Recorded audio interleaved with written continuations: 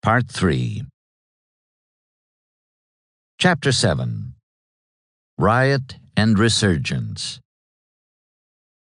As June wore on, Rosecrans and his Army of the Cumberland approached the end of their 6-month convalescence from the rigors of Stone's River. The narrowness of his escape from total disaster on that field having convinced him more than ever of the wisdom of meticulous preparation, which, as he saw it, had made the hair-breadth difference between victory and defeat, he would no more respond to prodding now than he had done in the months leading up to that horrendous New Year's confrontation just short of Murfreesboro. Directly or indirectly, but mostly directly, Lincoln and Stanton and Halleck, all three, had tried their hand at getting him to move, to no avail. He would not budge, though he would sometimes agree blandly, as if for the sake of prolonging the argument, that an advance was highly desirable. Immediately after Chancellorsville, for instance, when Stanton reported, quite erroneously, that Hooker had inflicted as many casualties as he suffered, Rosecrans replied, "Thanks for your dispatch. It relieves our great suspense. What we want is to deal with their armies. Peace for peace is good when we have the odds. We shall soon be ready here to try that." So he said, but May went by and still he would not budge. "I would not push you to any rashness," Lincoln wrote, "but I am very anxious that you do your utmost, short of rashness, to keep Bragg from getting off to help Johnston against Grant." The Ohioan's answer was both prompt and brief. "Dispatch received. I will attend to it." But he did not. June came in, and still he would not budge. "If you can do nothing yourself," Halleck wired, "a portion of your troops must be sent to Grant's relief." Old Rosie was unperturbed by this threat of amputation. "The time appears now nearly ripe," he responded, "and we have begun a movement which, with God's blessing, will give us some good results." He omitted, however, a definition of nearly. June wore on. He would not budge. By June 16th, Lincoln's patience was exhausted, and he had the General-in-Chief put a point-blank question to the Middle Tennessee commander. "Is it your intention to make an immediate movement forward? A definite answer, yes or no, is required." Halleck asked for a yes or a no, but Rosecrans gave him both. "In reply to your inquiry," he wired back, "if immediate means tonight or tomorrow, no. If it means as soon as all things are ready, say 5 days, yes." At any rate, this fixed the jump-off day. Washington settled back to wait for word, June 21st, that the Army of the Cumberland was in motion. What came instead, by way of anticlimax on that date, was another wire, so little different in substance from the many received before, that the whole sheaf might have been shuffled and refiled, indiscriminate of sequence, with little or no disturbance of its continuity, since in point of fact it had none. Bulky though it was, Old Brains had already complained to Rosecrans of the strain his frequent telegrams had placed on the military budget. The file was not so much a series of pertinent dispatches as it was a loose collection of second-hand maxims designed to strengthen his brief for refusing to expose his troops to bloodshed. "We ought to fight here," he wired, "if we have a strong prospect of winning a decisive battle over the opposing force, and upon this ground I shall act. I shall be careful," he added, "not to risk our last reserve without strong grounds to expect success." It was exasperating, to say the least, for it was becoming increasingly apparent on evidence supplied by himself that what old Rosie was doing was fighting a verbal holding action, not so much against the rebels in his front as against his own superiors in his rear. Lincoln's patience almost snapped again. 3 days later, however, on June 24th, in a telegram headed barely 2 hours after midnight, the longed-for word came through. "The Army begins to move at 3 o'clock this morning. W.S. Rosecrans, Major General." The strong grounds on which he based his expectation of success were twofold, logistical and tactical, and he had neglected no detail in either category. Logistically, he had adopted what might be called a philosophy of abundance. His requisitions, submitted practically without remission, reflected a conviction that there simply could not be too much of anything. As long ago as mid-April, for example, one of his brigadiers had been awed by the sight at the Murfreesboro depot of 40,000 cases of hard bread stacked in a single pile, while there were also gathered round about, in orderly profusion, such quantities of flour, salt pork, vinegar, and molasses as the brigadier had never seen before. He marveled at the wealth and prodigality of the government he was defending. Nor was food by any means the commander's sole or even main concern. Operating as he would be in a region that called for long supply trains and numerous cavalry to guard them and protect the flanks and front of the infantry line of march, he had put in for and received since December 1st no fewer than 18,450 horses and 14,067 mules. Exclusive of culls, this gave him, or should have given him, according to the quartermaster general when combined with the number shown on hand, a total of 43,023 animals, or about one for every 2 men in his army.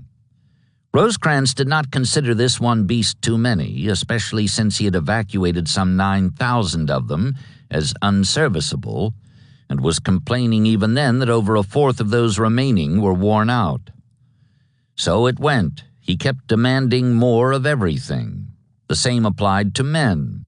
He had, as of mid-June, a total of 87,800 effectives, a considerable preponderance when compared to his estimated total for Bragg of 41,680 of all arms.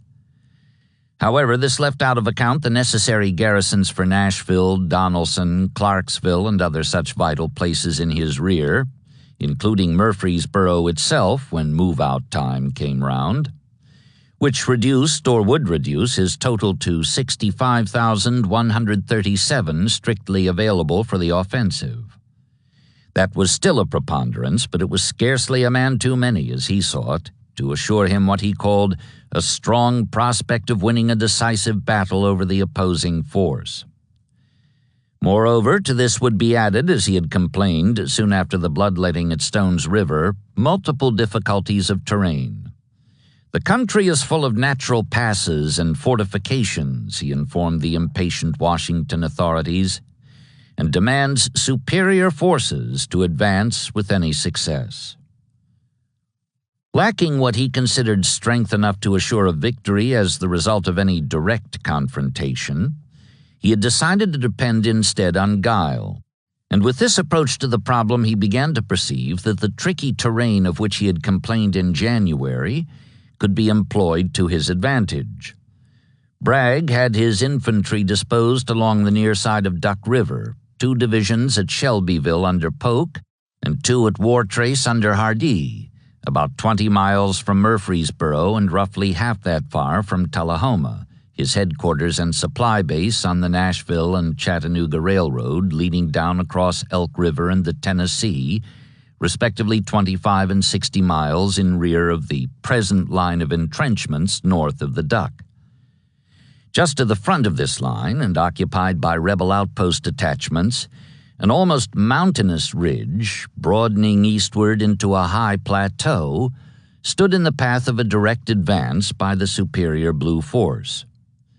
Formerly, Rosecrans had seen this as a barrier, further complicating the tactical problem Bragg had set for him, but presently he began to conceive of it as a convenient screen, behind which he could mass his army for a surprise maneuver designed to turn the Graybacks out of the works they had spent the past 5 months improving.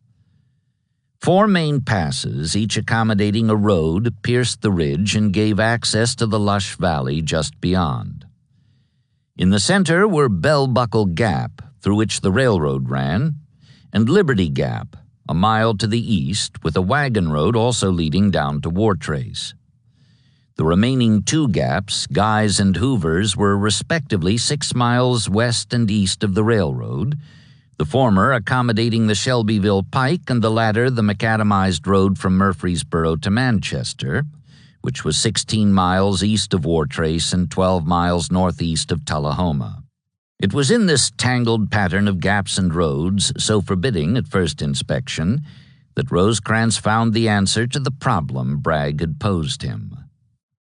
He had no intention of advancing due south through Bell Buckle or Liberty Gap for a frontal assault on the Confederate entrenchments, which presumably was just what Bragg was hoping he would do.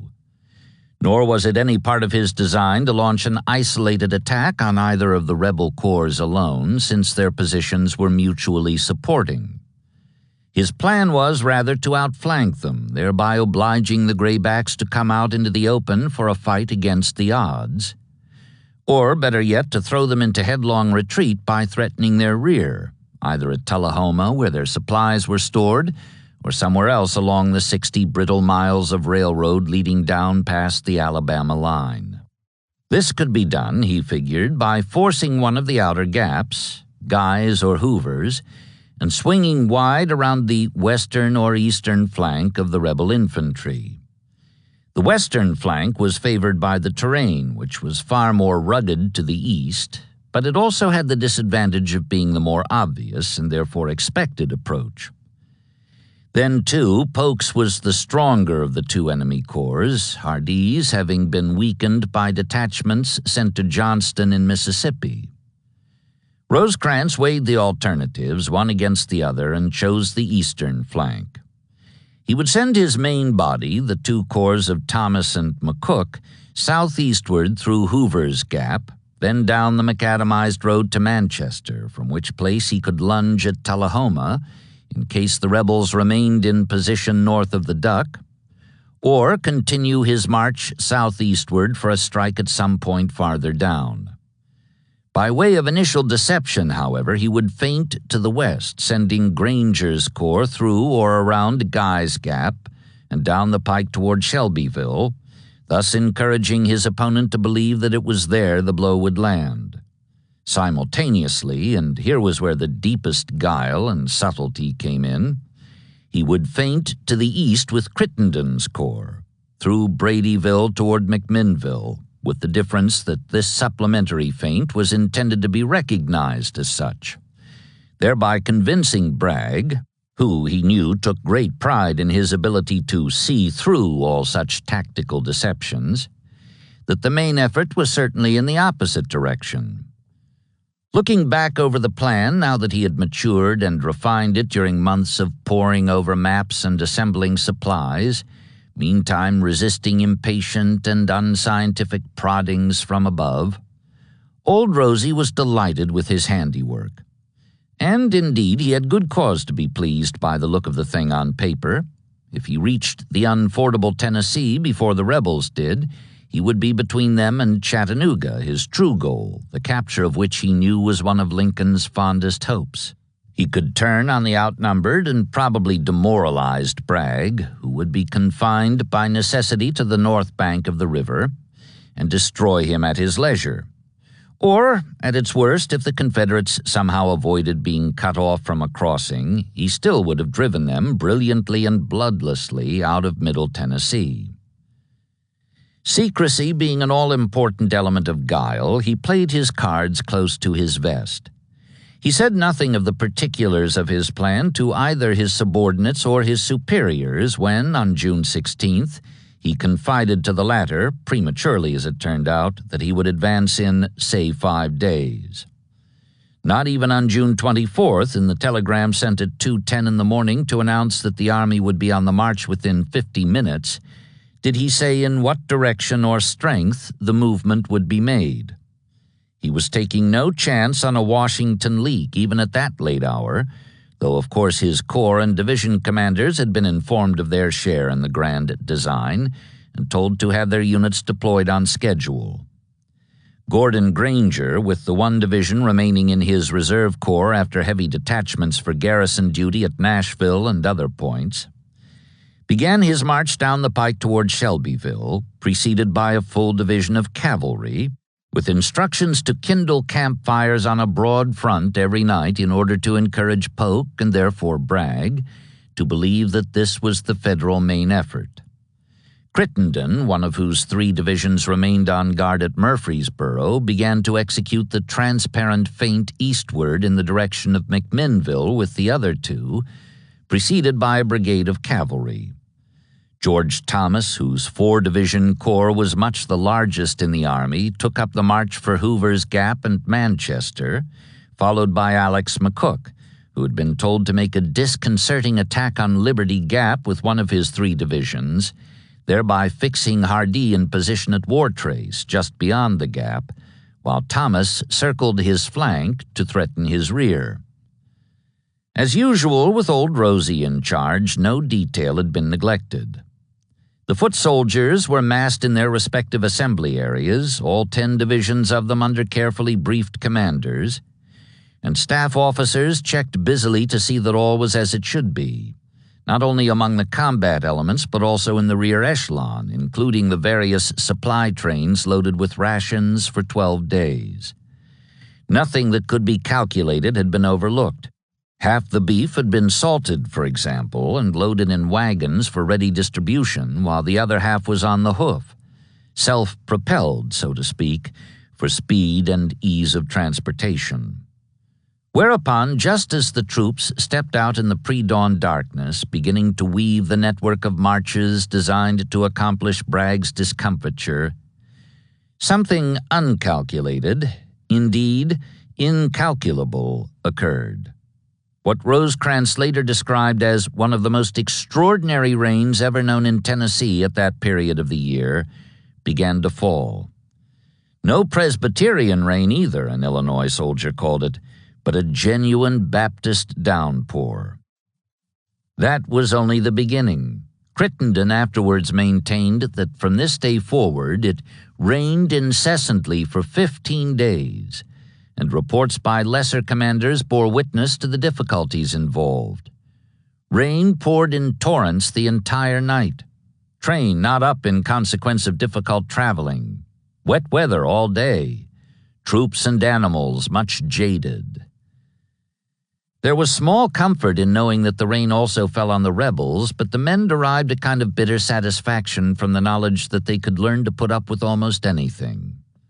It rained so much and so hard, one declared, that we ceased to regard it as a matter of any consequence and simply stood up and took it without attempting to seek shelter or screen ourselves in the least.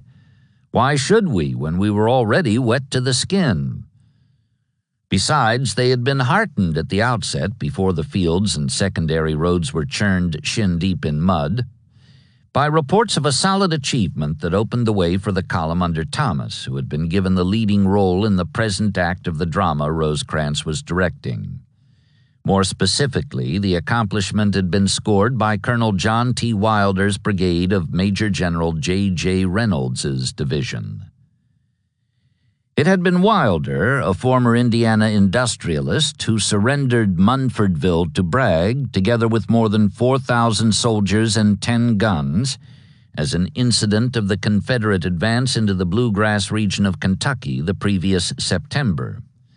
The memory of that still rankled, and Wilder and his command, 2 regiments of fellow Hoosiers and 2 from Illinois, exchanged soon after their captors released them on parole, though not in time to fight at Perryville, were determined to make the rebels pay for that indignity. Just now they were in an excellent position to do so, for they were the lead element of the column that would deliver the main effort intended to throw Bragg into confusion. Moreover, they were superbly equipped for the work at hand, both in mobility and firepower, partly as a result of efforts by Rosecrans and partly as a result of efforts of their own.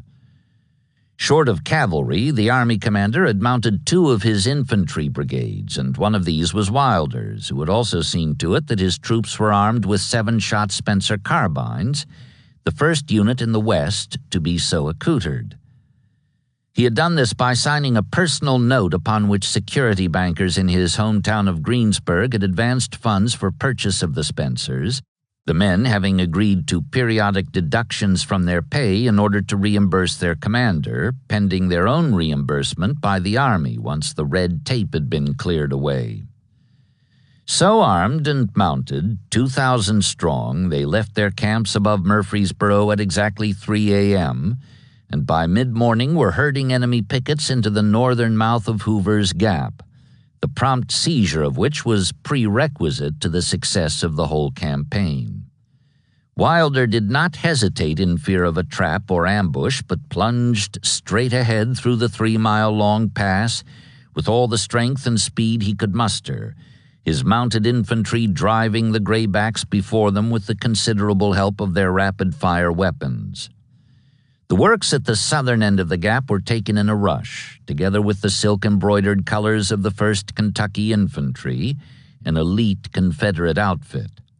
Unlimbering their 6 guns, the Hoosiers and Prairie Staters broke up a savage counterattack and held the pass alone until the other 2 brigades of the division came plodding up to reinforce them, swinging their caps and cheering despite the rain. As a result of Wilder's daring and resolution, and at a relatively minor cost of 14 killed and 47 wounded, the way now lay open for an advance by Thomas around Hardee's flank and into his rear. Bragg personally was not in good shape, either physically or mentally, for resisting the strain his opponent was about to apply as a test of his staunchness and perception. He had weathered the criticisms leveled at him by his chief subordinates, the steady depletion of his army by detachments ordered to Pemberton and Johnston, and the near-fatal illness of his wife, only to undergo a siege of boils, which, by his own admission, had culminated in a general breakdown of his health by early summer.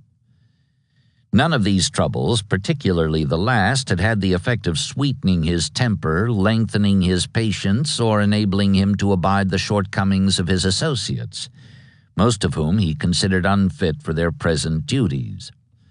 Unfortunately, too, these various woes and discomforts had served to increase, if anything, his accustomed savagery of looks and reflexes. This officer in appearance is the least prepossessing of the Confederate generals, the ubiquitous Colonel Fremantle had recorded in his diary when he visited Bragg that spring en route from Texas to Richmond. He is very thin, he stoops, and has a sickly, cadaverous, haggard appearance, rather plain features, bushy black eyebrows which unite in a tuft on the top of his nose, and a stubby iron-gray beard, but his eyes are bright and piercing. He has the reputation of being a rigid disciplinarian and of shooting freely for insubordination. I understand he is rather unpopular on this account, and also by reason of his occasional acerbity of manner.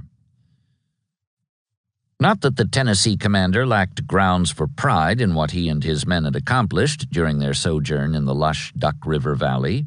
After all, though admittedly it was with the determined cooperation of an adversary who resisted all urgings to advance, he had held his ground and managed to feed and refit his badly outnumbered army in the process. "Our transportation is in fine condition," Polk was writing home. "Horses and mules all fat, and battery horses and batteries in fine condition. The troops have plenty of clothes and are well shod. We have plenty of food also, and so far as the fields before us are any indication, there never was such a wheat harvest." Moreover, despite the permanent loss of some 6,000 men at Murfreesboro and the detachment since of at least that many more, including Breckinridge's whole division, Bragg's mid-June strength of 46,250 effectives, for once in this war at any rate a Union commander had underestimated the force arrayed against him, was appreciably greater than it had been before New Year's. Primarily, he had accomplished this by rigid enforcement of the conscription laws in the region threatened by a federal advance, for he knew only too well that this might be his last chance to get at this particular reservoir of manpower, Davis having given him permission beforehand to fall back across the Tennessee as soon as he judged the pressure against his front to be insupportable. Rosecrans, however, for all his underestimation of Bragg's strength, had exerted almost no pressure at all in the past 5 months, so that Bragg had had ample opportunity to drill and condition his soldiers for the work that lay ahead. This was the sort of thing he did best, and the results had been gratifying. Even Fremantle, a product of the most rigid sort of training, admitted that the citizen soldiers drilled tolerably well, and an advance in line was remarkably good. That was high praise indeed from an officer of the Coldstream Guards, though he could not repress a shudder on observing that some of the men had removed their jackets because of the heat and marched past the reviewing stand in shirt sleeves. When he expressed a desire to see them form squares, he was told by his host that they had not been taught this maneuver, since the country does not admit of cavalry charges, even if the Yankee cavalry had the stomach to attempt it. Similarly, he noted that the absence of the bayonet as a standard piece of equipment was a matter of small concern to the troops, as they assert that they have never met any Yankee who would wait for that weapon. This last, of course, was far from true, as any stormer of the Hornet's Nest or the Round Forest could have testified, but it was a measure of the men's high spirits that they made the claim to the credulous Englishman, who closed the account of his visit by remarking that the discipline in this army is the strictest in the Confederacy. In round numbers, 32,000 infantry and artillery were with Polk and Hardee on the Shelbyville war trace line, while 14,000 cavalry were with Wheeler and Forrest, strung out for 30 miles east and west, respectively, with headquarters at McMinnville and Columbia. These 46,000 effectives, comprising the Army of Tennessee, did not include some 15,000 under Buckner, who was charged with the defense of Knoxville against Burnside. That general, what time he was not fulminating against the Copperheads in his rear, was known to be preparing for an advance by the Army of the Ohio, though he had been crippled even more sorely than Bragg by detachments sent to Mississippi. To help discourage the threat in that direction and also to continue the harassment of his Middle Tennessee opponent's lines of supply, Bragg had recently agreed to a proposal by John Morgan that he stage another of his famous rides into Kentucky with his 2,500 bluegrass troopers. Nettled by the defeats suffered in late March and early April at Milton and Liberty, he had in fact accomplished nothing significant since his spectacular Christmas raid, hard on the heels of his marriage to Mattie Reedy.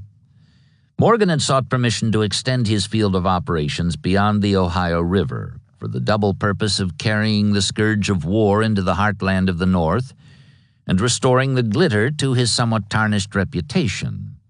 But Bragg, unlike Lee, who assented, though with misgivings, to a somewhat similar proposal by Jeb Stuart that same week in Virginia, preliminary to his crossing of the Potomac, had withheld approval of this extension of the raid, not wanting the Kentuckian and his men to be too far away in case Rosecrans lurched into motion in their absence.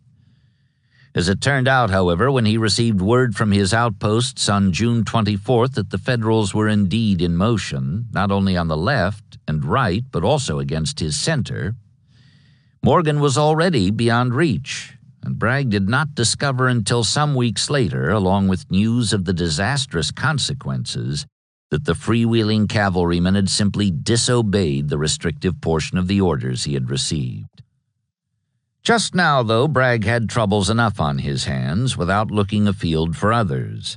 Correctly identifying the movements on Bradyville and Guy's Gap as feints, he left Crittenden and Granger to the attention of Forrest and Wheeler, and concentrated instead on opposing with his infantry the more immediate danger to his front.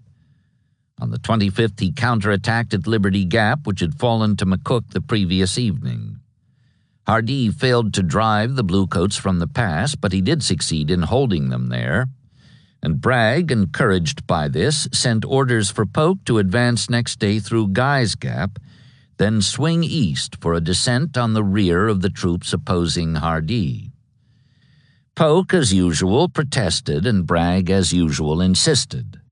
He reversed himself that night, however, on learning that the column under Thomas was approaching Manchester, still preceded by Wilder's rapid-firing horseback infantry and followed by Crittenden, who had abandoned his feint toward McMinnville and turned south at Bradyville. There was nothing for it now, as Bragg assessed the situation, but to call off the proposed attack on Liberty Gap and fall back on Tullahoma to protect his base and his present flank and rear. This he did with all possible speed, though the going was heavy. Polk left Shelbyville early on the 27th and did not reach Tullahoma, 18 muddy miles away, until late next afternoon, soon after Hardee completed his march down the railroad in the rain. At any rate, Bragg's army now was concentrated, protected by works prepared in advance, and he was determined to give the Yankees battle there. Once more, Rosecrans was uncooperative. Having reached Manchester the day before, June 27th, he spent a day replenishing supplies brought forward on the hard-surfaced pike, and then resumed his march, not toward Tullahoma, as Bragg expected, but southeastward as before, toward Hillsborough and Pelham, still threatening the railroad on which his adversary depended for subsistence. At a council of war held on the night of the 28th, when Polk expressed some uneasiness that the Federals would continue their previously successful tactics by circling the right flank, Bragg taunted him by asking, "Then you propose that we shall retreat?" The bishop did indeed. "I do," he said firmly, "and that is my counsel." Hardee was less positive. He thought perhaps protection of the rear could be left to the cavalry while the infantry fought in its present entrenched position, outflanked or not. Rosecrans might gain the Confederate rear only to find the Confederates in his own. Bragg adjourned the council without making any definite decision. He would await developments, he said. Developments were not long in coming. Granger and McCook had occupied Shelbyville and Wartrace that same day, moving in behind the departed Graybacks, and though Rosecrans had no intention of attacking Tullahoma from the north, the presence of these two divisions at the crossings of the Duck was a menace Bragg could not ignore. Meanwhile, Thomas, with McCook's other two divisions in support and Crittenden close behind, continued his march from Manchester to Hillsborough, a dozen miles due east of Bragg's right flank, and sent Wilder's hard-riding foot soldiers, already dubbed the Lightning Brigade as a result of their rapid seizure of Hoover's Gap on the opening day of the campaign, ahead to Pelham for an independent crossing of Elk River and a strike at the railroad near Deckard or Cowan, 20 miles in rear of the rebel works at Tullahoma. High trestles over gorges along this mountainous stretch of the line presented inviting targets, since the destruction of even one of them would be about as effective, so far as the flow of supplies was concerned, as the destruction of them all. Wilder's men rode fast and hard, anticipating further revenge for the Munfordville indignity. Reaching Deckard on June 28th, they attacked a small detachment of rebel guards and drove them from a stockade, only to discover that a railroad might be vulnerable in some ways, yet still be highly defensible in others. No less than 6 gray regiments of infantry, responding to a telegraphic summons from the guards, arrived suddenly aboard cars from up the line. The Blue Raiders had barely time to get away on their horses, avoiding capture by the superior force, and contenting themselves with the wrecking of an alternate trestle near Winchester on the branch line to Fayetteville. Next morning, after a fireless bivouac in the brush, they tried the main line again, this time below Cowan, but with similar results. The ultra-mobile Confederate infantry once more drove them off before they could inflict any serious damage. Wilder fell back toward Pelham, pausing near Sewanee to wreck another trestle on the branch line to Tracy City, then continued his withdrawal, hastened by the interception of information that Forrest was on his trail. Aided by a driving rain which obliterated his tracks, he eluded his pursuers and rode back into Manchester at noon of the 30th. Though he had failed to carry out his primary assignment, which had been to interrupt traffic on the Nashville and Chattanooga by destroying one of its mainline trestles, he had at any rate demolished one on each of the 2 branch lines, east and west, and he reported proudly that he had done so without the loss of a single man on the 3-day expedition deep in the enemy rear.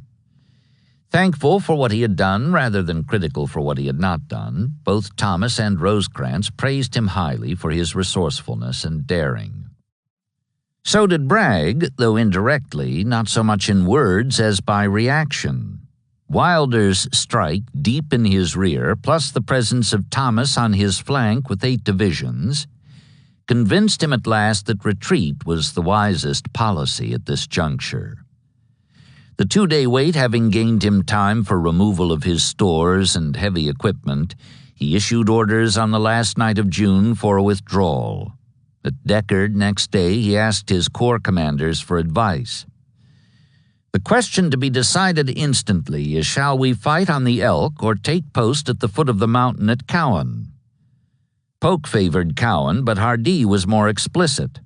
Let us fight at the mountain, he advised. Bragg did neither.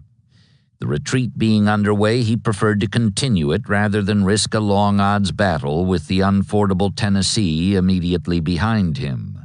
While the infantry plodded southward under the unrelenting rain, Forrest guarded the rear.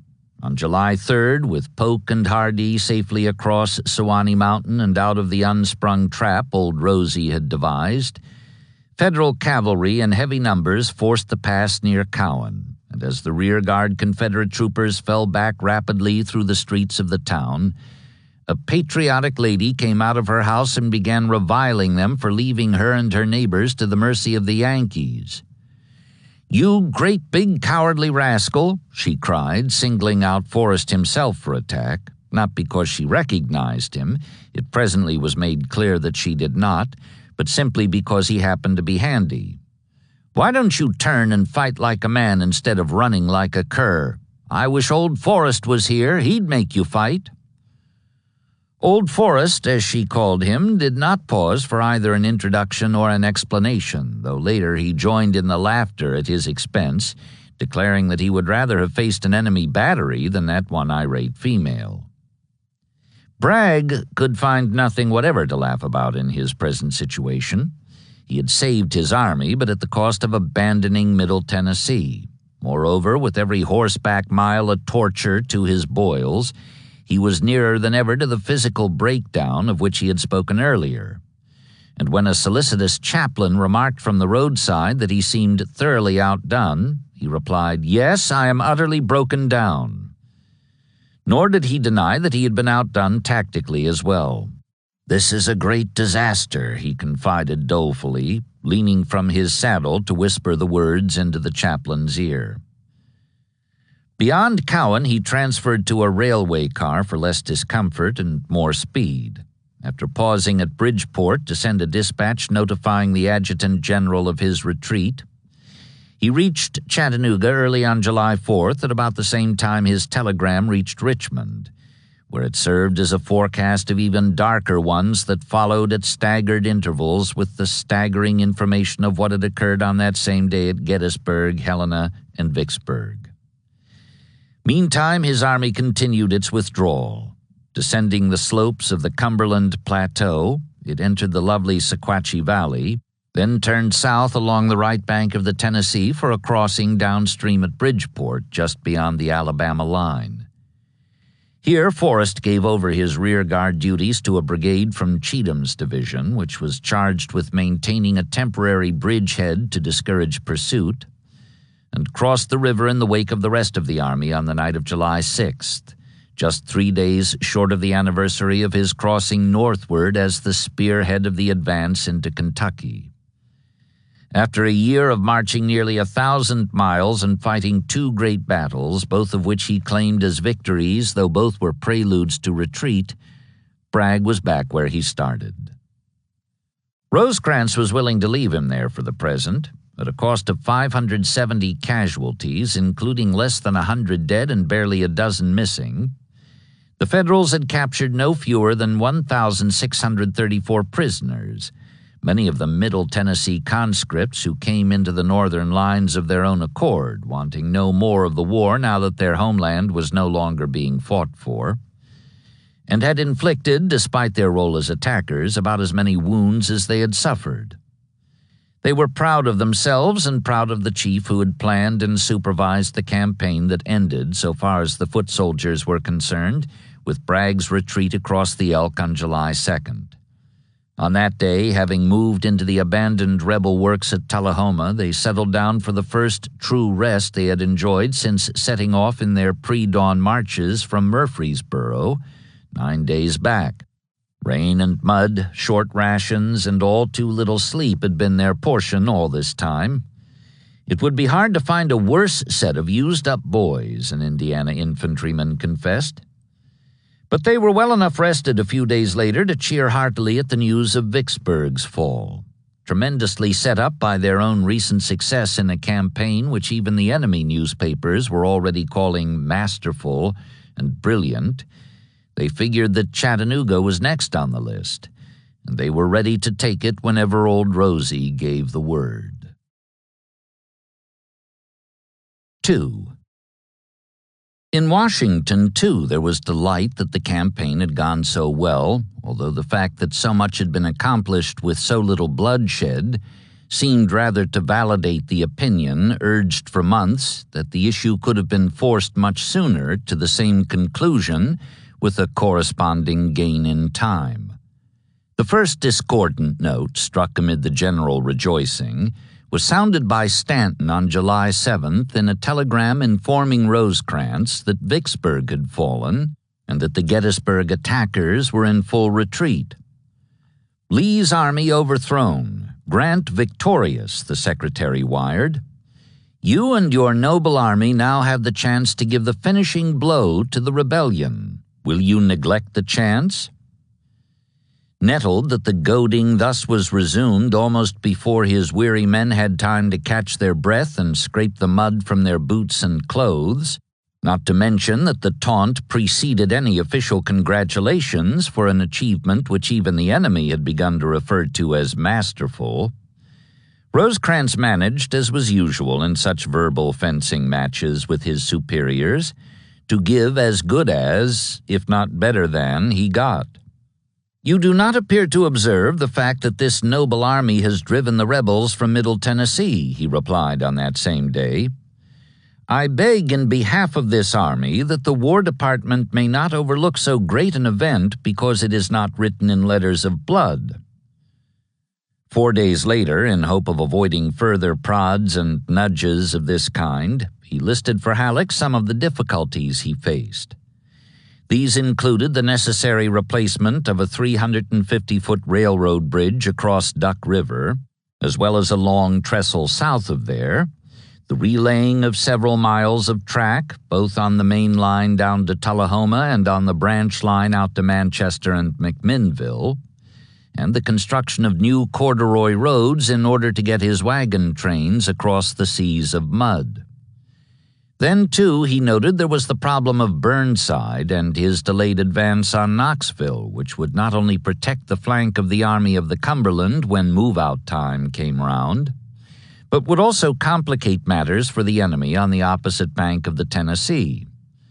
In short, Rosecrans wanted it understood by the General-in-Chief and those with whom he was in daily contact, meaning Stanton and Lincoln, that the operations now before us involve a great deal of care, labor, watchfulness, and combined effort to ensure the successful advance through the mountains on Chattanooga.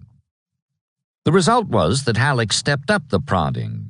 "You must not wait for Johnston to join Bragg," he wired on July 24th, "but must move forward immediately. There is great dissatisfaction felt here at the slowness of your advance. Unless you can move more rapidly, your whole campaign will prove a failure." A confidential letter written that same day put the issue even more bluntly. "The patience of the authorities here has been completely exhausted, and if I had not repeatedly promised to urge you forward and begged for delay, you would have been removed from your command." This was a familiar threat, and Rosecrans met it much as he had done before.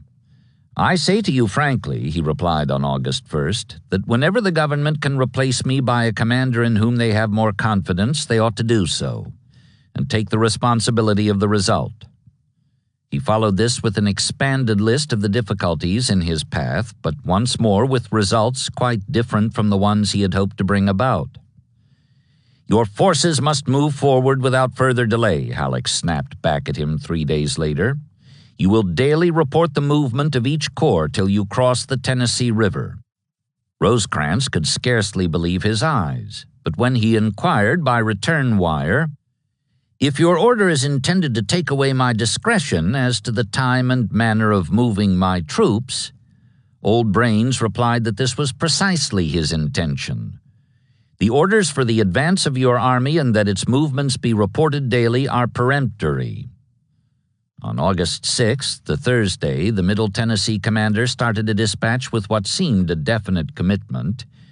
"My arrangements for beginning a continuous movement will be completed and the execution begun by Monday next, only to proceed at once to enlarge on the difficulties and to request either that the order be modified or else that he be relieved of his command." He may or may not have been bluffing. In any case, it did not work. Halleck was relentless. "I have communicated to you the wishes of the government in plain and unequivocal terms," he replied next day. "The object has been stated, and you have been directed to lose no time in reaching it. The means you are to employ and the roads you are to follow are left to your own discretion. If you wish to promptly carry out the wishes of the government, you will not stop to discuss mere details." Old Rosie had one string left to his bow, an out-of-channels appeal made early that month to Lincoln, in hopes that he would intervene on the side of the field commander. General Halleck's dispatches imply that you not only feel solicitude for the advance of this army, but dissatisfaction at its supposed inactivity, he had written, thus extending to the commander-in-chief an invitation to step into the argument with the denial that this was so. On August 10th, the Monday next, which Rosecrans had set as the date on which he would march, though he did not, Lincoln replied at length, "I have not abated in my kind feeling for and confidence in you," the letter began encouragingly, but then went into a review of the anxiety the writer had felt because of the Middle Tennessee general's immobility while Bragg was sending troops to Johnston for the relief of Vicksburg.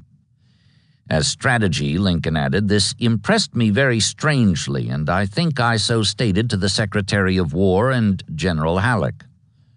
In the present case, moreover, he had doubts about the wisdom of accumulating such vast amounts of food and equipment as a prelude to the move on Chattanooga.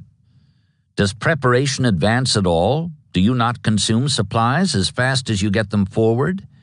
Do not misunderstand," he said in closing. "I am not casting blame upon you. I rather think by great exertion you can get to East Tennessee. But a very important question is, can you stay there? I make no order in the case. That I leave to General Halleck and yourself." In other words, he would not intervene. Old Rosie's bow was quite unstrung, even though the President ended his letter with further expression of his personal goodwill. "And now be assured that I think of you in all kindness and confidence, and that I am not watching you with an evil eye. Yours very truly, A. Lincoln." Having lost this ultimate appeal for a delay, Rosecrans finally began his march on August 16th. This time, the recuperative halt had lasted not 6 months, as at Murfreesboro, but 6 weeks. It was time enough, however, for his purpose. Now as then, once he got moving, he moved fast, with much attention to detail and much dependence on deception. Burnside had begun his march on Knoxville the day before, after similar difficulties with the Washington authorities were brought to a head by a similar direct order for him to get moving, ready or not. In point of fact, despite the impatience of those above him, he had had excellent reasons for delay. First, when he was about to move in early June, he was stripped of his veteran 9th Corps, which went to Vicksburg under Parke. While waiting for its return, he began assembling another, composed of inexperienced garrison troops brought forward from such places as Cincinnati, and sent a mixed brigade of 1,500 cavalry and mounted infantry under Colonel William P. Sanders to look into conditions beyond the mountainous bulge of the horizon.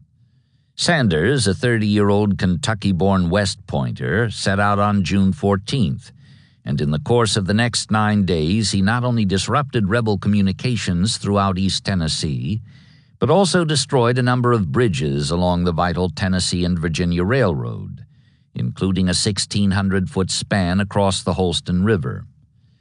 He returned on June 23rd, elated by his success, which he reported was due in large part to the friendliness of natives, whose loyalty to the Union had not been shaken by more than 2 years of waiting in vain for deliverance from Confederate oppression.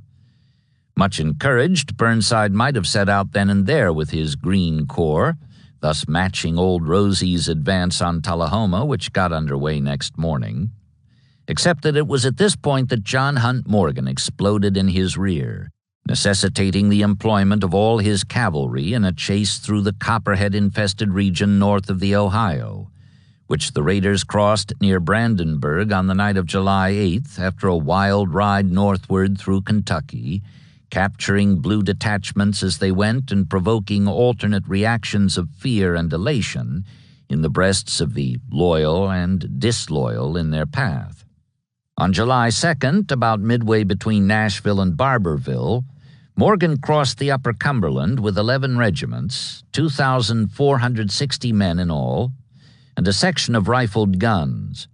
4 of his 5 brothers rode with him: Calvin, Richard, Charlton, and Thomas, and his brother-in-law, Colonel Basil Duke, commanded the larger of his 2 brigades. So that the raid was in a sense a family affair. Indeed, in an even more limited sense, it was a private affair. His disobedience of Bragg's orders regarding a crossing of the Ohio, which he had intended from the start, was based on the conviction that no mere ride, even if the itinerary included Louisville, Frankfort, and Lexington, would accomplish his objective of stopping Rosecrans or Burnside, who would simply let the bluegrass region look out for itself while they marched south, respectively, through Middle and East Tennessee. On the other hand, a strike into Indiana and Ohio could not so easily be ignored, either by them or by their superiors, for political as well as military reasons. As for the danger, though admittedly it was great, Morgan thought it might not prove so extreme as it appeared. Boldness was sometimes its own best protection, as he had demonstrated often in the past, and this was the epitome of boldness. Once across the Ohio, he intended to ride east, through or around Cincinnati, always keeping within reach of the river, which was reported to be seasonally low, for a recrossing into Kentucky whenever the pressure on the north bank grew too great. Or at the worst, if this maneuver proved impractical, he would continue east and north for a juncture with Lee in Pennsylvania, and a return by easy stages to his proper theater of the war. This would be an affair not only for the history books and tactics manuals of the future, but also for the extension and enlargement of the legends and songs already being told and sung in celebration of earlier, lesser horseback exploits by Morgan and his terrible men. An inheritance, in short, to be handed down to Confederate patriots yet unborn, including the child his young wife was about to bear him down in Tennessee. And so it was, so it became, though not precisely in the form intended. At least the beginning was propitious. The entry into Kentucky, despite the presence of some 10,000 soldiers Burnside had posted along the Cumberland, with instructions to prevent just that. The raiders penetrated the screen without encountering anything more substantial than a small detachment of cavalry beyond Burkesville, which they easily brushed aside. Late the following night, however, while taking a rest halt at Columbia, they heard bluecoats on the north bank of the Green preparing earthworks from which to challenge any attempt to cross the bridge. They were 5 companies of Michigan infantry, and next morning, not wanting to leave them active in his rear, Morgan sent in a demand for their surrender. "On any other day I might," the Federal colonel replied, smiling, "but on the 4th of July I must have a little brush first." By way of testing his earnestness and the strength of his position, the raiders gave him what he sought, to their regret, for they were repulsed with a loss of 80 killed and wounded out of less than 600 engaged, having inflicted fewer than 30 enemy casualties, most of whose hurts were superficial. Morgan crossed the river elsewhere, convinced by now that he should have done so in the first place, and pressed on through Campbellsville to camp that night near Lebanon, where he had his second fight next day. Here the challengers were a regiment of Union-loyal Kentuckians whose colonel replied in the Wolverine vein to a note demanding instant capitulation. "I never surrender without a struggle," he said grimly. This time the attack was made by both Confederate brigades for a quick settlement of the issue, however bloody. After some savage house-to-house fighting, the Federals fell back to the railroad station, where they finally yielded under assault. More than 400 prisoners were taken, along with valuable medical supplies, again at a cost of about 80 casualties for the attackers. But for Morgan personally, the price was steeper than any comparison of cold figures could possibly indicate. Tom, the youngest of the brothers with him, was killed in the final volley fired before the white flag went up. The 4 surviving brothers buried him in the garden of a sympathetic Lebanon preacher, then resumed their ride northward, though with much of the glory and all of the gladness already gone from the raid for them. In Bardstown on July 6th, hoping to throw his pursuers off his trail, Morgan feinted simultaneously north and east by sending fast-riding columns toward Louisville and Harrodsburg, but swung the main body westward through Garnettsville to Brandenburg, where an advance detachment seized 2 small steamers for crossing the wide Ohio. This was accomplished between noon and midnight, July 8th, despite some interference from a prowling Union gunboat that hung around, exchanging shots with the 2 rebel guns, till it ran out of ammunition. Their crossing completed, the raiders burned the steamers against the Indiana bank and pushed on 6 miles northward before halting for what little was left of the night. As they approached the town of Corydon next morning, they found a sizable body of Hoosier militia drawn up to contest their entrance. Not wanting to take time to go around them, Morgan decided to go through them, which he did, scattering the home guardsmen in the process. They suffered a total of 360 casualties, of whom 345 were listed as missing, but at a cost to himself of 8 men killed and 33 wounded. Nor was that the worst of it. Taking the midday meal at a Corydon hotel, he learned from the innkeeper's daughter that Lee had been whipped 6 days ago at Gettysburg and was on his way back to Virginia. This meant that Morgan's alternate escape plan, involving a hookup with the invaders in Pennsylvania, was no longer practical, if indeed it had ever been. Apparently undaunted, he pressed on northward that day and the next, through Palmyra to Salem, just over 40 airline miles from the Ohio and less than twice that far from Indianapolis. The Indiana capital was in a turmoil, its celebration of the great double victory at Gettysburg and Vicksburg brought to an abrupt and woeful end by news that Morgan was over the river with 10,000 horsemen and on his way even now to capture and sack the city. Church and fire bells rang the alarm, and a crowd turned out in front of the Bates House to hear Governor Morton read the latest dispatches. More than 60,000 citizens responded throughout the state to his appeal for militia volunteers, as many as possible of those who were immediately available being posted along the southern outskirts of the capital toward Martinsville and Franklin, with orders to stop the Gray Raiders at all costs. But they were not coming that way after all. Morgan had veered east from Salem on July 10th through Vienna to Lexington, where he allowed himself, if not his companions, the luxury of a night's rest in a hotel, and narrowly avoided, as it turned out, the ignominy of being captured in bed by a detachment of blue troopers who rode up to the building while he slept, then fell back hastily when his orderly gave the alarm, never suspecting the prize that lay within their grasp.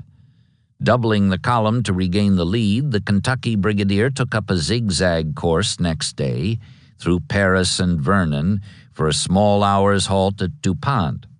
Back in the saddle by dawn of the 12th, he rode that night into Sunman, 15 miles short of the Indiana-Ohio line, which he crossed next day into Harrison, barely 20 miles from downtown Cincinnati.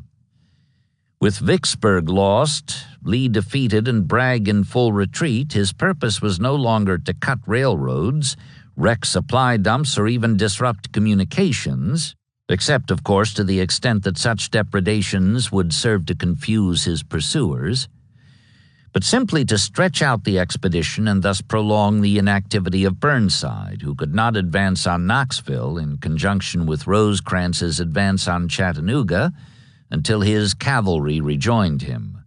Morgan's proper course, in line with this reduced objective, was to move rapidly, appear suddenly at unexpected points, and then slip away before the superior forces combined against him could involve him in time-consuming fights that would only serve to exhaust his men and horses. Yet there was the rub. In the past 10 days he had covered nearly 400 miles, including the crossing of 3 major rivers, at a cost of some 500 casualties and stragglers. Men and horses were beginning to break down at an alarming rate, just as he was about to call on them for even more strenuous exertions. However, he had no choice in the matter. What had begun as a raid, a foray as of a fox upon a hen house, had turned into a fox hunt, and hunting or hunted, Morgan was still the fox. He pressed on southeastward now, in the direction of Cincinnati and the Ohio, which he was obliged to keep close on his right for a crossing, in case he was cornered. Down to fewer than 2,000 men, he rode fast that night through the northeast suburbs of Cincinnati, not wanting to risk their dispersion in the labyrinth of its streets or to expose them to the temptations of its downtown bars and shops, overburdened as some of them were already with plunder they had gathered along the way. He did not call a halt for sleep until the column reached Williamsburg late that afternoon, some 24 miles beyond the city, having covered no less than 90 miles in the past day and a half. Next morning, July 15th, Morgan was feeling confident and expansive as his troopers took up the march. "All our troubles are now over," he told his staff, anticipating a 3-day ride by easier stages to the fords upstream from Buffington, which he had reconnoitered by scouts before he left Tennessee and which had been reported as an excellent point for a crossing back into Kentucky. While he traversed the southern tier of Ohio counties through or around Locust Grove, Jasper, and Jackson, newspaper editors in his rear recovered sufficiently from their fright to begin crowing. "John Morgan's raid is dying away eastward," the Chicago Tribune exulted, "and his force is melting away as it proceeds. Their only care is escape, and their chances for that are very slight." This was on July 16th, and 2 days later the editor felt spry enough to manage a verbal sally. "John Morgan is still in Ohio," he wrote, "or rather is in Ohio without being allowed to be still." It was true. Morgan was still in Ohio, delayed by militiamen quite as determined as the Hoosiers he had encountered on his first day on northern soil. Bypassing Pomeroy that morning, 150 miles east of Cincinnati, he had to call a halt at Chester, just beyond, to wait for stragglers, with the result that the head of the column did not approach the river above Buffington until well after dark. Here he received his worst shock to date. Swollen by 2 weeks of rain, the Ohio was on an unseasonal boom, and the fords, if they could be called that, deep as they were guarded by 300 enemy infantry who had been brought upstream on transports, together with 2 guns which they had emplaced on the north bank, covering the approaches to the shallowest of the fords. Moreover, if transports could make it this far upriver, so could gunboats, which was something the general had not counted on. Deciding to wait for daylight before attacking, he gave his men some badly needed sleep, then sent 2 regiments forward at dawn, only to discover that the Bluecoats had abandoned their position in the darkness, tumbling their guns into the river unobserved and leaving the crossing unguarded for most of the night. However, there was no time for crimination or even regret for this lack of vigilance on the part of the scouts, for just then 2 things happened, both calamitous. A gunboat rounded the lower bend, denying the raiders access to the ford, and heavy firing broke out at the rear of the long gray line of weary men on weary horses. 2 heavy columns of Federal cavalry, 5,000 strong and well-rested, had come up from Pomeroy after an overnight boat ride from downstream, and had launched an immediate all-out attack on the raiders, who were wedged in a mile-long valley beside the swollen river, awaiting their turns at a ford they could not use. Morgan reacted with his usual quick intelligence, leading the head of the column out of the unblocked northern end of the narrow valley, while the rear guard did what it could to fight off the attackers. But resistance quickly crumpled, and the withdrawal became a rout. He was fortunate under the circumstances to lose no more than half of his command, including 120 killed or wounded and some 700 captured. Duke and 2 more of the Morgan brothers, Richard and Charlton, were among the latter, together with both of his guns and such of his wagons as had managed to keep up.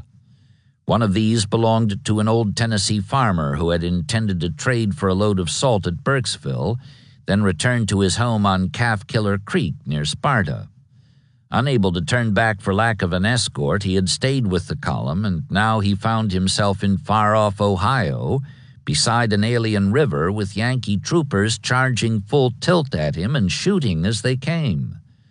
Exhausted though he was and badly frightened, he delivered extemporaneously one of the great wistful speeches of the war. "Captain," he said to an officer standing beside him amid the twittering bullets, "I would give my farm in White County, Tennessee, and all the salt in Kentucky, if I had it, to stand once more safe and sound on the banks of Calf Killer Creek." So would the 1,000 survivors who got away from Buffington with Morgan have liked to be back on their farms in Tennessee and Kentucky, but that was not to be, at least not soon, except for some 300 who made it across the river that afternoon at Blennerhassett's Island, a few miles below Parkersburg, West Virginia. The ford was deep, the current swift, and a number of riders and their mounts were swept away and drowned.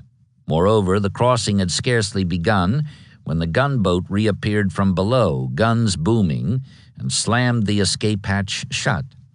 In midstream aboard a powerful horse, Morgan himself could have made it across, yet he chose instead to return to the north bank and stay with the remaining 700 to the bitter end of what, from this point on, was not so much a raid as it was a frantic attempt to avoid capture by the greatly superior forces converging from all points of the compass upon the dwindling column of graybacks. Northward they rode through Eagleport and across the Muskingum River, twisting and turning for 6 more days, still following the right bank of the Ohio in search of another escape hatch. But there was none, or at any rate there was none that was not blocked. On July 26th, down to fewer than 400 now because of the increasing breakdown of their horses, the survivors were brought to bay at Salineville on Beaver Creek near New Lisbon.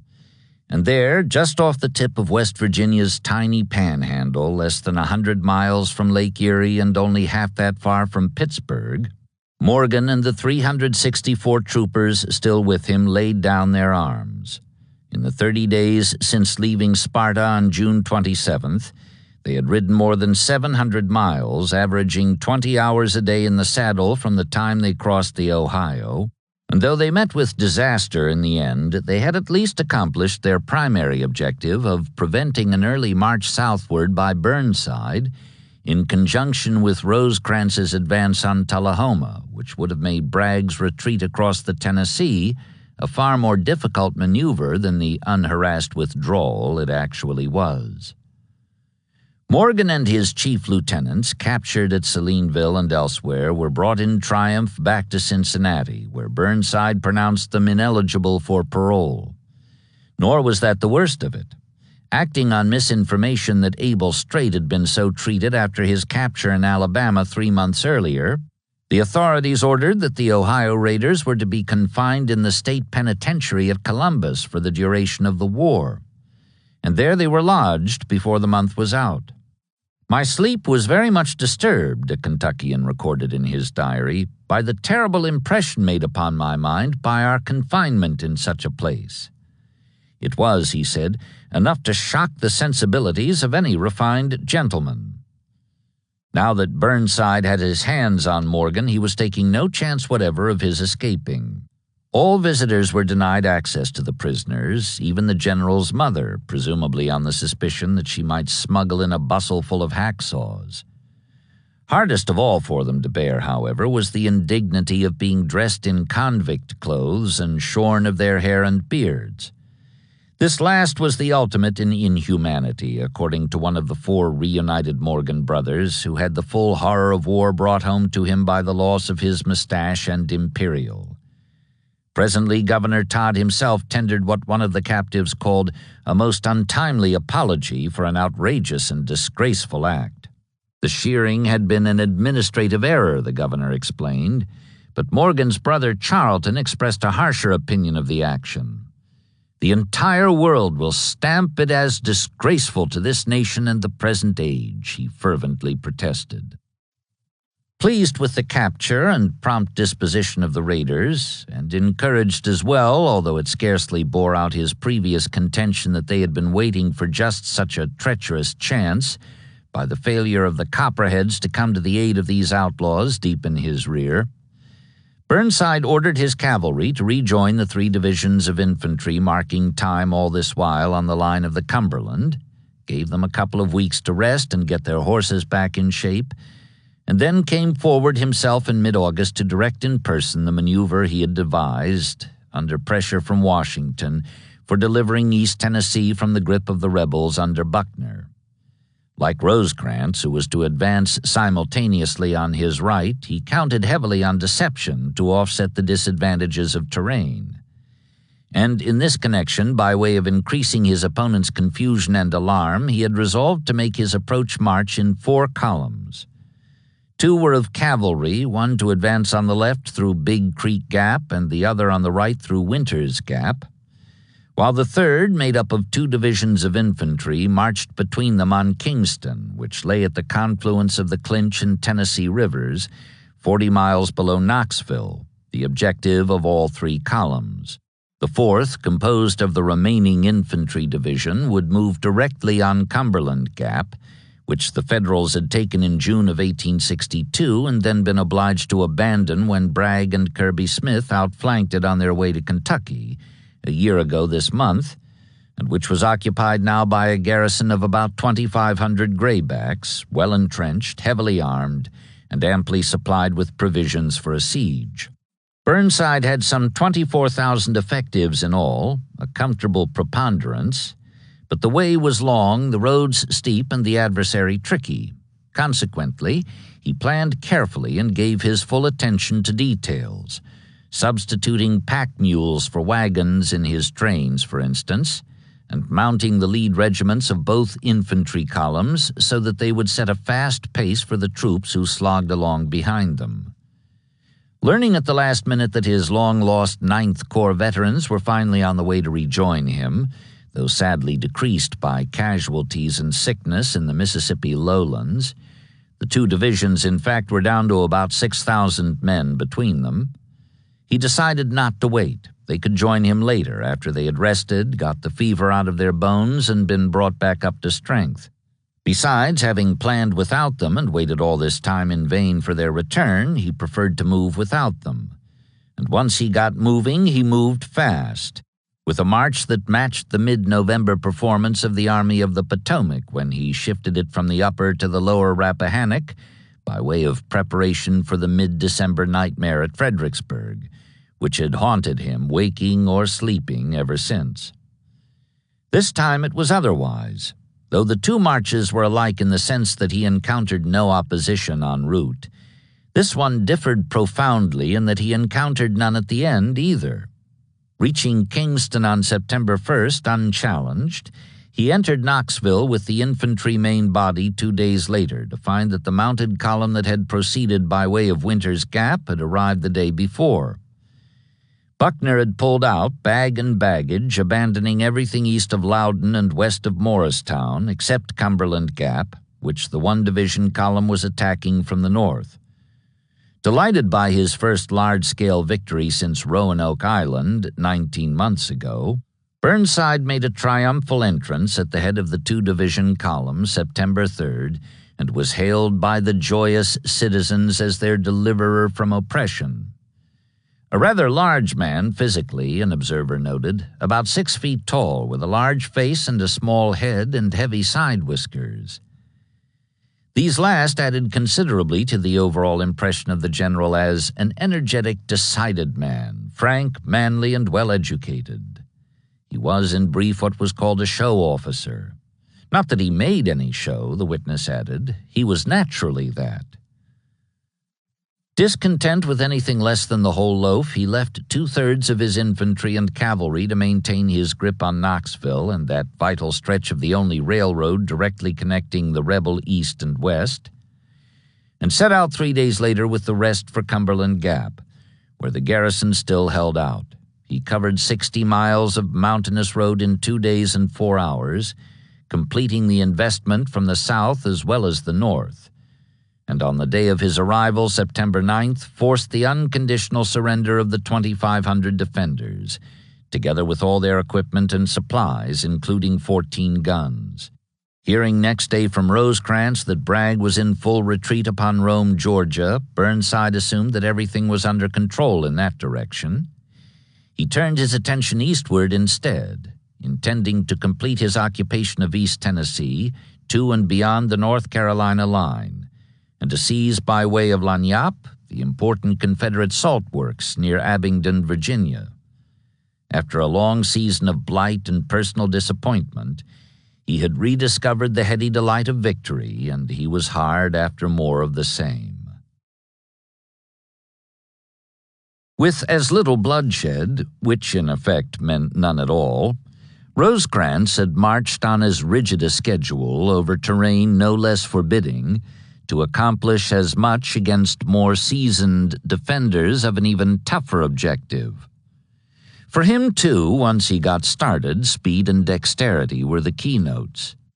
His army completed its crossing of the Tennessee on September 4th, the day after Burnside rode into Knoxville, and 5 days later, September 9th, the day Cumberland Gap came back into Union hands, he occupied Chattanooga, long recognized as the gateway to the heartland of the South, whose seizure Lincoln had said a year ago was fully as important as the taking and holding of Richmond.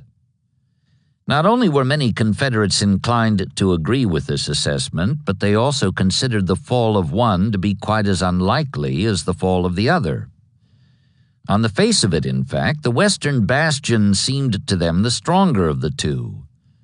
Though it lacked the protective genius of Lee, it had its geographical compensations, such as the Tennessee River to serve as a moat and the surrounding mountains and ridges to serve as ramparts in its defense, both of them the gift of God himself.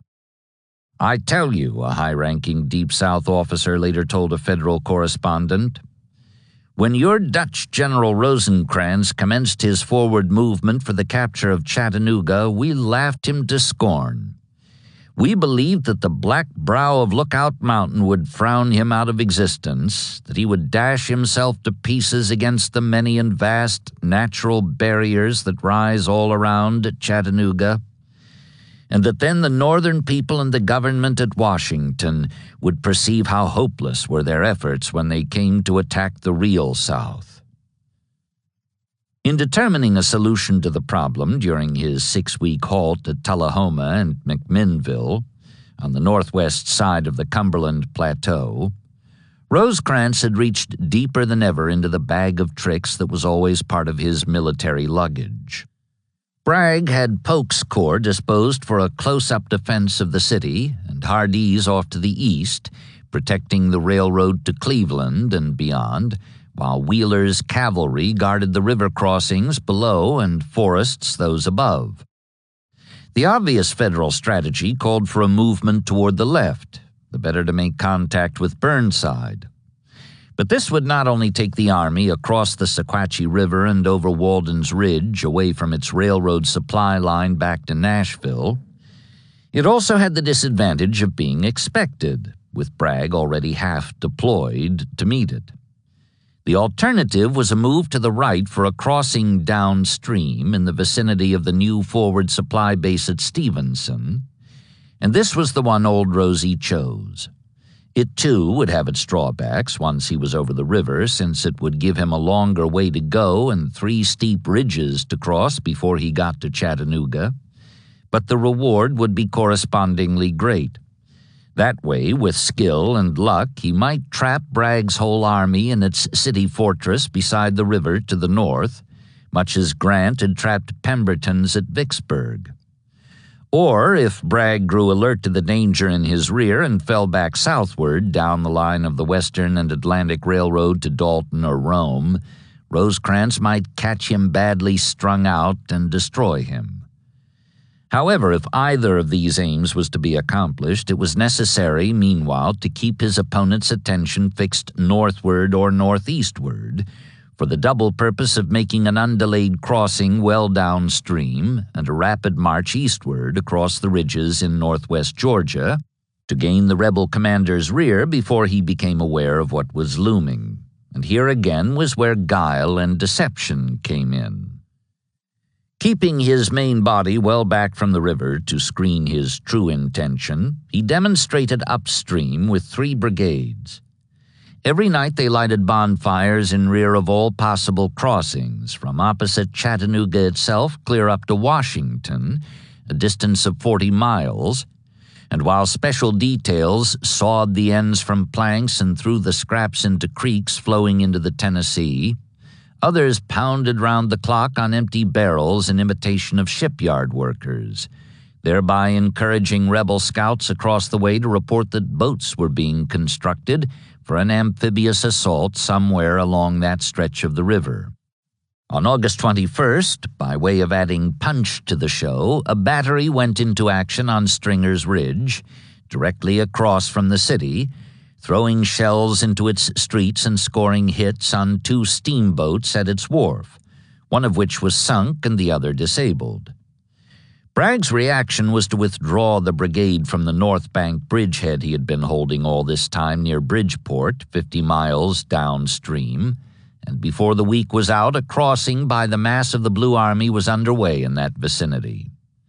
By Thomas at Bridgeport itself, where pontoons were thrown in replacement of the burned railroad bridge, by McCook, 12 miles below at Caperton's Ferry, and by Crittenden, 10 miles above at Shellmound, which was 20 airline miles due west of Chattanooga and twice that far by river.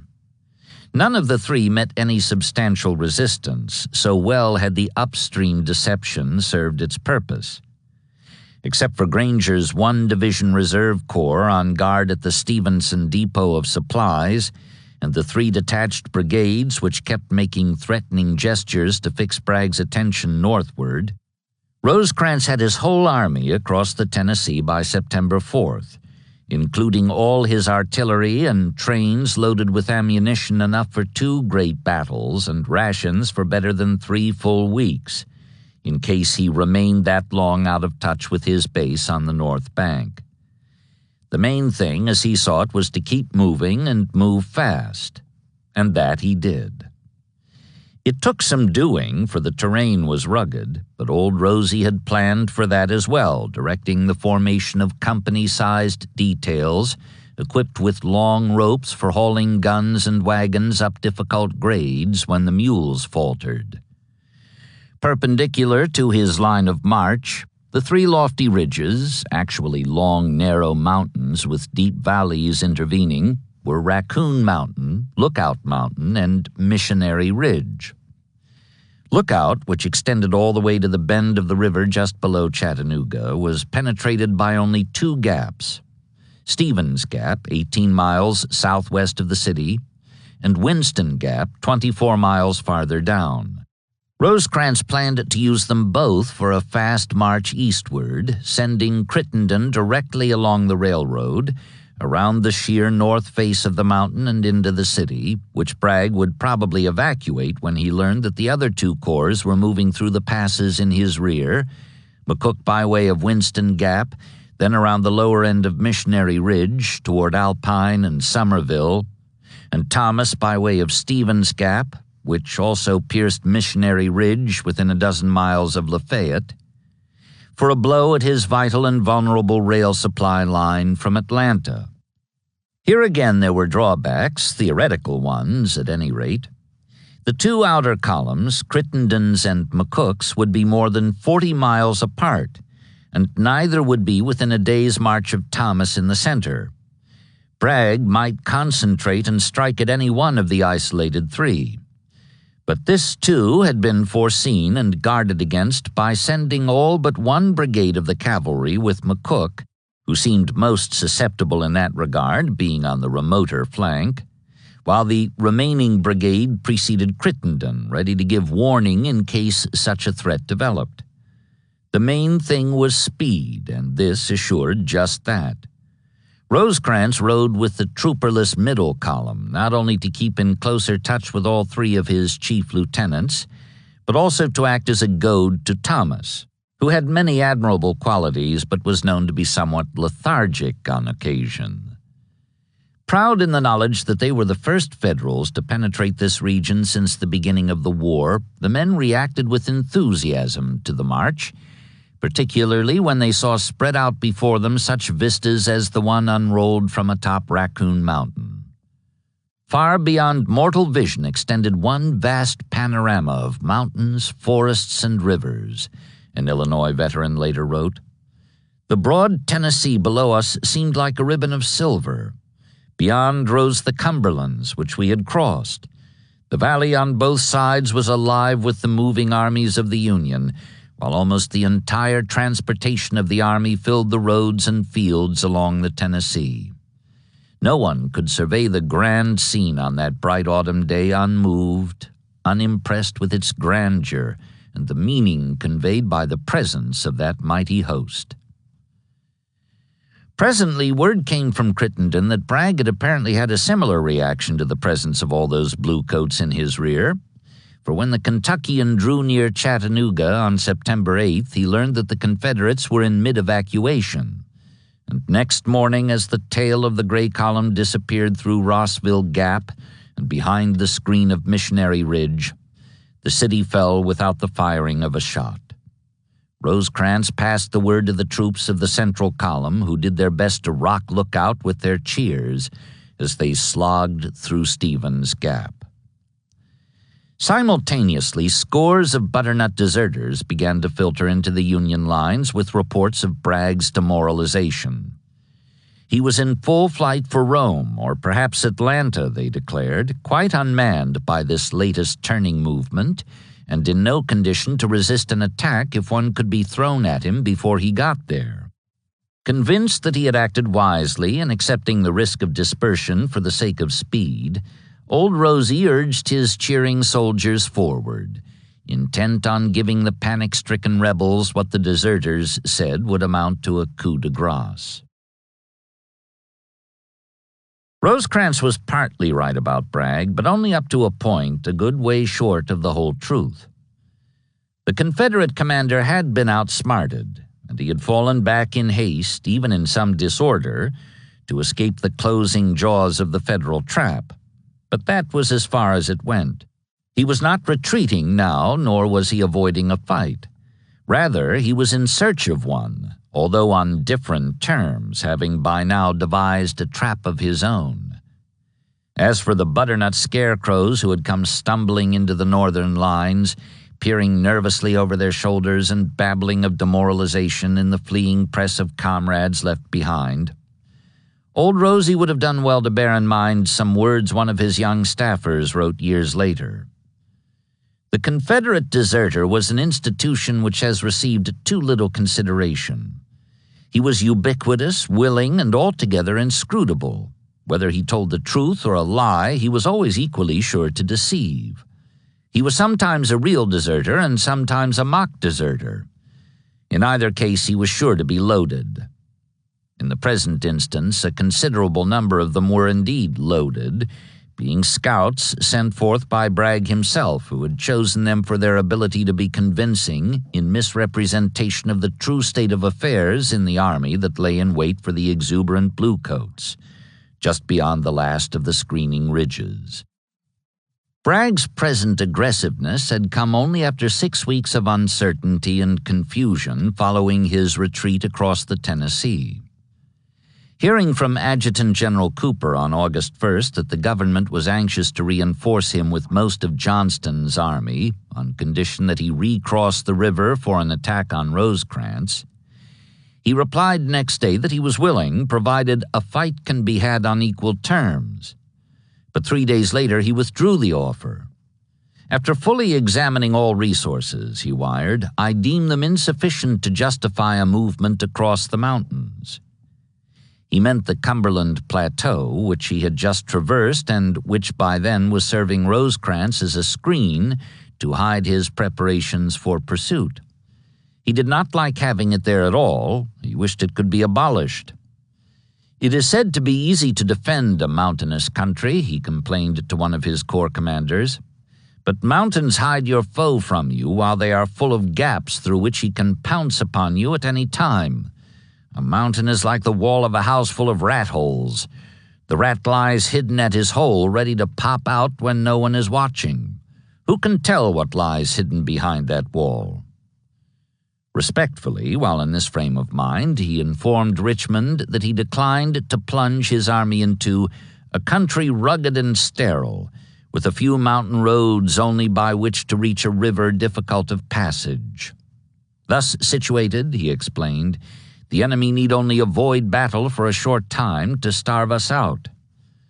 But he added, by way of final encouragement, whenever he shall present himself on this side of the mountains, the problem will be changed. On the strength of this last, though disappointed that Bragg was unwilling to take the offensive, the authorities decided to reinforce him anyhow. In point of fact, even aside from the evidence that Joe Johnston seemed determined to do nothing with the troops standing idle in Mississippi all this time, they had no choice. Repulses or surrenders at Gettysburg and Vicksburg, Helena and Port Hudson, plus the loss of Middle Tennessee and Morgan's raiders, all within a single month, had caused them to question whether the South could survive another large-scale defeat this soon, particularly one that would swing ajar the gateway to its heartland. Informed of Richmond's decision, Bragg set about reorganizing his army so as to incorporate without delay the new brigades and divisions about to join or rejoin him from various directions. Indeed, reorganization had already begun on a limited scale. Hardee having been detached in mid-July to take over the mutinous remnant of Pemberton's band of parolees awaiting exchange at Demopolis, the irascible and highly competent D.H. Hill, promoted to lieutenant general subject to congressional approval, had come from North Carolina to replace him. Likewise, the dapper and experienced, if disgruntled, Tom Hindman arrived in mid-August from the Trans-Mississippi, and a place was made for him by transferring the less distinguished Withers to an administrative post in his native Alabama. Soon afterwards, Buckner was ordered to evacuate Knoxville, and having moved southwest to Loudon, where he burned the railroad bridge across the Tennessee, he continued his march to the Hiwassee, less than 40 miles from Chattanooga. There he stopped for the time being under orders to contest an advance by Burnside if one developed, and stand ready to join Bragg on short notice if one did not. By that time, Breckinridge had arrived with the first of 2 divisions being sent from Mississippi. He rejoined his old corps, formerly Hardee's, and Major General A.P. Stewart's division was detached from Hill to be combined with Buckner's and thus form a new 3rd Corps under the Kentuckian, who was summoned from the Hiwassee, Burnside having turned his attention elsewhere.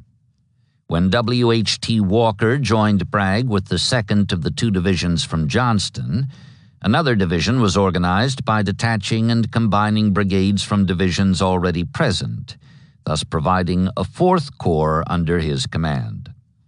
Practically overnight, that is, within a 10-day period extending from late August into early September, the Army of Tennessee had grown from 2 to 4 corps, each with 2 divisions and a total strength of about 55,000 effectives, including cavalry. Having in these 8 infantry divisions, 26 brigades with which to oppose 33 brigades in the 11 federal divisions, considerably better odds after all than the ones he had prevailed against at Murfreesboro, Bragg developed in the course of the reorganization of his expanded army strong hopes of being able to defeat his adversary in pitched battle. He was not so sure, however, that this was what it would come to here any more than it had at Tullahoma, where he had been outmaneuvered and given no real chance to defend a position he had been determined not to yield without a fight. In fact, there were signs that it would not. All this time, Rosecrans had been demonstrating, as if for a crossing well above Chattanooga, a repetition of the strategy that had won him Middle Tennessee, and Bragg had been reacting fretfully. Harvey Hill, for one, was quite unfavorably impressed. The junior lieutenant in Bragg's battery a dozen years ago in Texas, George Thomas, now commanding a Blue Corps across the way, and John Reynolds, recently killed at Gettysburg, were the other two lieutenants. Hill had looked forward to the reunion at Chattanooga, but was received with none of the warmth he had expected from his chief. He was silent and reserved and seemed gloomy and despondent, Hill said later of his fellow North Carolinian. He had grown prematurely old since I saw him last and showed much nervousness. Moreover, as the newcomer learned from those who had been with the army all along, this was not entirely due to worry about his opponent on the far side of the river. His relations with his next in command, General Polk, and with some others of his subordinates were known to be not pleasant. His many retreats, too, had alienated the rank and file from him, or at least had taken away that enthusiasm which soldiers feel for the successful general, and which makes them obey his orders without question. Fresh from the East, where he had been impressed by Lee's great daring, always based on sound knowledge of the enemy's dispositions, Hill was shocked by Bragg's apparent ignorance of the enemy's whereabouts and movements, which resulted in his maintaining a supine attitude while waiting for Rosecrans to show his hand. It was Hill to whom he described the Cumberlands as the wall of a house full of rat holes, and Hill afterwards recorded that he was most painfully impressed with the feeling that it was to be a haphazard campaign on our part. However that might be, and it was as yet no more than an impression, it presently developed that Bragg had been quite right to suspect that old Rosie was groping elbow-deep in his bag of tricks. No sooner was the Confederate reorganization completed than Bragg learned that the Federals were not only over the river, well downstream, but were also far in his rear, crossing Lookout and the other north-south Georgia ridges, for a strike at the rail supply line, whose loss would mean starvation for the defenders of Chattanooga. Determined not to be trapped as Pemberton had been at Vicksburg, he promptly evacuated the city and fell back southward through Rossville Gap to a position from which to block the continued advance of the three blue columns when they came around and over Missionary Ridge. His left was at Lafayette, 24 miles from Chattanooga, and his right at Lee and Gordon's Mill, 12 miles north, where the road from Rossville crossed Chickamauga Creek. Walker held the former, Polk the latter, and Hill and Buckner were posted in between, confronting the westward loom of Pigeon Mountain, a crescent-shaped spur of Lookout Mountain which enclosed the lower end of Missionary Ridge and its eastern valley, a cul-de-sac known locally as McLemore's Cove. Bragg saw in this the trap he had been seeking, the trap he had encouraged Rosecrans to enter by sending out loaded deserters to dispel the Ohioans' native caution and hasten his march with the promise of an easy triumph over a demoralized opponent. Wheeler and Forrest, who had been called in and now were operating respectively on the immediate left and right, toward Alpine and Rossville, were instructed to impede the advance of McCook and Crittenden from Winston Gap and Chattanooga. This would leave the balance of the army, some 40,000 infantry and artillery, free to concentrate against Thomas, who had a total of 23,000 effectives, and destroy him there in the fastness of McLemore's Cove, after which the victors would turn on either or both of the remaining enemy columns, still well beyond supporting distance of each other, and administer the same annihilation treatment. Bragg so ordered on the evening of September 9th, shortly after receiving from his scouts, civilian as well as military, reports that Thomas's lead division had entered the cove that afternoon and made a sundown camp on Upper Chickamauga Creek. His plan combined the virtues of simplicity and power, and his orders were issued with the coolness of a gambler holding 4 aces against a splurger whose overconfidence had been nurtured by an inordinate run of luck.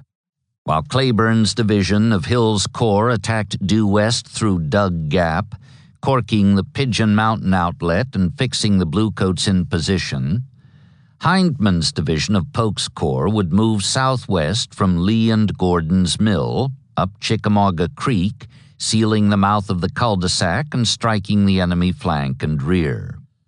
Basically, the operation was intended to be like that of a meat grinder, and if Thomas reinforced his lead division in the cove, so much the better. Breckinridge would be in support of Cleburne, Cheatham of Hindman, and the Federal reinforcements would only give them that much more meat to grind. Hindman set out an hour after midnight, September 10th, and halted at dawn, 4 miles short of contact, waiting to hear from Cleburne. He had a long, tense wait. Finally, a message came from Hill, protesting that he had not received his orders till after daylight, that Cleburne himself was sick in bed with 4 of his best regiments absent on other duties, and that the proposed attack was risky in the first place, since Thomas had probably sent his lead division forward as a bait to draw us off from below. In short, Cleburne would not be coming, not this morning at any rate.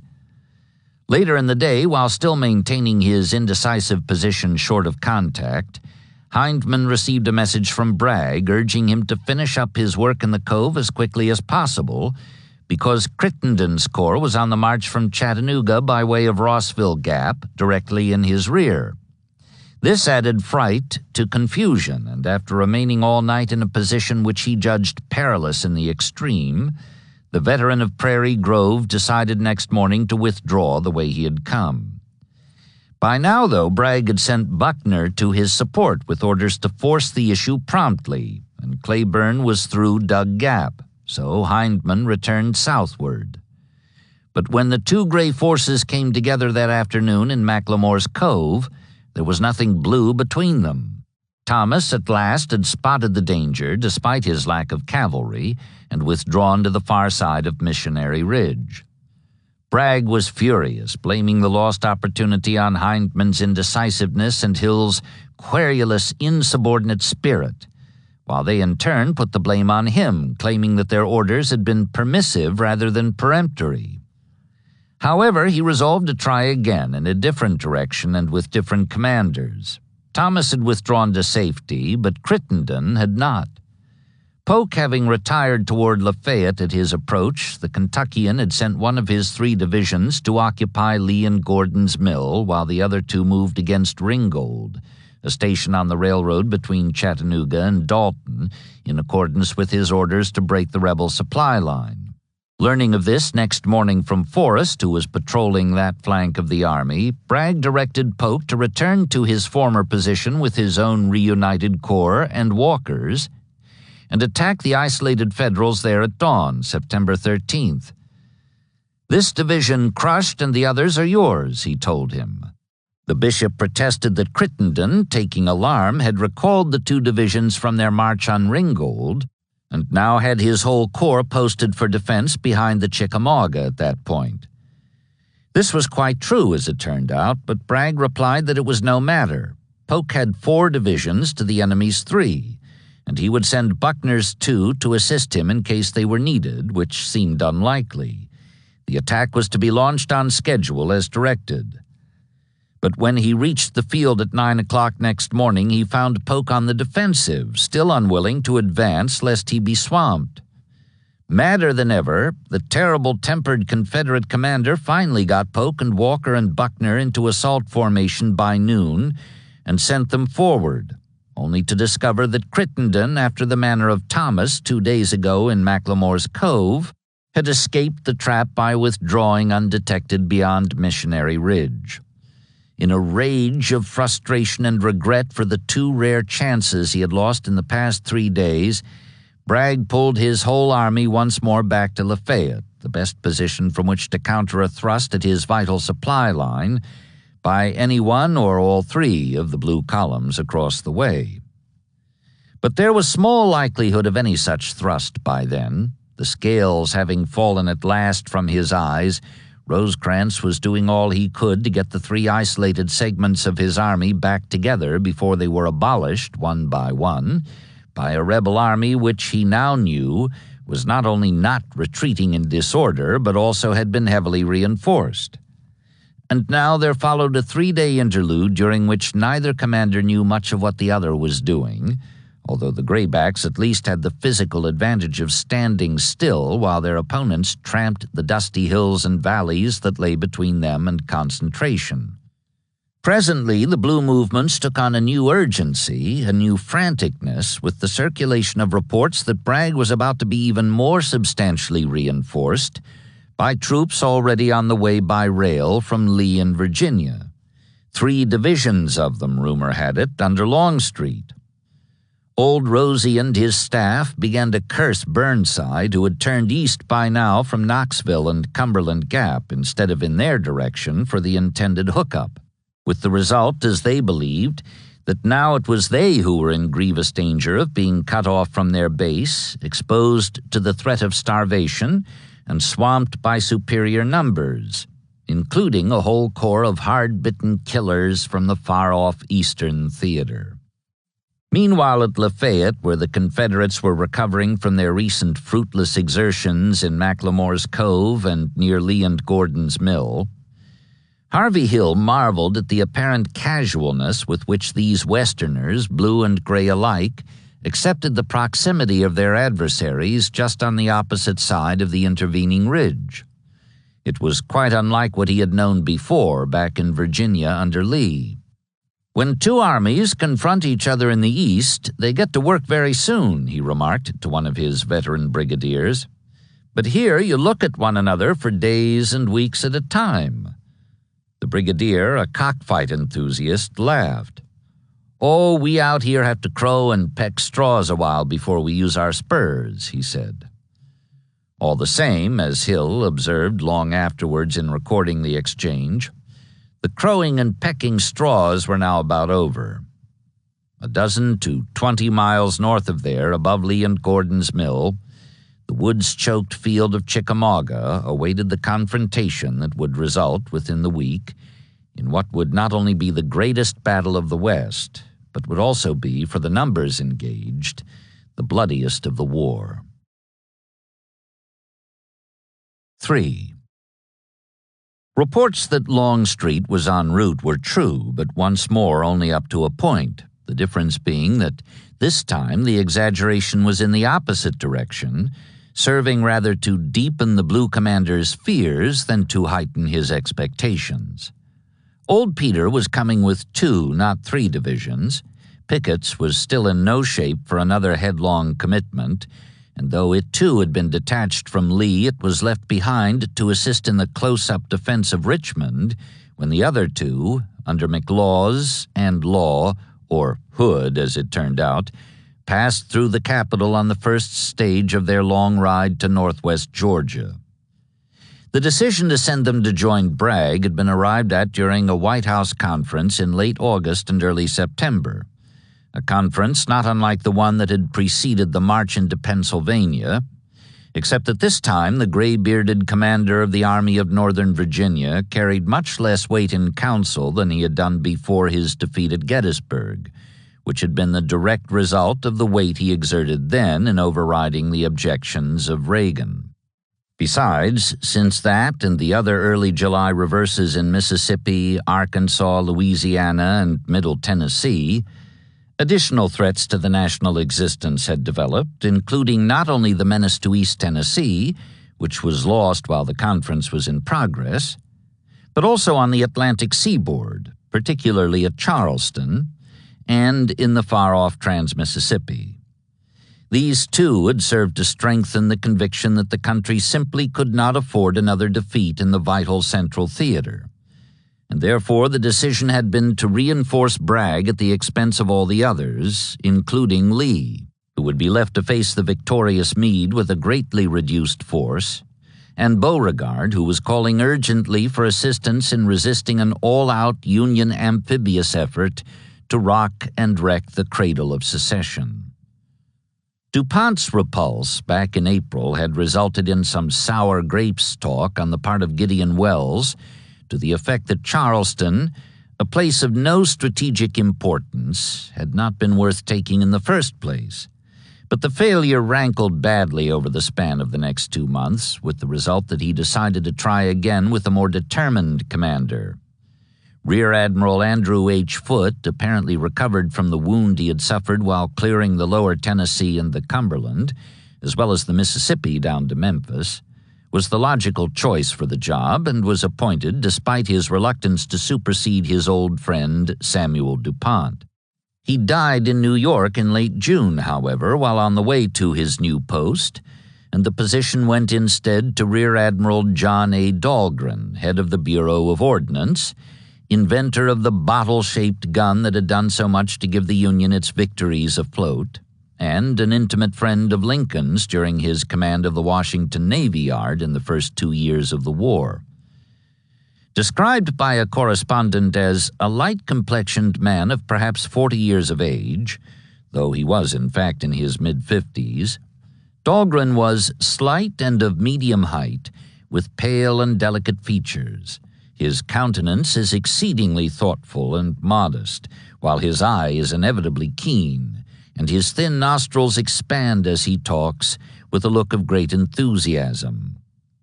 Welles believed this last proceeded from less admirable qualities than those the reporter discerned. He is intensely ambitious, the secretary noted in his diary, and, I fear, too selfish. He has the heroism which proceeds from pride, and would lead him to danger and death, but whether he has the innate unselfish courage of the genuine sailor and soldier remains to be seen. Despite these doubts on the part of his superior, based in part on personal observation and in part on the fact that he had never been in action, Dahlgren was given command of the South Atlantic Blockading Squadron, which he took over as DuPont's successor in early July, together with special instructions covering the employment of his patched-up ironclads to effect the reduction of the South Carolina city, defiant behind the guns and obstructions around and in its harbor. This time there was no plea from the department that the Army not be allowed to spoil the show by having a vital part in it. Rather, the Admiral was to work in conjunction with Brigadier General Quincy Gilmore, who had arrived 3 weeks earlier to assume command of the 15,000 infantrymen, artillerists, and engineers assigned to take the lead in the opening phase of the combined attack. Fort Sumter was seen as the key to control of Charleston Harbor, and Gilmore, a 38-year-old Ohio-born West Pointer, top man in the otherwise undistinguished class of 1849, had been called in as a fortifications expert and a master of siege operations to give an opinion on whether the Army could reduce it. He replied that this could best be done by mounting heavy guns on the north end of Morris Island, held at present by the Confederates, and using them to knock the famed pentagonal fort to pieces, after which, as Gilmore saw it, the ironclads would be able to steam in and administer the same treatment to the city itself, on the far side of the harbor, until such time as the white flag went up. His plan approved, he got to work as soon as he arrived in mid-June, and by the time Dahlgren took over from DuPont, he was ready to launch his opening attack from Folly Island, where he had secretly massed a 3,000-man assault force against the adjoining southern end of Morris Island, preparatory to a drive up its narrow 4-mile length to Cummings Point, which was less than 1,500 yards from Sumter.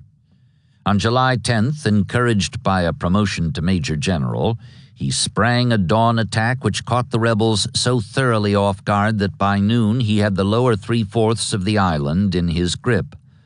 All that remained was Battery Wagner, dead ahead, and Battery Gregg, 1,300 yards farther along on Cummings Point. His loss so far had amounted to scarcely more than 100 men, only 15 of whom were dead. Wasting no time, he ordered another all-out assault next morning. This, too, was launched with verve and determination, but with considerably less satisfactory results. The first wave made it up to Wagner's parapet, only to be shattered by heavy volleys of grape and musketry, while the support formations were scattered by high-angle fire from Gregg. Within an hour, the attackers lost 49 killed, 167 captured or missing, and 123 wounded.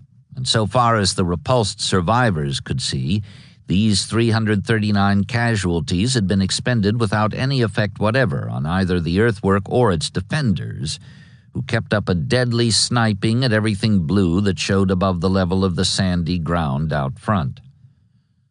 Undaunted, Gillmore spent a week bringing up another 3,500 soldiers and emplacing 41 guns for counter-battery work. Then at noon of July 18th, he opened fire, which was also the signal for Dahlgren's monitors to close the range and pound both rebel works from the seaward flank. This continued for more than 7 hours, and presently Battery Wagner ceased to reply, its cannoneers driven from their guns. Then at 7:30, the attack hour had been set for twilight so that the defenders would not be able to take careful aim. The Union guns fell silent too, ashore and afloat, and the 6,000 Federals started forward on a necessarily narrow front of less than 200 yards.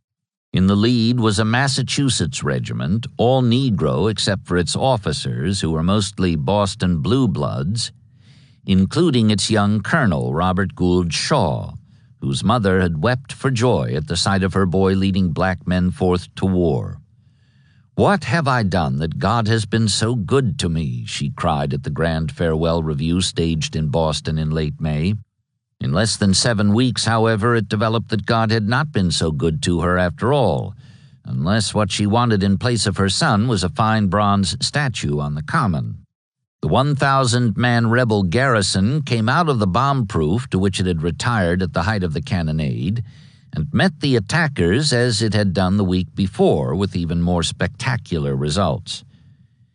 Here in the east, on Morris Island, just outside Charleston Harbor, as formerly in the west, at Milliken's Bend and Port Hudson, Negro troops proved that they could stop bullets and shell fragments as well as white men, but that was about all.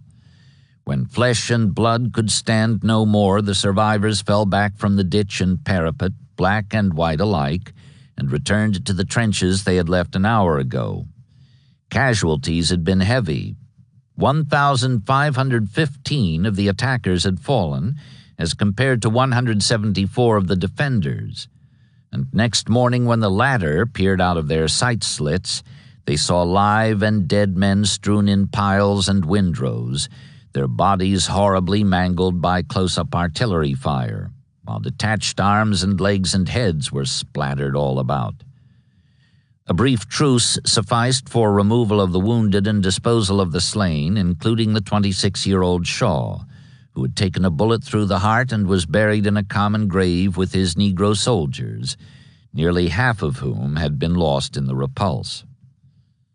Somewhat daunted but still determined, Gillmore decided to settle down to regular siege operations and take Sumter under fire from where he was, the range being only about 3,000 yards. From close up, he would batter Wagner and Gregg into submission, meanwhile bringing 18 heavy guns to bear in a round-the-clock attempt to breach the fort less than a mile across the water from the inaccessible north end of the island. By mid-August, 3 parallels had been drawn and advanced, preparatory to launching a sudden swamping rush upon the stubborn earthwork dead ahead, and Sumter was being bombarded at a rate of nearly 5,000 shells a week, its brick walls cracking and crumbling under the impact of 300-pound projectiles, the heaviest ever employed by rifled field artillery up to then. Another innovation was the use of calcium lights, which threw the ramparts of Battery Wagner into stark relief and helped to prevent the rebels from making nighttime sorties against the gunners and diggers in their immediate front. Still, a third innovation was the establishment in the marshes between Morris and James Islands, off to the left and about 8,000 yards from downtown Charleston, of an 8-inch Parrott rifle, promptly dubbed the Swamp Angel by the engineers who sweated and floundered in the salty mud to place the big gun on its platform, For the purpose of heaving its 200-pound shells, specially filled for the occasion with liquid and solidified Greek fire, into the city's streets and houses. On August 21st, the monster weapon was reported ready, and Gilmore sent a note across the lines demanding the immediate evacuation of Morris Island and Fort Sumter. Otherwise, he warned, he would open fire from batteries already established within easy and effective range of the heart of the city. No answer having been received by midnight, he sent word for the gun to go into action. At 1:30 a.m., the first shell was on the way. The sound of alarm bells and whistles, which reached them faintly across the nearly 5 miles of marsh and water, told the crew that the percussion-fused shell had found its mark. They followed this with 15 others, equally accurate, before dawn. At that time, Gilmore received a message signed G.T. Beauregard, protesting his barbarity and rejecting his ultimatum that Wagner and Gregg and Sumter be abandoned. "It would appear, sir, that despairing of reducing these works, you now resort to the novel measure of turning your guns against the old men, the women and children, and the hospitals of a sleeping city," the Creole hotly accused his adversary, and he predicted that this mode of warfare, which I confidently declare to be atrocious and unworthy of any soldier, will give you a bad eminence in history, even in the history of this war.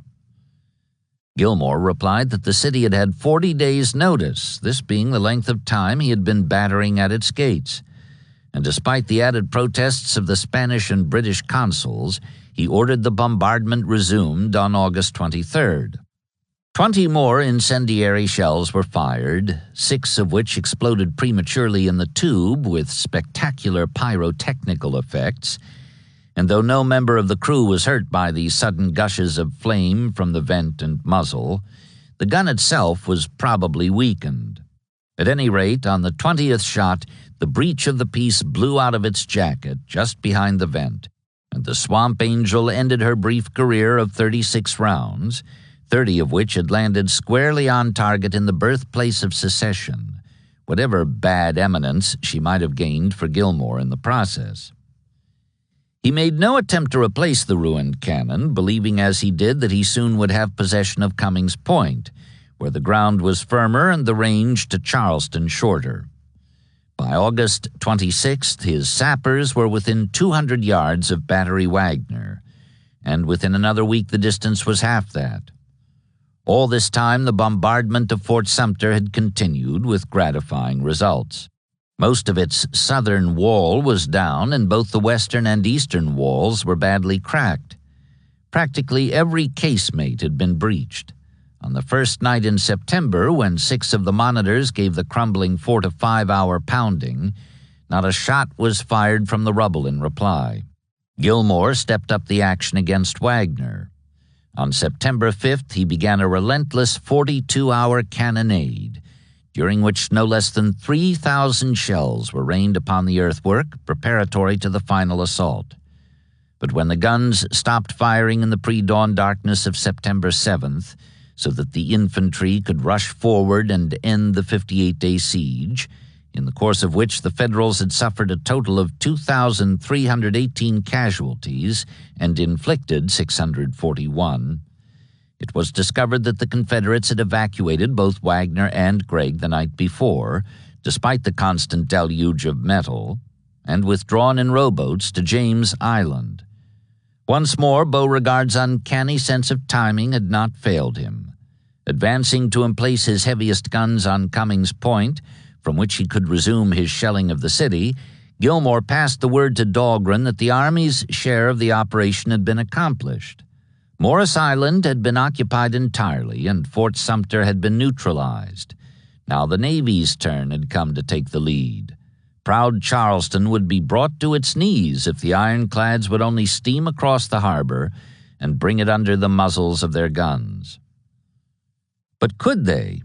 Dahlgren was far from certain, so little so, in fact, that he was unwilling to make the attempt until Sumter had not only been neutralized, as the Army claimed, but taken.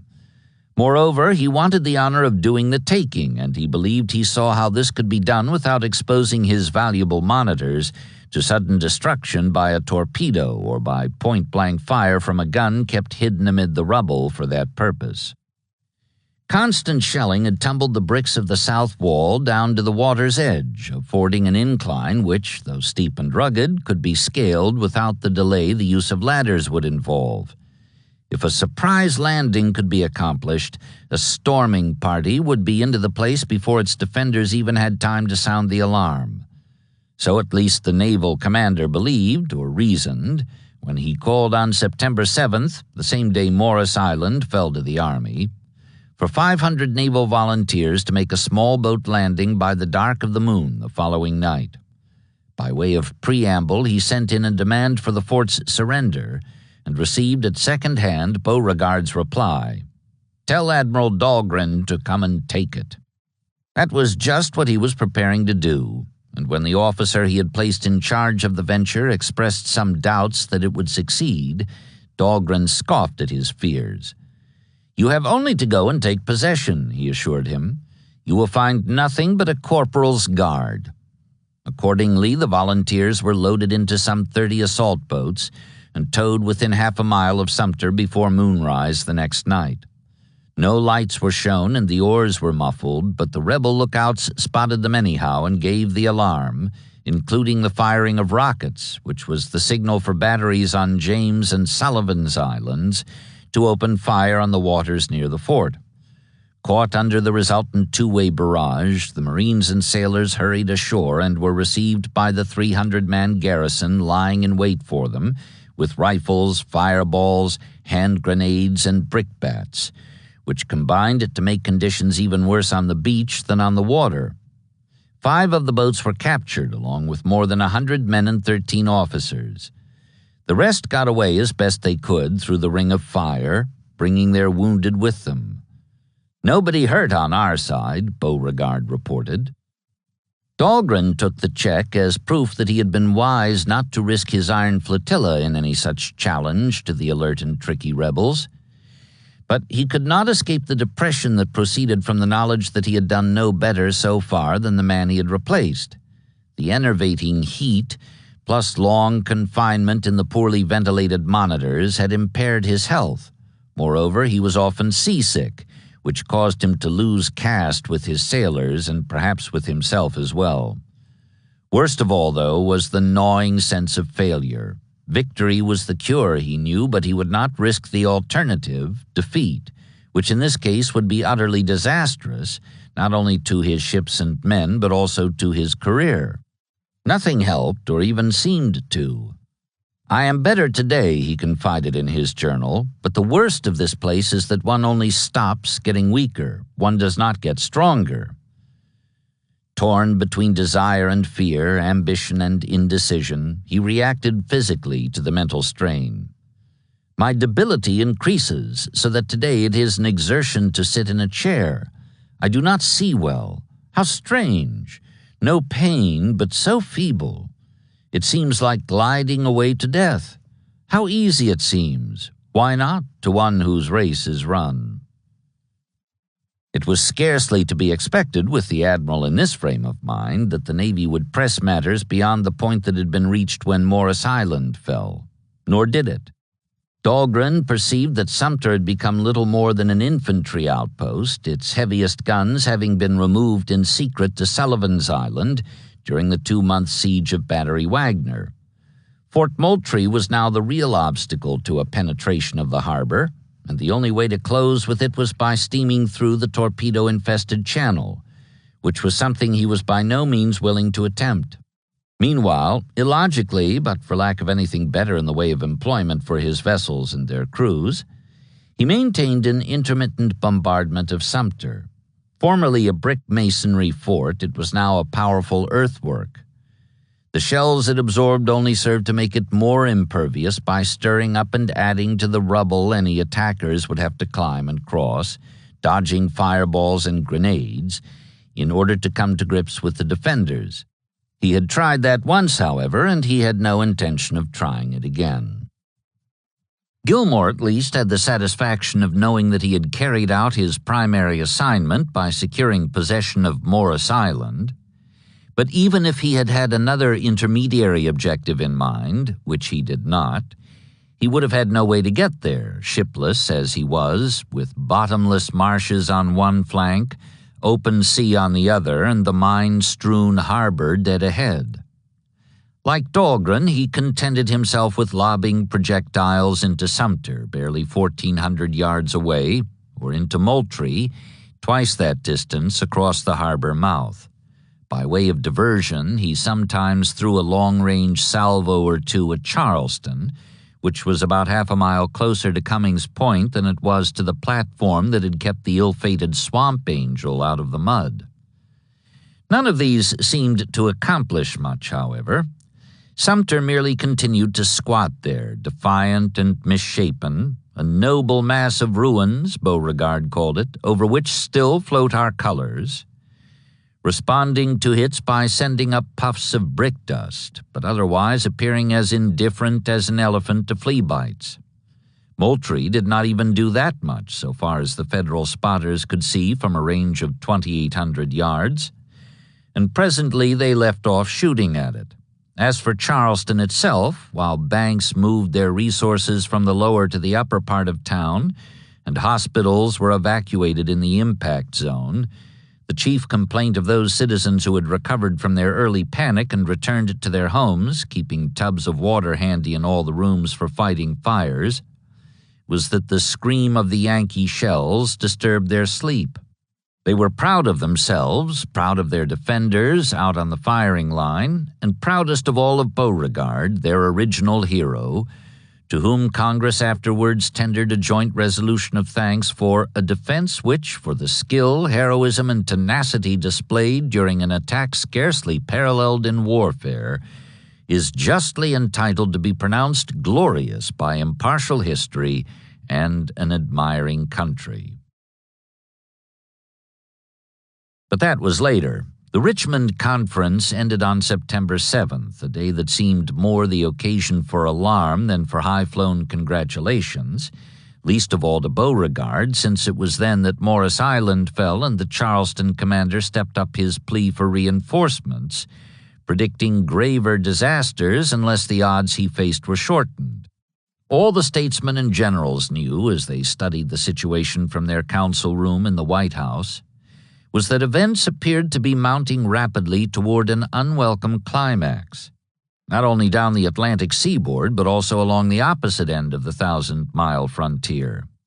In that far western quarter, the odds were even longer, and the enemy had mounted a two-pronged offensive designed to restore the northern two-thirds of Arkansas, including its capital, to the domain of the Union.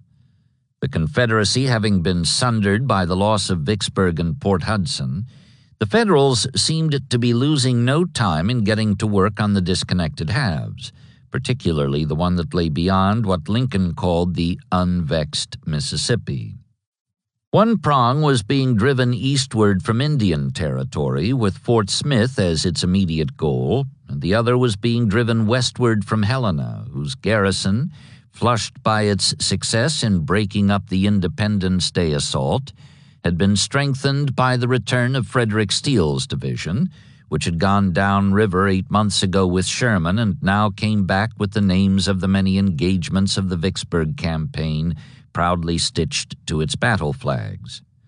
Much to the disgruntlement of Prentiss, who submitted his resignation as a result, command of the inland expedition went to Steele, together with instructions to break up Price and occupy Little Rock, 100 crow flight miles away in the heart of the state. To do this, he had 2 divisions of infantry totaling only about 6,000 effectives. The sick list is frightful, he reported, plus 1 division of cavalry as large as the 2 of infantry put together, detached from Schofield. This mounted force, led by Brigadier General John W. Davidson, a 40-year-old Virginia-born West Pointer, left Bloomfield, Missouri, and proceeded south down Crowley's Ridge to Clarendon, Arkansas, which it reached on August 8th, to be joined 9 days later by Steele, who marched his foot soldiers from Helena and took command of the combined 12,000. Shifting his base to Duval's Bluff, a dozen miles northwest, he spent another 2 weeks making final preparations, and then on September 1st, in accordance with his instructions, set out for the capital, just under 50 miles due west. By that date, the opposite prong, a scratch collection of 7 regiments, 3 composed of Union-loyal Indian volunteers and 1 of Negroes, all under James Blunt, the former Ohio doctor who had been promoted to Major General as a reward for Prairie Grove, had attained its initial objective with a bloodless occupation of Fort Smith, 125 miles from Little Rock and just short of the western border. Back in mid-July, Blunt had prepared the way for this maneuver with an attack on the Confederates to his front at Honey Springs, 50 miles west of his goal, driving them south in disorder and destroying the stores they had collected for subsistence in that barren region of Indian Territory. Commanded by Brigadier General William Steele, a 40-year-old New Yorker and West Pointer who had married South, the rebel force of 9 regiments, 6 of them Indian, was actually larger than Blunt's. But when the action was joined, the Graybacks found to their dismay that their powder, imported from Europe by way of Texas, had turned to paste in their cartridge boxes. They ran and kept on running. Satisfied merely to have them out of the way for the time being, Blunt did not pursue. He returned instead to the Arkansas River to rest and refit his victorious 3,000 multicolored troops, then turned east in late August to occupy Fort Smith on September 1st, the day the other Steele started west from Duval's Bluff. About this time, while events were heading up for the recovery of most of Arkansas, word came of a raid some 300 miles to the north, across the Missouri-Kansas line, that provoked more excitement and indignation throughout the country than any that had been staged in the course of the nearly 4 years since John Brown struck at Harper's Ferry. The difference was that this one, launched against the region where Brown had got his start, was not only a good deal bloodier and therefore more atrocious, but was also as complete a success as the other had been a failure. Heavy detachments of troops from Schofield to Grant and Steele well downriver had emboldened the guerrillas lurking in the Missouri brush, particularly Charles Quantrill, who had secured a captain's commission from Richmond and was eager to justify his bars as well as to pay off old scores from the pre-war border troubles by leading his irregulars on a more daring expedition than any they had attempted up to now. He favored a strike at Lawrence, an old-time abolitionist settlement 40 miles beyond the Kansas line. At first his men would not agree, believing that the prize, though fat, would not be worth the risk. But 2 developments which occurred in rapid succession in mid-August changed their minds, adding a thirst for revenge to their already strong desire for loot. For the past 3 months, the federal commander of the District of the Border, Brigadier General Thomas Ewing, had been arresting women charged with giving encouragement and assistance to guerrillas, many of whom were their sons and brothers and husbands. This had enraged the men in the brush, who, whatever their excesses in other directions, had invariably maintained a hands-off attitude toward the mothers and sisters and wives of their Jayhawk adversaries. The prisoners were confined in certain buildings in Kansas City, and on August 14th, one of these, a dilapidated 3-story brick affair with a liquor shop on the ground floor, collapsed, as Ewing had been warned it might do, killing 4 of the women outright and seriously injuring several others. When news of this reached Quantrill's men, they promptly reconsidered their chief's proposal for a raid on Lawrence. "We can get more revenge and more money there than anywhere else in the state of Kansas," he told them. Then, 4 days later, Ewing announced in a general order that not only would more such arrests be made, but that the wives and children of known guerrillas, and also women who are heads of families and are willfully engaged in aiding guerrillas, will be notified to remove out of this district and out of the state of Missouri forthwith. The order was dated August 18th. "We could stand no more," a guerrilla who had lost a sister in the Kansas City tragedy wrote later. Next day, Quantrill set out from Blackwater Creek in Johnson County, headed west for Lawrence with a column of just under 300 bloody-minded men. The distance was over 70 miles, and they made it in 2 days, riding strapped to their saddles the second night so that they could sleep without falling off their horses. While still in Missouri, they encountered a party of 104 mounted Confederate recruits proceeding south under Colonel John D. Holt, who decided to take them along on the raid as a training exercise. These, plus a number of other volunteers picked up in the course of the ride to the border, brought the column to a strength of about 450 men by the time it drew rein at daybreak of August 21st on the outskirts of Lawrence. 3 weeks past his 26th birthday, wearing a gaudy, low-cut guerrilla shirt, gray trousers stuffed into cavalry boots, a gold-corded black slouch hat, and 4 revolvers in his belt, Quantrill assigned each unit its special mission, then led the howling charge that swept from the southeast into the streets of the sleeping town. Long since warned to expect no quarter, the raiders intended to give none. With the exception of a single adult male civilian, the hated Jayhawk chieftain Senator James H. Lane, who was to be taken back to Missouri alive, if possible, for a semi-public hanging, Quantrill's orders called for the killing of every man big enough to carry a gun. First to fall, in accordance with these instructions, was the Reverend S.S. Snyder, sometimes lieutenant of the 2nd Kansas Colored Infantry, shot dead under the cow he was milking in his yard. Next were 17 recruits encountered in the otherwise deserted camp of the 14th Cavalry, several of them pistoled before they emerged from their blankets. Thus began a 3-hour orgy of killing, interspersed with drinks in commandeered saloons and exhibitions of fancy riding. Men were chased and shot down as they ran. Others were dragged from their homes and murdered in front of their wives and children. Still others were smothered or roasted alive when the houses in which they hid were set afire. Holt and other less bloodthirsty members of the band managed to protect a few of the fugitives, but not many. Quantrill, who had lived for a time in Lawrence before the war, had prepared a vengeance list beforehand, and all who were on it and in town this morning were disposed of, except for the man whose name was at its head. Wily Jim Lane took flight in his nightshirt, warned by the first thunder of hooves as the guerrillas swept in across the prairie, and hid out undetected in a cornfield until they rode away, leaving 80 new widows and 250 fatherless children weeping in the ruins of the town. Nearly 200 buildings had been wrecked or burned, including all 3 newspaper offices and most of the business district, for a property loss amounting to about $2 million.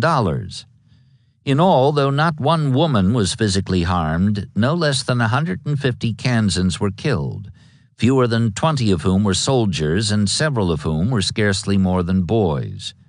Not one of them sold his life dearly, however, for the only casualty the raiders suffered was a former Baptist preacher who got drunk, passed out, and was killed and scalped by an Indian when he was discovered shortly after his friends had ridden away. His body was dragged through the streets behind a horse by a free Negro until it was stripped naked, and the grieving citizens pelted it with stones by way of revenge. Loaded with booty, the rest of the guerrillas had pulled out southward about 9 o'clock that morning, shortly after lookouts on Mount Oread reported a heavy column of troopers approaching from the north and west beyond the Kansas River. Setting ambushes to delay his pursuers, who converged from all points of the compass as the news from Lawrence spread across the plains, and swerving aside in the twilight to avoid a blue garrison lying in wait for him at Paola, Quantrill made it back across the Missouri line next morning with nearly all of his command. At this point, the order was every man for himself, and the raiders faded into the brush by 100 different trails to resume their various disguises as farmers, parolees, and Union-loyal residents of the scattered towns and hamlets. All who were detected subsequently were executed on the spot, as those had been who were caught up with when their horses went lame or collapsed from exhaustion during the chase across the prairie. No prisoners have been taken and none will be, Ewing informed Schofield. And 4 days after what became known as the Lawrence Massacre, he issued at Jim Lane's insistence his famous General Order No. 11, directing the forcible removal of all persons, male or female, child or adult, loyal or disloyal, who lived more than a mile from a federal post in the 4 Missouri counties south of the Missouri River and adjacent to the border. The time limit was 15 days from the date of issue, August 25th. By mid-September, the order had been so effectively enforced that Cass County, which had had a population of 10,000 before the war, was occupied by fewer than 600 civilians. Bates County, directly south, had even less. Moreover, the vengeance-minded 15th Kansas Cavalry, delighted at having been given the assignment of seeing that Ewing's order was obeyed, went through the region so enthusiastically with torch and sword, leaving nothing but chimneys to show where houses and cabins once had stood, that it was known for years thereafter as the Burnt District. Not that Quantrill was deterred. He collected his scattered guerrillas, continued his depredations, including attacks on wagon trains and steamboats on the Missouri, and finally withdrew south in early October to winter in Texas with a force of 400 hard-bitten men, most of whom had been with him on the raid that nearly wiped Lawrence from the map. By then, the issue had been settled in central Arkansas, and though Steele had failed to break up Price, he had succeeded admirably in carrying out the rest of his assignment. In temporary command of the district after Holmes fell sick in late July, Price concentrated his 8,000 effectives at Little Rock, squarely between the menacing blue prongs of Blunt and Steele, the former in occupation of Fort Smith, just under 150 miles to the west, and the latter advancing from Duval's Bluff, 1/3 that distance to the east. Bracing to meet the nearer and heavier threat, Blunt had only about 4,000 men, while Steele had 3 times as many. The bulky but agile Missourian entrenched a line 3 miles in length on the north bank of the Arkansas, protected by swamps in front and anchored to the river below the capital in his rear, access to which was provided by 3 pontoon bridges. Though he took the precaution of sending his accumulated stores to Arkadelphia, 60 miles southwest, he reported that his troops were in excellent condition, full of enthusiasm, and eager to meet the enemy. So was he, despite the known disparity in numbers, if the Bluecoats would only attack him where he was. But Steele, as it turned out, had a different notion. Maneuvering as if for a frontal assault, he sent Davidson's 6,000 troopers on a fast ride south to strike the river well downstream from the Confederate position. This was begun on September 6th, and Price on that same day lost one of his 2 cavalry brigadiers, not by enemy action, but rather as the result of a quarrel between them. For the past 2 months, Marmaduke had been openly critical of Lucius Walker's failure to support him in the attack at Helena. Now, as they skirmished with the advancing Federals and the Tennessean gave ground under pressure, the hot-tempered Missourian accused him of outright cowardice. Walker replied, as expected, with a challenge which was promptly accepted, the terms being pistols at 10 paces to fire and advance, and the former Memphis businessman fell mortally wounded at the second fire. The conditions of honor having been satisfied in accordance with the code, which presumably was one of those things the South was fighting to preserve as part of its way of life, presently, after a period of intense suffering by the loser, the Confederacy had 1 general less than it had had when the 2 men took position, 10 paces apart, and began to walk toward one another, firing as they advanced. Within 4 days of this exchange, the South also had 1 state capital the less.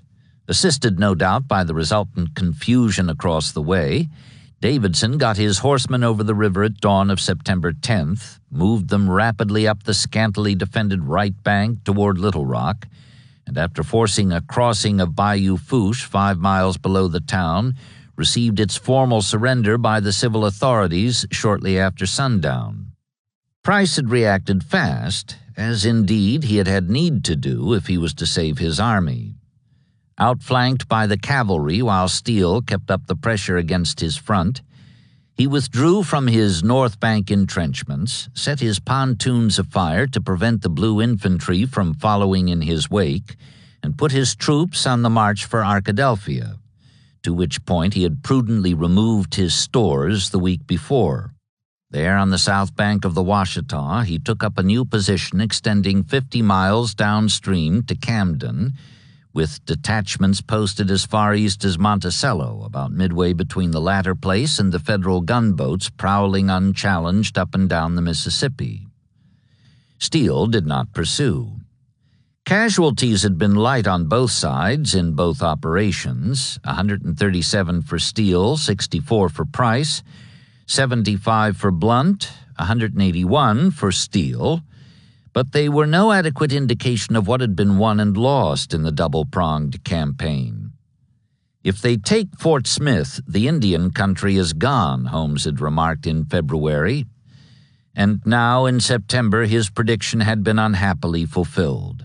Similarly, the loss of Little Rock, fourth on the list of fallen capitals immediately following Jackson, which had been preceded the year before by Baton Rouge and Nashville, extended the Union occupation to include 3/4 of Arkansas, a gain for which the victors presumably would have been willing to pay 10 or even 100 times the actual cost. This, too, was included in the Richmond assessment of the overall situation. Although, like Chattanooga and Cumberland Gap, Little Rock had not fallen by the time the White House conference ended on September 7th, it fell 3 and the others 2 days later.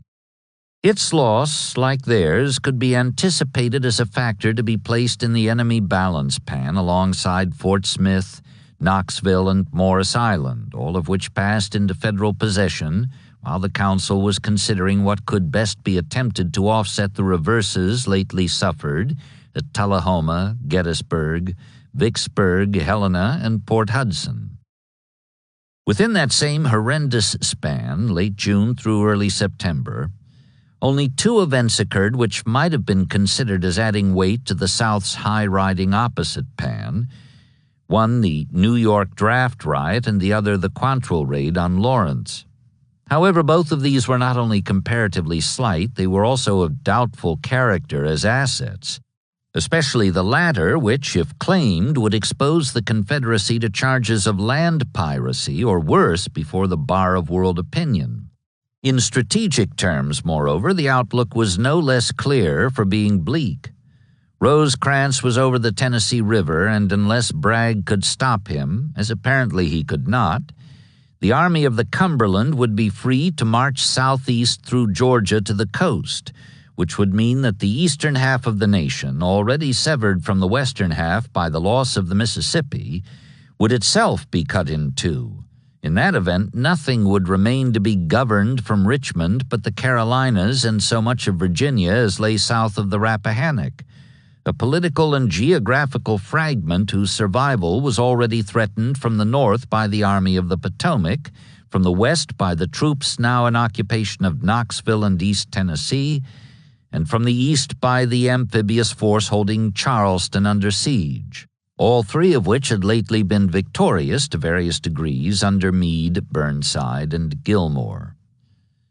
Despite the fact that it now had some 20,000 fewer effectives than it had had 3 months ago when its commander urged a similar course of action under similar circumstances, Davis had warmed at first to Lee's proposal, submitted at the outset of the Strategy Conference, that the Army of Northern Virginia once more take the offensive against Meade. On the last day of August, Lee sent word to Longstreet, who had been left in charge on the Rapidan, to prepare the army for offensive operations. Old Peter replied that he would of course obey his chief's instructions and had already passed them on to Ewell and A.P. Hill, but I do not see that we can reasonably hope to accomplish much by continuing to fight a war of stalemate and attrition. "I am inclined to the opinion that the best opportunity for great results is in Tennessee," he asserted. "If we could hold the defensive here with 2 corps and send the other to operate in Tennessee with Bragg's army, I think that we could accomplish more than by an advance from here."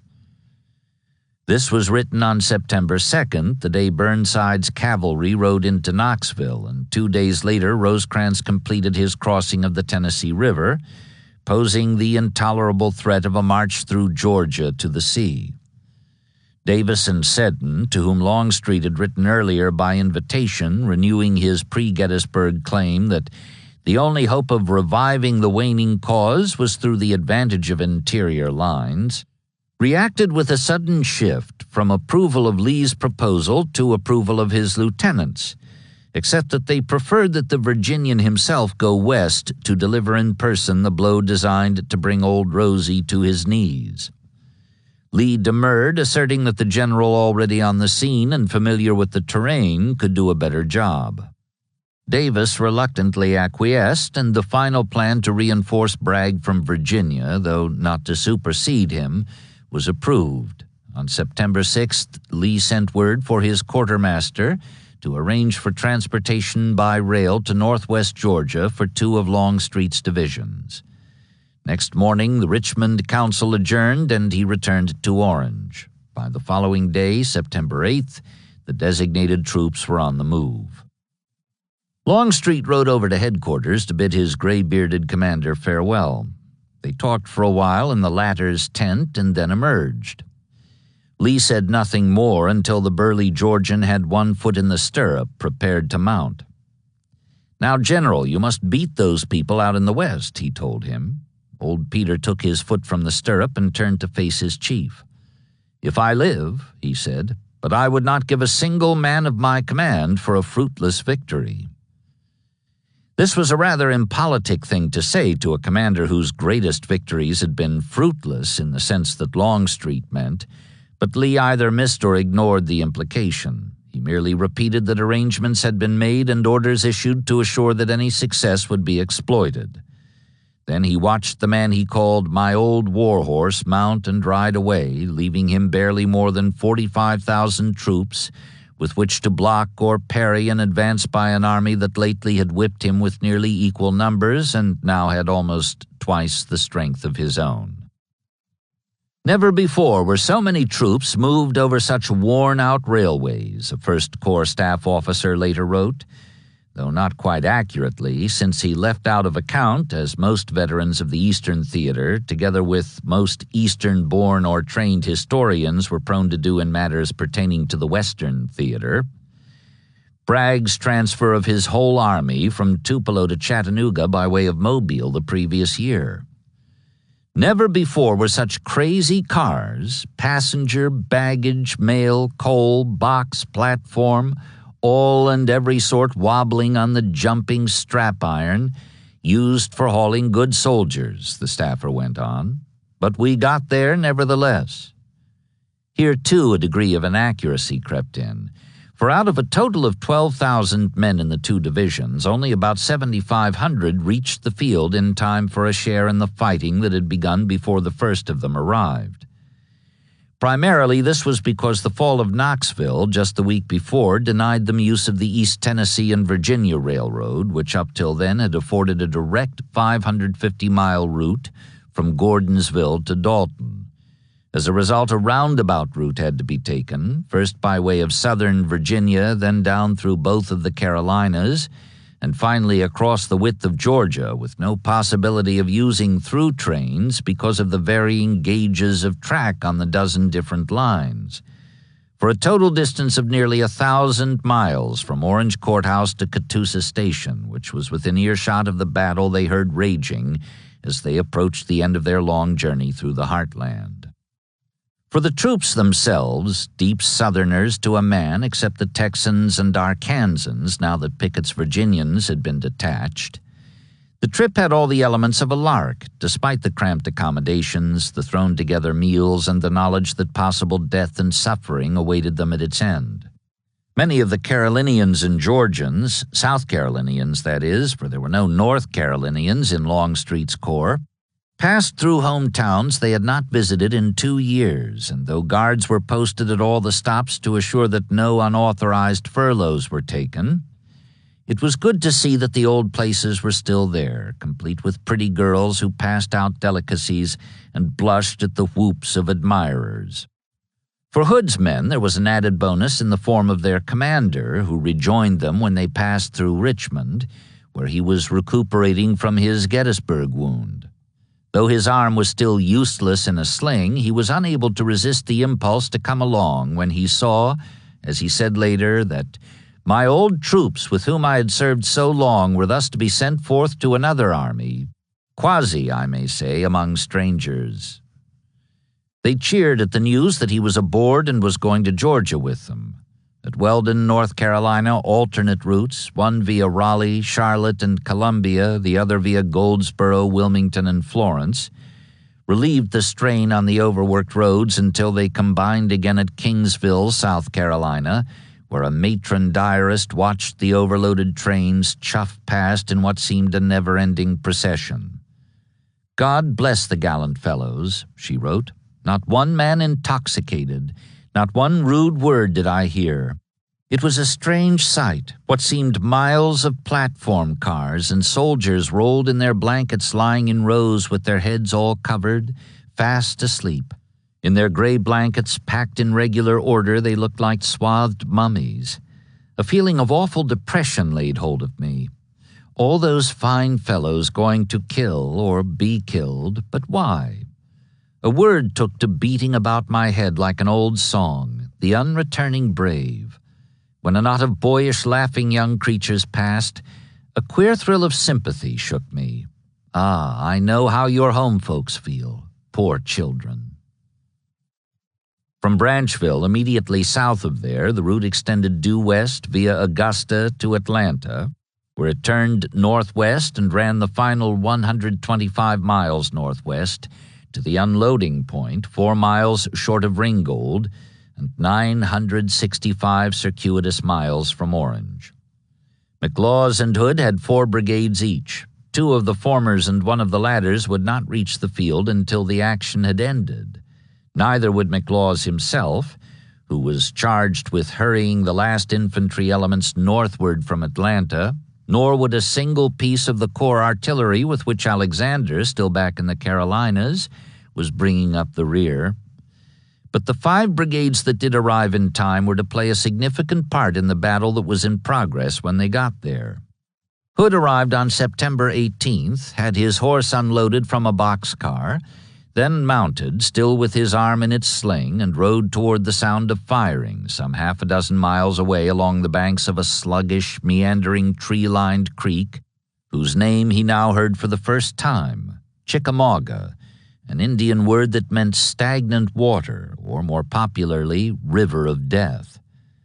Before nightfall, he and his 3 brigades had a share, by Bragg's direction, in forcing a crossing of the stream at a place called Reed's Bridge, near which they were joined next day by the 2 brigades from McLaws's division. Longstreet reached Catoosa Station the following afternoon, September 19th, but found no guide waiting to take him to Bragg or give him news of the battle he could hear raging beyond the western screen of woods. When the horses came up on a later train, he had 3 of them saddled and set out with 2 members of his staff to find the headquarters of the Army of Tennessee. He was helped in this, so far as the general direction was concerned, by the rearward drift of the wounded, although none of these unfortunates seemed to know exactly where he could find their commander. Night fell, and the 3 officers continued their ride by moonlight until they were halted by a challenge out of the darkness just ahead. "Who comes there?" "Friends," they replied, promptly but with circumspection, and in the course of the parley that followed, they asked the sentry to identify his unit. When he did so by giving the numbers of his brigade and division, Confederate outfits were invariably known by the names of their commanders, they knew they had blundered into the Union lines. "Let us ride down a little way to find a better crossing," old Peter said, disguising his southern accent, and the still-mounted trio withdrew, unfired on, to continue their search for Bragg. It was barely an hour before midnight when they found him, or rather found his camp, for he was asleep in his ambulance by then. He turned out for a brief conference, in the course of which he outlined rather sketchily what had happened up to now in his contest with Rosecrans, now approaching a climax here at Chickamauga, and passed on the orders already issued to the 5 corps commanders for a dawn attack next morning. Longstreet, though he had never seen the field by daylight, was informed that he would have charge of the left wing, which contained 6 of the Army's 11 divisions, including his own 2 fragmentary ones that had arrived today and yesterday from Virginia. For whatever it might be worth, Bragg also gave him what he later described as a map showing prominent topographical features of the ground from the Chickamauga River to Mission Ridge, and beyond to the Lookout Mountain Range. Otherwise, he was on his own, so far as information was concerned. 4. Before the close of the Sunday that presently was dawning, September 20th, the sun both rose and set at approximately straight-up 6 o'clock, for this was the week of the autumnal equinox. Old Peter was to discover that he was on his own in other ways as well. He was up and about at first light, correcting the faulty alignment of his wing and alerting his troops for their share in the attack Bragg had ordered to be opened at day dawn on the far right, where Polk was in command, and then to be taken up in sequence by the divisions posted southward along the 4-mile line of battle. Sunlight dappled the topmost leaves of the trees, then moved down the branches, but there was no sound of the firing Longstreet had been told to expect from the right as the signal for his own commitment on the left. An hour he waited, then another, and still there was no crash of guns from the north or word from headquarters of a postponement or cancellation of the attack. Like Lee at Gettysburg, where the shoe had been on the other foot, the burly Georgian scarcely knew what to make of this, except as an indication that such things were not ordered well in the Western Army. However, he was not of an excitable or even impatient nature, being rather inclined, as a matter of course, to take things as they came. Besides, whatever its cause, the present delay gave him time to examine and improve his dispositions, to familiarize himself at least to some extent with the heavily wooded terrain, and to learn a good deal more than Bragg had taken the trouble to tell him of what had happened so far on this confusing field where the 2 armies had come together for the 4th of their bloody confrontations, a year and a half after Shiloh, a year after Perryville, and 9 months after Murfreesboro, all 3 of which it gave promise of exceeding, both in fury and in bloodshed, despite the apparent, and indeed, in the light of this indication of suffering to come, quite natural reluctance of the 2 forces to resume what had got started here the day before. Bragg now had on hand all the troops he was going to have for the battle. Each of his 5 corps had 2 divisions, except Longstreet's, now under Hood, which had 3, or anyhow parts of 3, Hood's own under Law, McLaws's under Kershaw, and one created the previous week, when 2 more brigades arrived from Mississippi and were combined with Brigadier General Bushrod Johnson's brigade, detached from Stewart's division of Buckner's corps, to form a new provisional division under his command. Longstreet massed this 3-division corps, the bulk of which had come with him from Virginia and comprised his Sunday punch, at the right center of his portion of the line, alongside Hindman's division, which had been detached from Polk the day before. On the left and right, respectively on the outer and interior flanks, were Buckner's 2 divisions under Preston and Stewart. Exclusive of Wheeler's cavalry, patrolling southward beyond an eastward bend of the creek on which his left was anchored, Old Peter had some 25,000 effectives. Polk had roughly the same number in his wing, exclusive of Forrest's cavalry on his right.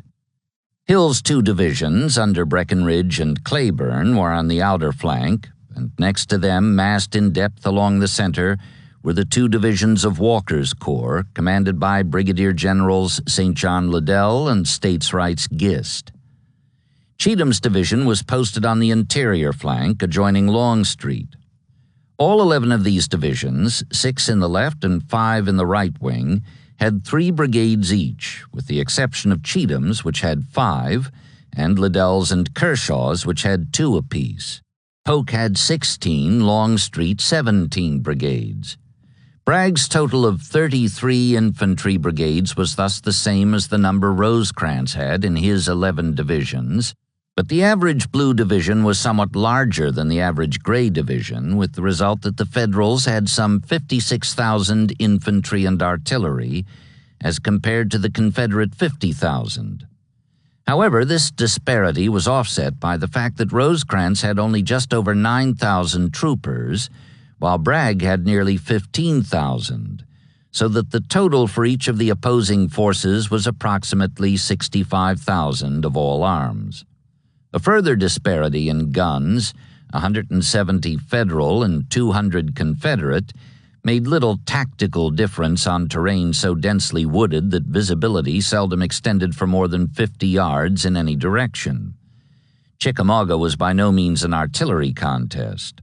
On the other hand, Rosecrans had the decided advantage of commanding an army he had trained and fought as a unit for nearly a year now, whereas a good third of Bragg's had joined him during the past few weeks, including 5 brigades that had arrived in the past 2 days, and a wing commander who had never seen the field by daylight until dawn of the second day of battle. Already the effect of this had seemed likely to prove fatal. To judge from the poor showing the Confederates had made in failing to spring the trap on Thomas 9 days ago in McLemore's Cove, and then again on Crittenden 2 days later at Lee and Gordon's Mill, both as a result of breakdowns along the unfamiliar chain of command, the evident inability of Bragg's subordinates to work in harmony, either with him or with each other in the execution of carefully laid plans, certainly did not promise well for the outcome of future confrontations, which were unlikely to afford them any such lopsided numerical and tactical advantages as they had twice neglected. Bragg was so put out by this turn of events that he fell back on Lafayette and sulked for 3 whole days, during which time Rosecrans, thoroughly alarmed though unmolested, got his 3 divergent columns approximately back together and brought his reserve corps forward from Stevenson to Rossville. Crittenden remained at the foot of Missionary Ridge near Lee and Gordon's Mill, and Thomas shifted to Pond Spring midway between Crittenden and his own former post at Stevens Gap, while McCook made a long march northward in rear of Lookout Mountain to take up the position Thomas had just vacated. By sundown, September 17th, all this had been accomplished. Granger, Crittenden, Thomas, and McCook had their corps respectively in bivouac near Rossville Gap, Lee and Gordon's Mill, Pond Spring, and Stevens Gap, each within about 6 miles of the next one up or down the line that more or less followed the course of Chickamauga Creek, just east of Missionary Ridge. Rosecrans could draw his first easy breath since his discovery 4 days back that the rebels, far from fleeing in fear and disorder as they had encouraged him to believe, had been intent on destroying his divided army. He would have breathed less easily, however, if he had known what his opponent was planning and had in fact begun to do that day by way of accomplishing his further discomfiture. Encouraged by word that Longstreet was close at hand with reinforcements from Virginia, Bragg had emerged Achilles-like from his sulk and put his troops in motion, once more with Old Rosie's destruction as his goal. Marching north from Lafayette that morning, he massed his army before nightfall on the east side of Chickamauga Creek, his left at Glass's Mill, a mile above, that is, south of, Lee and Gordon's, and his right near Reed's Bridge, 5 miles downstream. Polk advised a rapid march on Rossville Gap, the seizure of which would cut the Federals off from their new base at Chattanooga and thus oblige them to attack the Confederates in a position selected in advance. But Bragg had something more ambitious in mind, involving the cul-de-sac in which Thomas had nearly come to grief a week ago tomorrow. According to orders written late that night and issued before daylight, Polk would demonstrate on the left, fixing Crittenden in position, while Buckner and Walker, supported by Hood, who was scheduled to arrive in the course of the day, crossed by fords and bridges well below with instructions to sweep up the Chickamauga toward Lee and Gordon's mill. As they approached that point, Polk was to force a crossing and assist in driving the outflanked Bluecoats southward into McLemore's Cove for another try at the meat grinder operation. Wheeler's horsemen would plug the gaps in Pigeon Mountain, preventing a breakout, and Forrest's would guard the outer flank of the two corps, 3 if Hood arrived in time, charged with executing the gate-like swing that was designed to throw Crittenden into retreat by bringing them down hard on his flank and rear. Meanwhile, opposite Glass's mill, Hill would hold the pivot and stand ready to strike at any reinforcements from Thomas, moving north from Pond Spring toward the mouth of the cove, and pack them back into the grinder. The attack was to open in the far right at Reed's Bridge, and the jump-off hour was set for sunrise. Remembering what had happened near here a week ago when a similar maneuver was attempted on a smaller scale, Bragg closed his field order with an admonition. The above movements will be executed with the utmost promptness, vigor, and persistence. Perhaps after all that had gone wrong before, this was more an expression of hope than an expectation. At any rate, he was sorely disappointed. Already nervous about his left, "It is of utmost importance that you close down this way to cover our left flank," he had wired Burnside yesterday, adding, though in vain as it turned out, "I want all the help we can get promptly." Rosecrans had taken alarm at sundown reports from scouts that there were rebels on the march in large numbers in the woods across the creek, and he had begun accordingly to sidle his army northward in the darkness. Moving Crittenden beyond Lee and Gordon's to cover the Chattanooga-Lafayette road, he advanced Thomas to Crawfish Springs, a hamlet just in rear of Glass's mill, and McCook to the position Thomas had vacated at Pond Spring. By sunrise, as a result of these 3 shifts, his 4 corps, Granger had stayed put at Rossville Gap, were not only more tightly concentrated, the intervals between them having been reduced by half or better, but his left was also about 2 miles north of where it had been at sunset, when the Southern commander made his calculations for an attack which thus was based on faulty or outdated information as to the Blue dispositions. Then, too, despite the closing admonition, there was the habitual lack of promptness in the movement of the various gray columns, plus what Bragg later referred to, rather charitably, as the difficulties arising from the bad and narrow country roads, not to mention the stinging opposition of Federal mounted units with their rapid-fire weapons. In any event, though crossings were effected late in the day by Hood, who arrived with his 3 brigades about 4 o'clock, and Walker, Buckner, Polk, and Hill were still on the east side of the creek at nightfall, with 6 of the 10 divisions now on the field. Buckner crossed in the darkness, as did one of Polk's divisions, so that by daylight, September 19th, Bragg had all of his infantry on the west bank except Hindman's division and the 2 with Hill. He had scarcely accomplished a fraction of all he intended today, but at any rate he was at last in a position to launch the turning movement he had designed 2 nights ago. Or so he thought, still basing his calculations on a belief that the Union left was at Lee and Gordon's mill.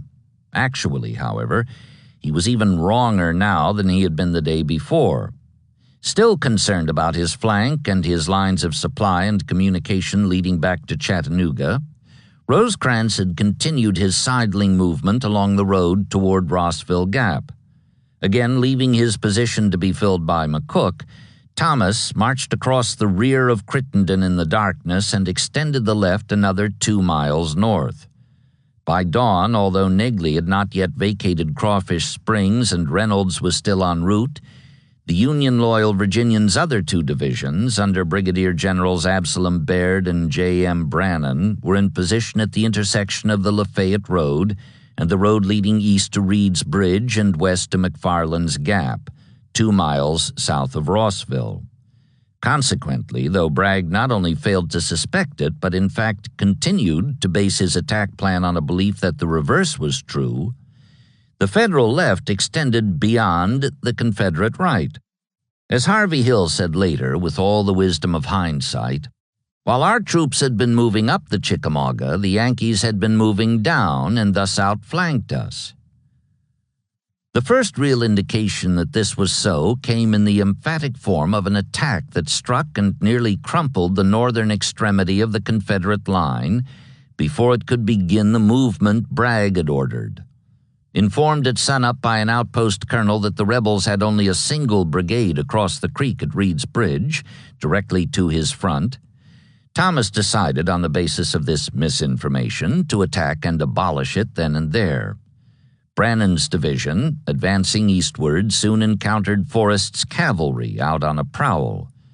Dismounting his troopers, Forrest skirmished briskly to delay the Bluecoats while Walker was sending Gist to his assistance. Surprised and thrown into sudden retreat when the Gray infantry struck, Brannan managed to rally on Baird, sent forward by Thomas to bolster the line, but not for long. Walker threw Liddell into the conflict alongside Gist, and the two of them, with Forrest still tearing at the blue flank, drove the Federals back on their line of departure 1 mile east of the Lafayette Road. Finding himself with a good deal more of a fight on his hands than he had expected, Thomas by now had called for reinforcements, and Rosecrans, still concerned about his left, responded promptly by sending Palmer of Crittenden's corps and Johnson of McCook's. The latter got there first and went in hard, stemming the near rout that had developed. Once more the line of battle swayed indecisively until the weight of numbers told. Then the Graybacks began to give ground until they in turn were reinforced by 2 brigades from Cheatham, and the balance was restored. That was the pattern here and elsewhere along the 4-mile line today. Always, the weight of numbers decided the issue at every point in what was patently a battle not of generals but of soldiers. All this talk about generalship displayed on either side is sheer nonsense, Wilder declared long afterwards, looking back on the Chickamauga nightmare.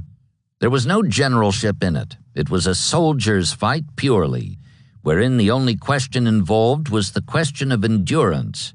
The two armies came together like 2 wild beasts, and each fought as long as it could stand up in a knock-down and drag-out encounter.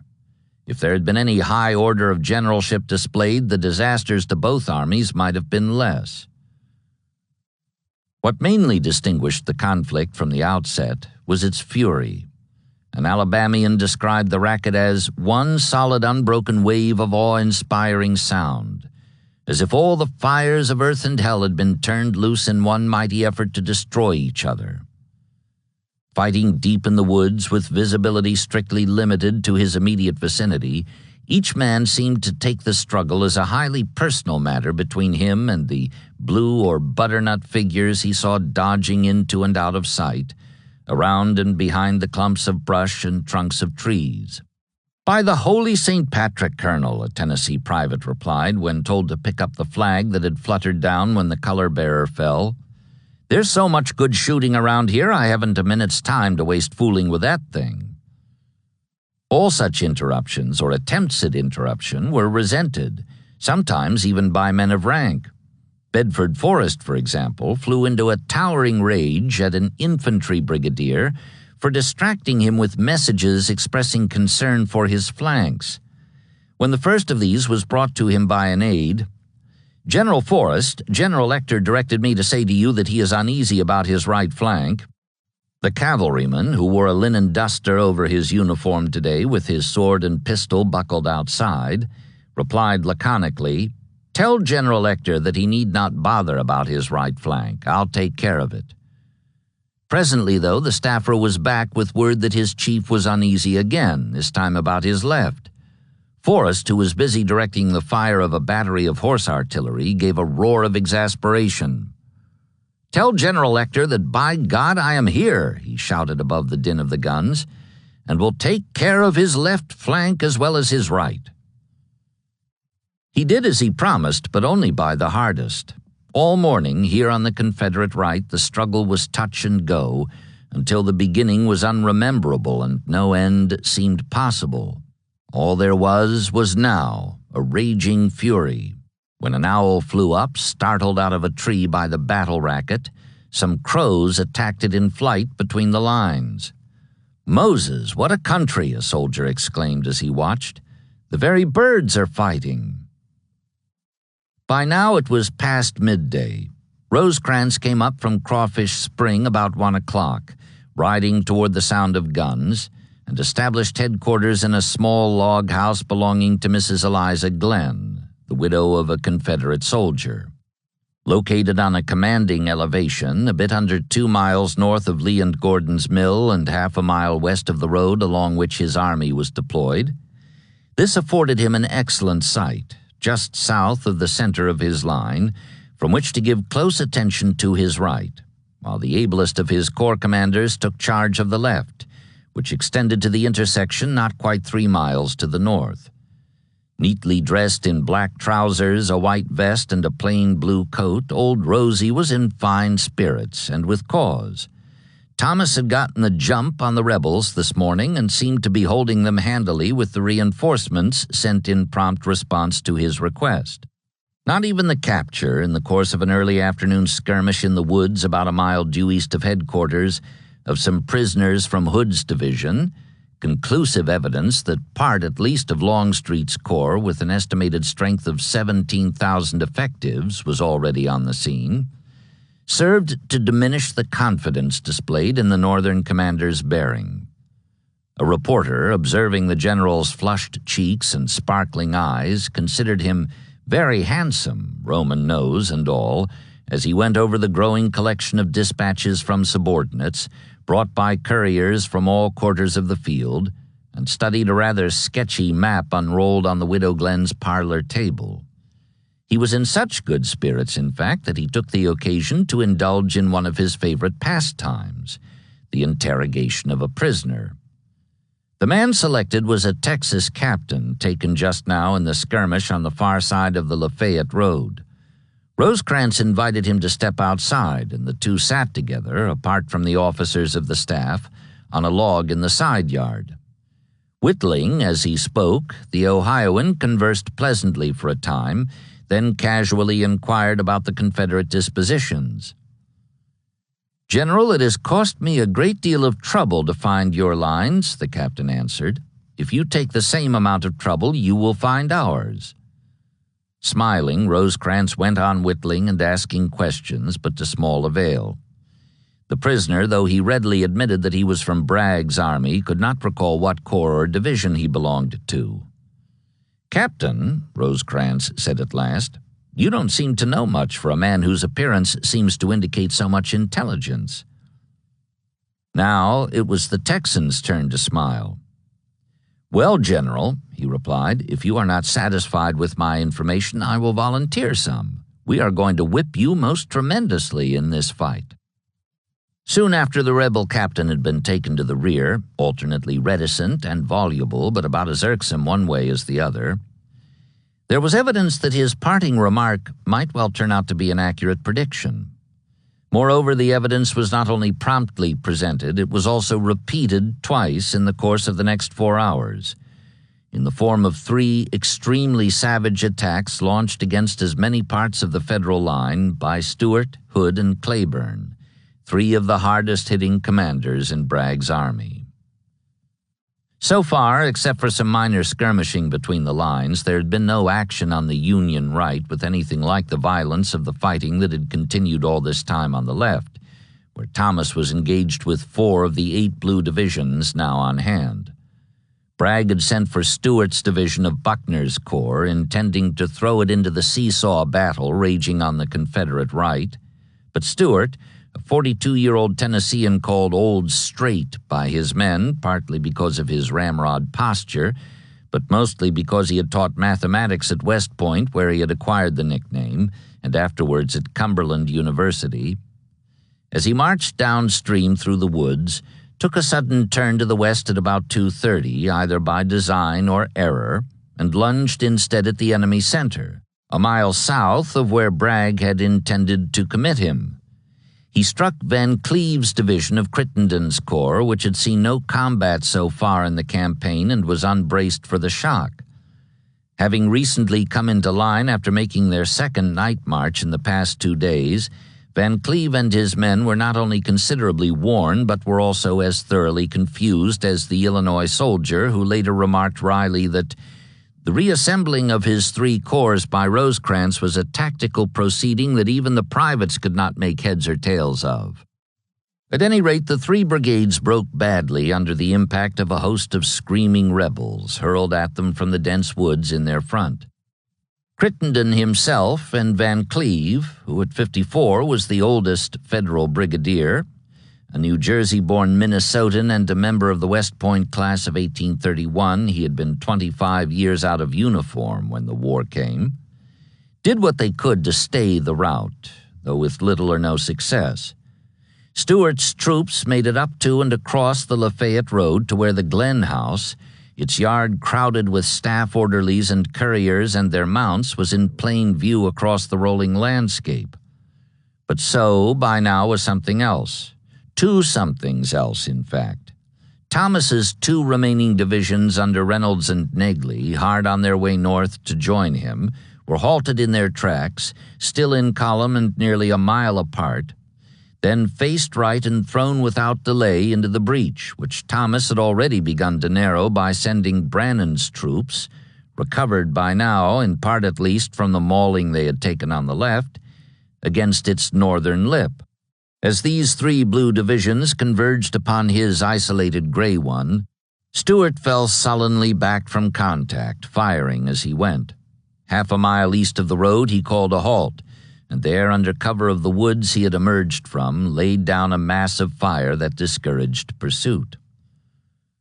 Hood was in position on the left of Stuart, due west of Alexander's Bridge. At the height of the uproar to his right front, though he was without orders, he put his 2 divisions in line abreast, Johnson on the left of Law, and started them forward at about 4 o'clock, by which time the racket up ahead had begun to subside. Tramping westward through the woods and brush, the Texas Brigade on the far right went past one of Stuart's Tennessee regiments, which had just returned, blown and bloody from its brief penetration of the Union line. "Rise up, Tennesseans," one of the advancing soldiers called, "and see the Texans go in." Too weary to reply, let alone stand, Stuart's fought-out infantry lay there panting and watching as Hood's men swept past them. First the skirmishers, then the solid ranks of the main body, the pride of the Army of Northern Virginia, Lee's hard hitters, who had shattered many a Yankee line from Gaines' Mill to the Devil's Den. Holding their attack formation as best they could in the heavy woods, these stalwarts broke into the clear near the Lafayette Road, a mile south of where Stuart had crossed it an hour ago, and went with a shout for a blue division drawn up to receive them on the west side of the road, apparently without supports on either flank.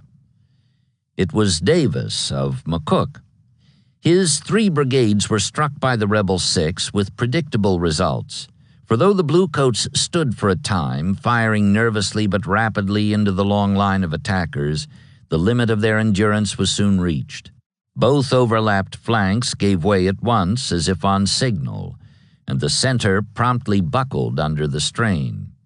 Once more, however, as the unstrung Federals fled westward and the Confederates pursued them to within plain view of the Widow Glens, yelling for all they were worth, a pair of blue divisions, the last 2 of the 10 that would reach the field today, arrived most opportunely from the south with all the patness of the cavalry in light fiction. Wood's division of Crittenden's corps was in the lead, coming down from Lee and Gordon's Mill, and now it was the rebels who were outflanked. Johnson had to call a halt to meet the menace to his left, as did Law beyond him on the right. Davis rallied and led his fugitives back into the fight at about the same time Sheridan's division arrived from Crawfish Springs to tip the balance in favor of the Union. Halted, Johnson had to yield to this new pressure, and Law was obliged to conform. especially when Wilder's Lightning Brigade, still detached from Reynolds and held by Rosecrans in reserve for such emergencies, added the weight of its multi-shot carbines to the fray. The two butternut divisions fell back to the east side of the road, which then became and remained the dividing line between the Confederate left and the Federal right. Sheridan, in accordance with his instinct for aggression, tried to press matters with a charge but was repulsed, and Hood settled into a new line about a mile in advance of his old one. On the right, as the men of the Texas Brigade retired through the woods, badly cut up by Wilder's rapid-fire weapons in the final stage of their withdrawal, they came back to where they had called on Stuart's blown and bloody Tennesseans to rise up and see the Texans go in. The regiment was still there, fairly well rested from its exertions, and one of its members did not neglect the opportunity thus afforded. "Rise up, Tennesseans," he called, "and see the Texans come out." By now it was sunset, and the third in this sequence of savage attacks was about to be launched at the far end of the line. Summoned for one more go at the Federal left, where the fighting had slacked as if by common consent, though the issue was still in doubt, Cleburne left his position opposite Lee and Gordon's at about the time Stuart's drive on the enemy center was being repulsed, and Hood's was getting started against the right. Fording the Chickamauga well above Alexander's Bridge, the use of which would have delayed their march, his men found the spring-fed water icy cold and armpit deep. Wet and chilled, they continued northward through the woods for another 4 miles to reach their jump-off position just after sundown. Across the way, Thomas now had 5 divisions, Reynolds having come on to join him, while Nagley stayed behind to plug the gap created when Van Cleve was driven rearward. Old Pap, as the solidly built Virginians' soldiers like to call him, had seen to it that Baird and Johnson, who were posted at the extremity of his line, were braced for the assault he was convinced would be renewed before the day was over, while Palmer, Reynolds, and Brannan, who continued his line southward in that order, were warned to be ready to lend a hand. When the sun went down behind Missionary Ridge and no new attack had developed, they began to tell each other he was wrong, until Cleburne exploded out of the darkling woods directly in front of Baird and Johnson, and proved him emphatically right. The 3 gray brigades were in line abreast, covering more than a mile from flank to flank, with Cheatham in close support. Though little could be seen in the gathering darkness, the immediate impression was one of absolute chaos, as Cleburne's 5,000 screaming men bore down on roughly twice that many defenders in the 2 blue divisions in their path. They charged with a clatter of musketry so tremendous that they seemed to be trying to make up for the disparity in numbers by the rapidity of their fire. That was, in fact, the case. Cleburne placed great stock in fast, well-aimed fire, and had drilled his troops relentlessly in rifle tactics, in and out of normal work hours, with just the present effect in mind. An Indiana captain later recorded that the advancing graybacks were loading and firing in a manner that I believe was never surpassed on any battlefield during the rebellion. And Cleburne himself declared soon afterwards that, for half an hour, the firing was the heaviest I ever heard. This time there was no last-minute outside help. Unlike Crittenden and McCook, Thomas had to fight with what he had when he was hit. After all, however, what he had was half the army, and though he lost a pair of guns, 3 stands of colors, some 400 captured men, and nearly a mile of ground on his outer flank, it was enough to stave off disaster.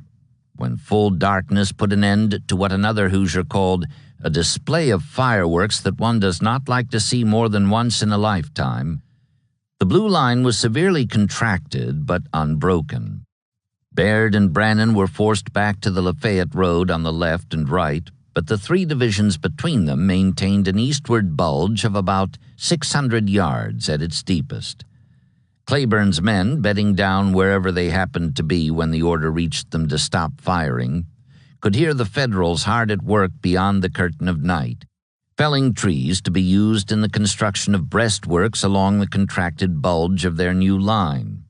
Shivering in their still wet clothes, for the night was unseasonably cold for September, the listening Confederates knew only too well that they would have to try to overrun those breastworks in the morning.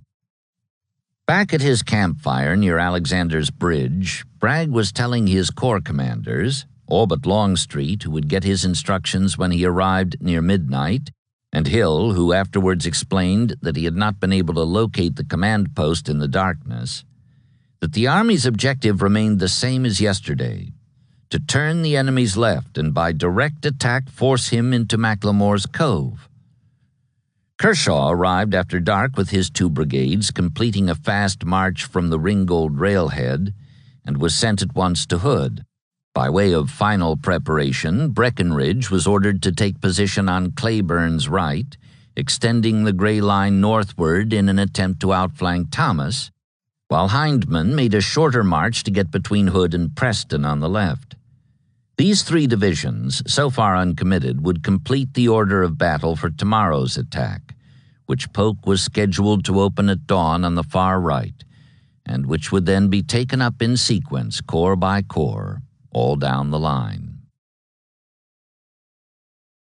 Hill would later refer caustically to the disjointed sequence of attacks in which he himself had taken no part except to detach one of his divisions as the sparring of the amateur boxer, not the crushing blows of the trained pugilist, and Bragg in turn would describe the action so far as nothing more than severe skirmishing engaged in by his various corps and division commanders, for the most part on their own, while endeavoring to get into line of battle. But no one knew better than Rosecrans, across the way in the Widow Glen's lamp-lighted parlor, how near a thing it had been for him at times. In addition to the day-long pounding his left had managed to absorb, including the blood-curdling twilight assault by what sounded like tens of thousands of fiends equipped with the latest style rapid-fire weapons, 2 rebel penetrations, one of his center and one of his right, had surged to within plain view of Army headquarters, and of these the second had come so close that he and members of his staff had to shout at one another in order to be heard above the din. Some measure of his mounting concern could be seen in a series of telegrams sent to the War Department in the course of the day by Charles Dana, who had arrived from Vicksburg the week before to continue his services as a behind-the-scenes observer for Stanton. "Rosecrans has everything ready to grind up Bragg's flank," he reported from Crawfish Springs that morning, and at 1 p.m. he followed this up, or rather, he failed to follow it up, with a somewhat less encouraging, or at any rate less emphatic message, sent as he left for the scene of the fighting 3 miles north. "Everything is going well, but the full proportions of the conflict are not yet developed." By 2:30, the telegraph line had been extended to the Glenn house, and Dana kept the operator busy. "Fight continues to rage," he wired. "Decisive victory seems assured." At 3:20, he passed along a report from Thomas that he is driving rebels and will force them into Chickamauga tonight. Though the center was being assailed by then and the right was about to be, Dana was not fazed. "Everything is prosperous. Sheridan is coming up," he announced at 4 o'clock. A near commitment at 4:30 as to the outcome. "I do not yet dare to say our victory is complete, but it seems certain," was modified in the dispatch that followed at 5:20. "Now appears to be undecided contest, but later reports will enable us to understand more clearly." So it went. So it had gone all day. Despite his show of heartiness, what he mainly communicated was his confusion in attempting to follow a battle which, as he said, was fought altogether in a thick forest, invisible to outsiders. In that sense, even the Army commander was an outsider. Except for a rearward trickle of reports, most of them about as disconcerted as Dana's to Stanton, no one at headquarters could do much more than guess at what was happening in the smoky woods beyond the Lafayette Road. Rosecrans tried for a time, with the help of Mrs. Glenn, to follow the progress of the fight by ear. She would make a guess when a gun was heard that it was nigh out about Reed's Bridge or about a mile forninst John Kelly's house, and he would try to match this information with the place names on the map. But it was a far from satisfactory procedure for a variety of reasons. The map was a poor one in the first place, and after a while the roar was practically continuous all along the front. A reporter thought he had never witnessed anything so ridiculous as this scene between old Rosie and the widow. Presently, when Stuart's men broke through the Federal center, she had to be removed to a place of greater safety, but Rosecrans, fairly quivering with excitement, continued to pace back and forth, rubbing his palms rapidly together as the sound of firing swelled and quickened. "Ah, there goes Brannan," he exclaimed with obvious satisfaction. He might have been right. Besides, the noise was about all he had to go on. But it did not seem to the reporter that the general understood the situation any better than the departed countrywoman had done. Still, he kept pacing and exclaiming, perhaps in an attempt to ease the tension on his nerves and keep his spirits up. "Ah, there goes Brannan," he would say, or "That's Nagley going in." Out on the line, when darkness finally put an end to the long day's fighting, the troops had a hard time of it. "How we suffered that night no one knows," a veteran was to recall. "Water could not be found. The rebels had possession of the Chickamauga, and we had to do without. Few of us had blankets, and the night was very cold. All looked with anxiety for the coming of the dawn, for although we had given the enemy a rough handling, he had certainly used us very hard." Under such conditions, despite much loss of sleep both nights before, work on the construction of breastworks was welcome as a means of keeping warm, as well as a diversion from thoughts of tomorrow. For Rosecrans, however, there could be no release from the latter. It was his job. He could take pride in the fact that his line, though obliged to yield an average mile of ground throughout its length today, was not only intact but was also considerably shorter than it had been when this morning's contest opened. Then, too, word had come that Halleck at last was doing all he could to speed reinforcements to North Georgia. Urgent appeals had gone from Washington to Burnside and Grant at Knoxville and in Mississippi, directing them to send troops to Chattanooga in all haste, and similar messages had been dispatched to Hurlbut at Memphis, Schofield in Missouri, and John Pope in far-off Minnesota. It was a comfort to Rosecrans to know that in time there would be these supports to fall back on. Meanwhile, though, he had to fight with what he had on hand, and he was by no means sure that this would be enough, since prisoners had been taken from no less than a dozen regiments known to have arrived just yesterday from Virginia. How many others had come or were arriving tonight he did not know, for the captives were nearly as close-mouthed under interrogation as the Texas captain had been this afternoon. But intelligence officers had little trouble identifying these Virginians by their standard gray uniforms, which were in natty contrast to the go-as-you-please garments worn in the Western armies. Occasionally, too, a scrap of information could be extracted by goading the prisoners into anger. "How does Longstreet like the Western Yankees?" one was asked in a mocking tone, and he replied with a growl, "You'll get enough of Longstreet before tomorrow night." This might be nothing more than wishful rebel thinking. On the other hand, it might be an informed and accurate prediction. At any rate, whichever it was, Rosecrans decided, as he had done under similar circumstances on New Year's Eve almost 9 months ago, that he would do well to call a council of war for the triple purpose of briefing his principal subordinates on the overall situation, of obtaining their recommendations as to a proper course of action, and of enabling him at some later date to shift at least a share of the blame in event of a defeat. Besides, he had a natural fondness for conference discussions, especially late-at-night ones, whether the subject was strategy or religion. The council accordingly convened at headquarters at 11 o'clock that evening. Most of those present, including the 3 corps commanders, had attended the conference held at the close of the first day's fighting in the last great battle. The difference was in the staff.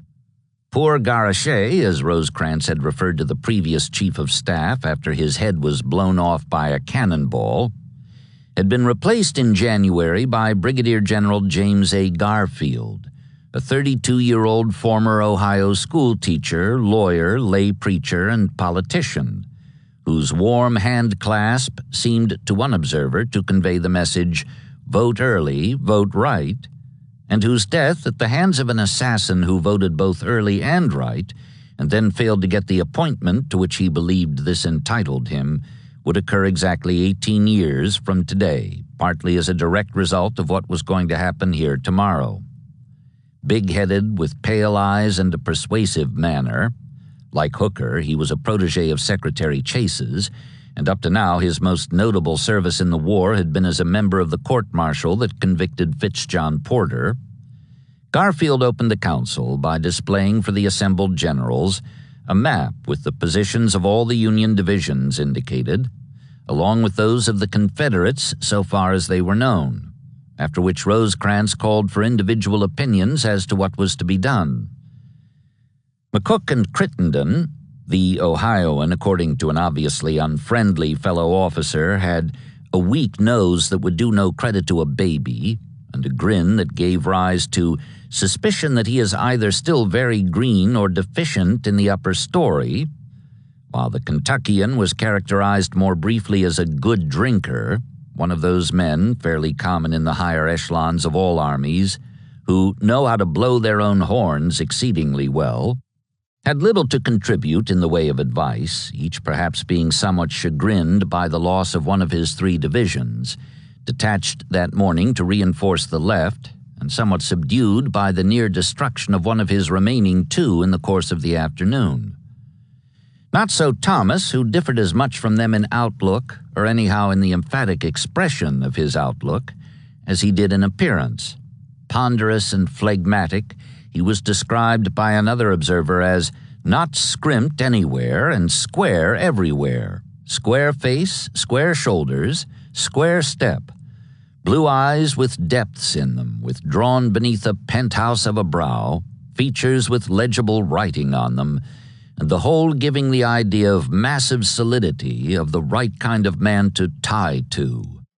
Though he slept through much of the conference, not only because it was his custom, he had done the same at Stone's River, but also because he had spent the last 2 nights on the march and most of today under heavy attack, he repeated the same words whenever he was called on for a tactical opinion. "I would strengthen the left." But when Rosecrans replied, as he did each time, "Where are we going to take it from?" there was no answer. Thomas would be back asleep by then, propped upright in his chair. At the council held 9 months ago in the rain-lashed cabin beside the Nashville Pike, the discussion had centered mainly on whether the army should retreat. But here tonight, in the small log house on the field of Chickamauga, the word was used only in connection with the rebels. The decision, committed to paper for distribution as soon as it was reached, was that the Federals would hold their ground. Unless Bragg withdrew under cover of darkness, there was some conjecture that he might, though it was based more on hope than on tangible evidence, of which there was not a shred that indicated a change in his clear intention to destroy them. They would offer him battle tomorrow on the same terms as today. At this late hour, in point of fact, that seemed not only the bravest but also the safest thing to do, considering the risk a retreating army would run of being caught, trains and all, strung out on the roads leading back through Rossville and McFarland's Gaps to Chattanooga, which was a good 10 miles from the Widow Glens.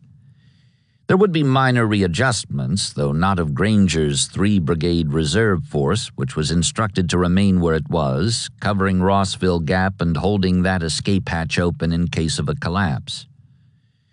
To lessen the chances of this last, which would be most likely to occur as a result of a rebel breakthrough, Rosecrans directed that his 10-division line of battle along the Lafayette Road was to be strengthened by further contraction.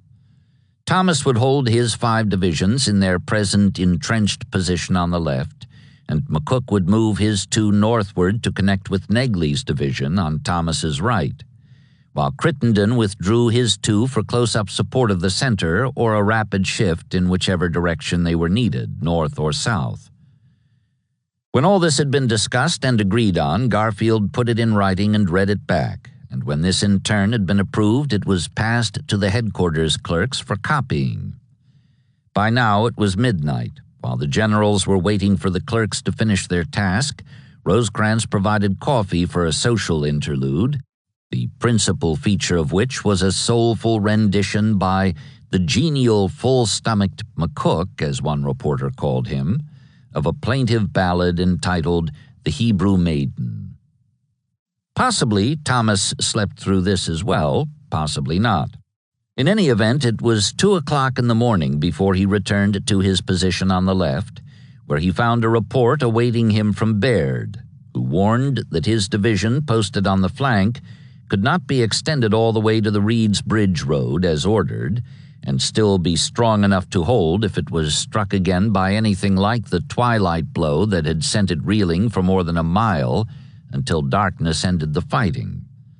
Thomas made a quick inspection by moonlight and arrived at the same conclusion, then sent a message back to headquarters explaining the trouble and requesting that Negley, who had been halted and thrown in to shore up the crumbling center while on his way to the left that afternoon, be ordered to resume his northward march and rejoin his proper corps, the critical outer flank of which was in danger of being crushed for lack of support or turned for lack of troops to extend it.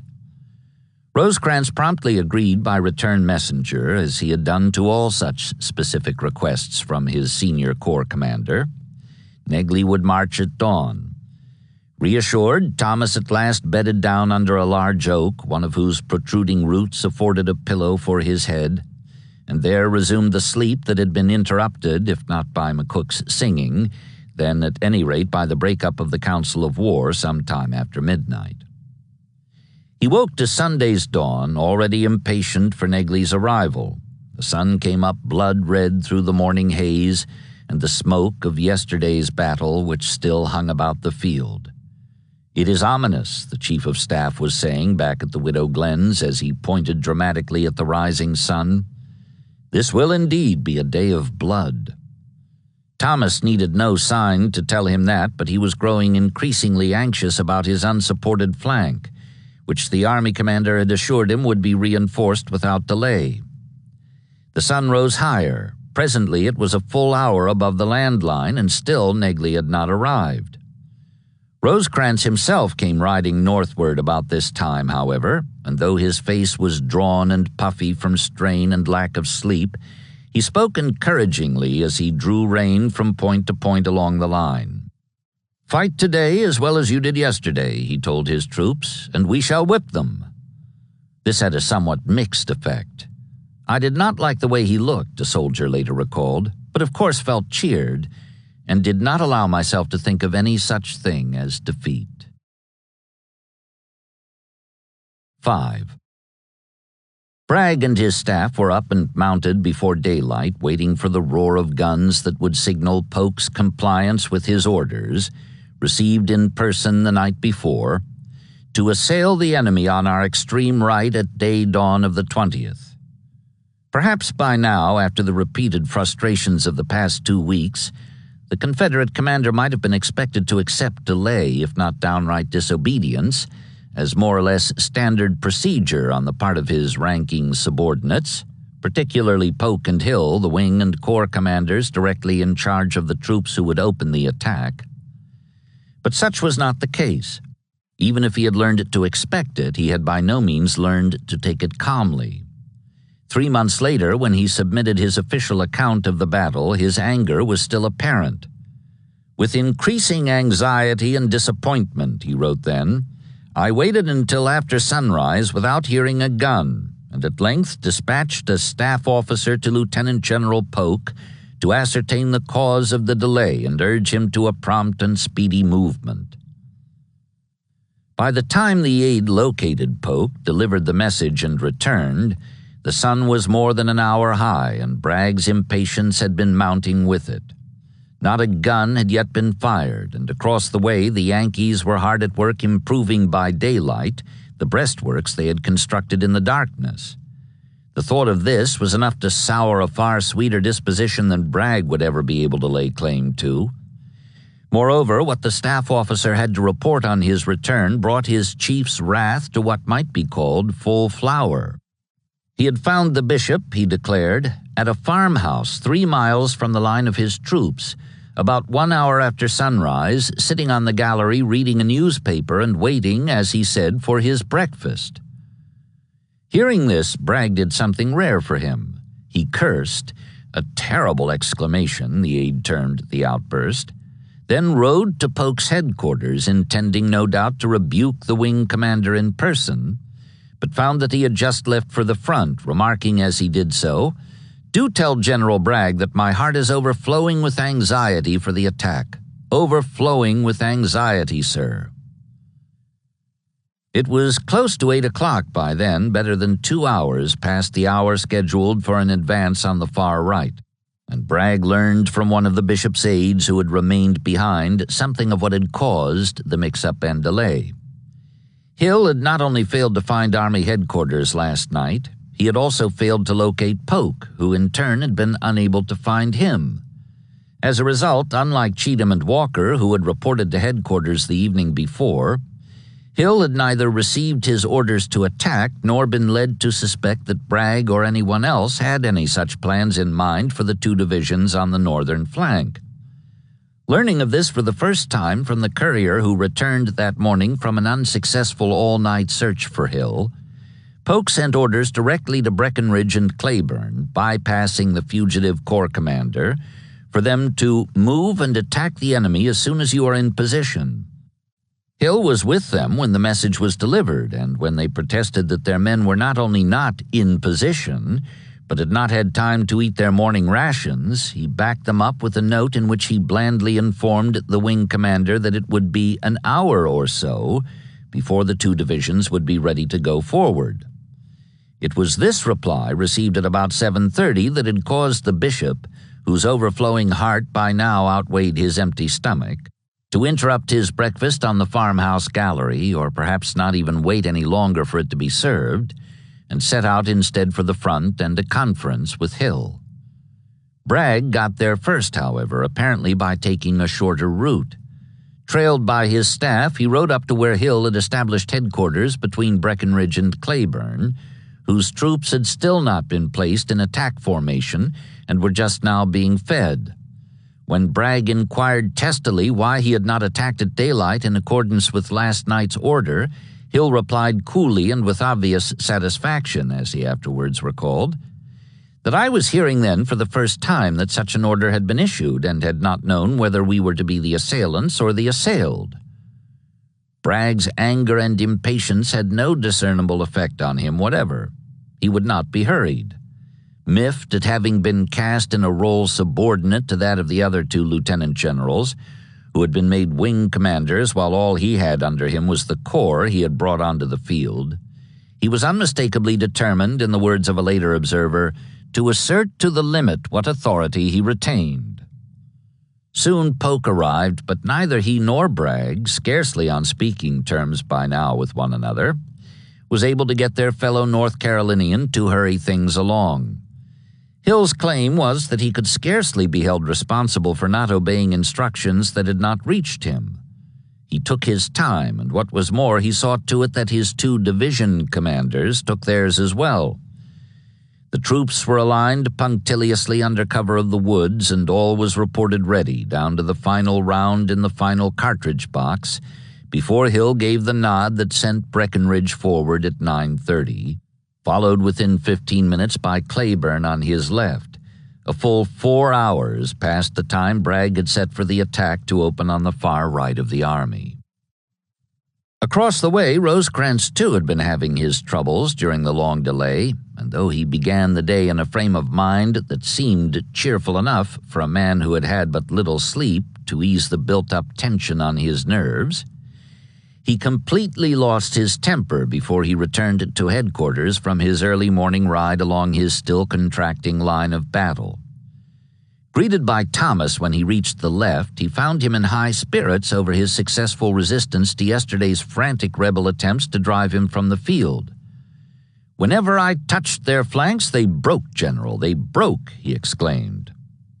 In point of fact, as the long silence continued on through sunrise and beyond, it had become increasingly apparent that they had learned their lesson. They seemed to want no more of it today. Still, it was strange to see the phlegmatic Virginian display such exuberance, even though it lasted only until he spotted a newsman riding with the staff, whereupon he flushed and withdrew at once into the habitual reserve which he used as a shield between himself and such people. He spoke instead of possible danger to his left. Scouts had reported that the Confederates, out beyond the screening woods and thickets, were continuing to shift in that direction. "You must move up, too, as fast as they do," Rosecrans told him. Thomas agreed, but he also pointed out that this required more troops. There was the rub. Negley had not arrived. Rosecrans assured him that Negley was on the way by now, for he himself had seen to it in the course of his ride north along the line. Thomas was relieved to hear this, though he repeated that he would not consider his flank secure until reinforcements got there to extend and shore it up. But when the Union commander rode back south, retracing his steps but not stopping now for speeches, he found to his chagrin that the reinforcements he had just assured Thomas were already on their way had not budged from their position in the center, where he had left them an hour ago with orders to march north. However, Negley had an excellent reason for his apparent insubordination. McCook still had not closed the gap created by Crittenden's withdrawal in compliance with last night's instructions, so that if Negley had pulled out in turn as ordered, he would have left a mile-wide hole in the Federal center, which plainly, at a time when an all-out rebel assault was expected at any minute almost anywhere along the front, would not do. Nettled, as well he might be, for the sun was 2 hours high by now, Rosecrans hurried rearward and told Crittenden to return Wood's division to the line in place of Negley's, which then could be released to join Thomas 2 miles away on the unshored northern flank. Next, he rode south in search of McCook, whose slowness was at the root of the present trouble. Finding him, he stressed the need for haste and an early end to the grumbling confusion into which his 2 divisions had been thrown by a renewal of their sidling movement toward the left.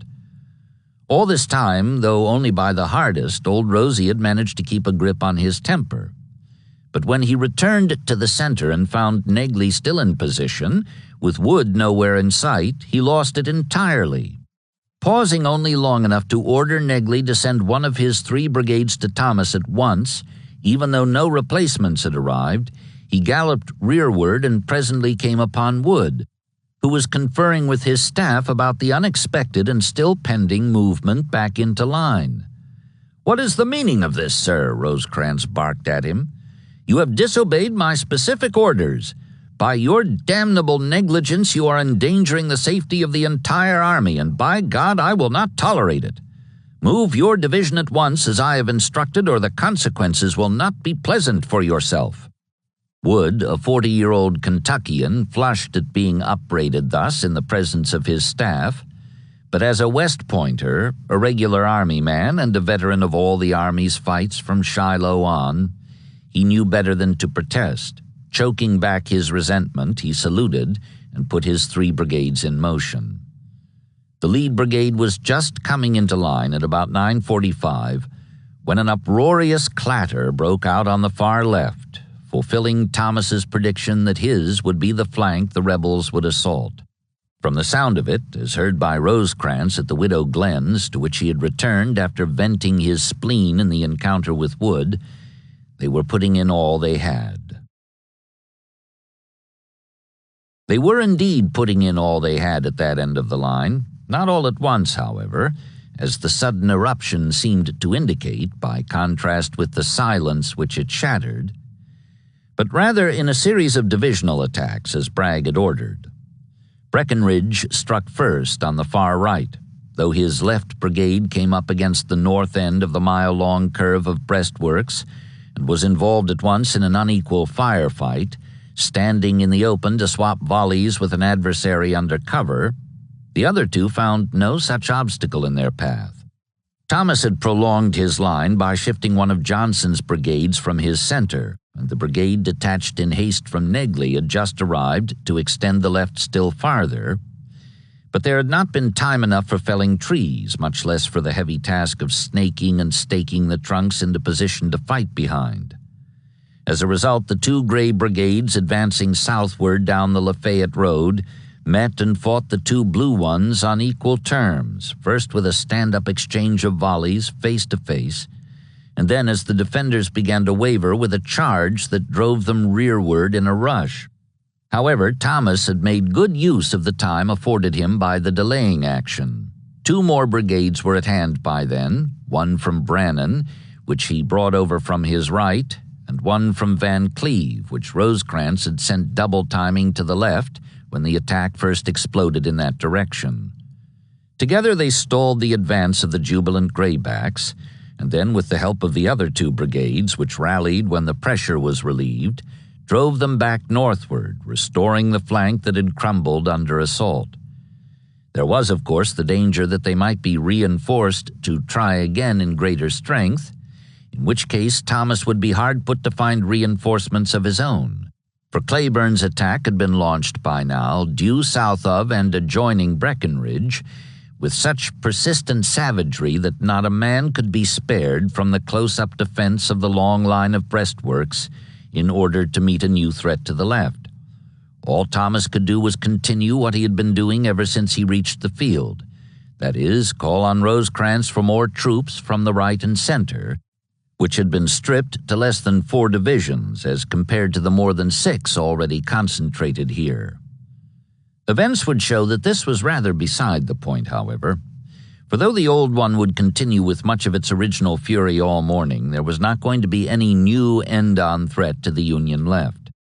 Bragg had called for a definite series of attacks, beginning on his far right and continuing in sequence down the full length of his line, and neither Polk nor Hill, if indeed they were even aware of the Chancellorsville-like opportunity, which apparently they were not, was in any frame of mind to make suggestions, let alone appeals, to a commander who was already in a towering rage because his instructions had not been followed to the letter. Instead, they continued to hammer unrelentingly at the long southward curve of enemy breastworks, encouraged from time to time by reports such as one sent back by Brigadier General Lucius Polk, the bishop's 30-year-old nephew, whose brigade of Cleburne's division smashed through the Federal outpost works just in front of the center of the bulge and drove the blue pickets back on their main line of resistance. Elated, he turned in mid-career to an officer on his staff. "Go back and tell the old general," he said, meaning his uncle, "that we have passed 2 lines of breastworks, that we have got them on the jump, and I am sure of carrying the main line." By the time this reached the wing commander, who was conferring with Cheatham, the brigade had been repulsed. But that was no part of the report, and Polk was as elated by the message as his nephew had been when he gave it to the aide. "General," he told Cheatham, "move your division and attack at once." The Tennessean, who had massed his 5 brigades in anticipation of the order, was prompt to comply. "Forward, boys, and give them hell," he shouted, much as he had done 9 months ago at Murfreesboro, and the bishop approved now, as he had then, of the spirit, if not of the words, his friend had chosen to express it. "Do as General Cheatham says, boys," he called after the troops as they moved out. But Cheatham had no greater success than Hill had had before him. His men went up to within easy range of the breastworks, which seemed to burst into flame at their approach, then recoiled, all in one quick involuntary movement like that of a hand testing the heat of a still-hot piece of metal. Walker's 2 divisions, held in reserve till then, had much the same reaction when they were committed at about 10:45, shortly after Cheatham had been repulsed. By now the entire right wing was engaged, including Forrest's dismounted horsemen, who went in with Breckinridge. "What infantry is that?" Hill asked in the course of a tour of inspection on the right. He had never seen troops like these in the East. "Forrest's cavalry," he was told. Presently, when Forrest himself came riding back to meet him, the North Carolinian removed his hat in salutation. "General Forrest," he said, "I wish to congratulate you and those brave men moving across that field like veteran infantry upon their magnificent behavior. In Virginia, I made myself extremely unpopular with the cavalry because I said that so far I had not seen a dead man with spurs on. No one could speak disparagingly of such troops as yours." Whether the Tennessean blushed at this high praise could not be told, for in battle his face always took on the color of heated bronze. "Thank you, General," he replied, then wheeled his horse and with a wave of his hand galloped back into the thick of the fight that had excited Hill's admiration. At no one point along the Confederate right had the issue been pressed to its extremity by the mass commitment of reserves to achieve a breakthrough. Rather, the pressure had been equally heavy on all points at once, as if what Bragg intended to accomplish was not so much a penetration as a cataclysm, a total collapse of the whole Union left, like that of a dam giving way to an unbearable weight of water. This was, in fact, what he was after, and at times it seemed to some among the defenders that he was about to get it. The assaults were repeated with an impetuosity that threatened to overwhelm us, according to John Palmer, whose division was on loan to Thomas from Crittenden. Except on the extended flank, however, where there had been no time to throw up breastworks, casualties had been comparatively light for the Federals, who were protected by the stout log barricade they had constructed overnight and improved during the 4 daylight hours which Hill's delay had afforded them this morning. It was not so for the attackers. Their losses had been heavy everywhere. "The Rebs charged in 3 distinct lines," an Ohio captain wrote, "but each time they charged they were driven back with fearfully decimated ranks." Some measure of the truth of this was shown in the loss of those who led the frantic charges. Breckinridge, Claiborne, and Gist each had a brigade commander killed or mortally wounded in the course of this 1 hour. Brigadier Generals Ben Hardin Helm, who had married Mary Lincoln's youngest sister and recently succeeded to command of the Orphan Brigade, and James Deschler, who had been exchanged, promoted, and transferred east after his discomfiture by Sherman at Arkansas Post, and Colonel Peyton Colquitt, who had taken over Gist's brigade when that general was put in charge of the division Walker brought from Mississippi. Moreover, another of Breckinridge's brigadiers, Daniel W. Adams, an accident-prone or perhaps merely unlucky Kentucky-born Louisianan who had lost an eye at Shiloh and had been severely wounded again at Murfreesboro, was shot from his horse and captured when the attack that crumpled the Union flank was repulsed by reinforcements whose arrival was unmatched by any of his own. It had gone that way, with varying degrees of success, but nowhere with complete success, all along the front of the Confederate right wing. Still, with the evidence of the casualty lists before him, Bragg could scarcely complain of any lack of determination in the fighting, no matter how disappointed he was at the outcome so far of his attempt to smash Old Rosie's left as a prologue to rolling up his entire line and packing it southward into McLemore's Cove for destruction. By 11 o'clock, all 5 of Polk's divisions had been committed. Now Longstreet's turn had come. Bragg passed the word for Stuart to go in, and in he went, driving hard for the enemy breastworks at the point where they curved back to the Lafayette Road, immediately opposite his position on the right of the Confederate left wing. There Reynolds was posted, with Brannan on his right, one east and the other west of the road, the latter having pulled his division back about 100 yards in order to take advantage of the cover afforded by some heavy woods in rear of a cleared field, which would have been much harder to defend. Stuart hit them both, attacking with all the fury of yesterday, when he had shattered the blue line half a mile to the south and penetrated to within sight of the Widow Glenn's before he was expelled. Today, though, there were breastworks all along the front, and he achieved nothing like his previous success. He was, in fact, flung back before he made contact, just as most of Polk's attackers had been, and had to be content, like them, with laying down a mass of fire that seemed to have little effect on the defenders beyond obliging them to keep their heads down between shots.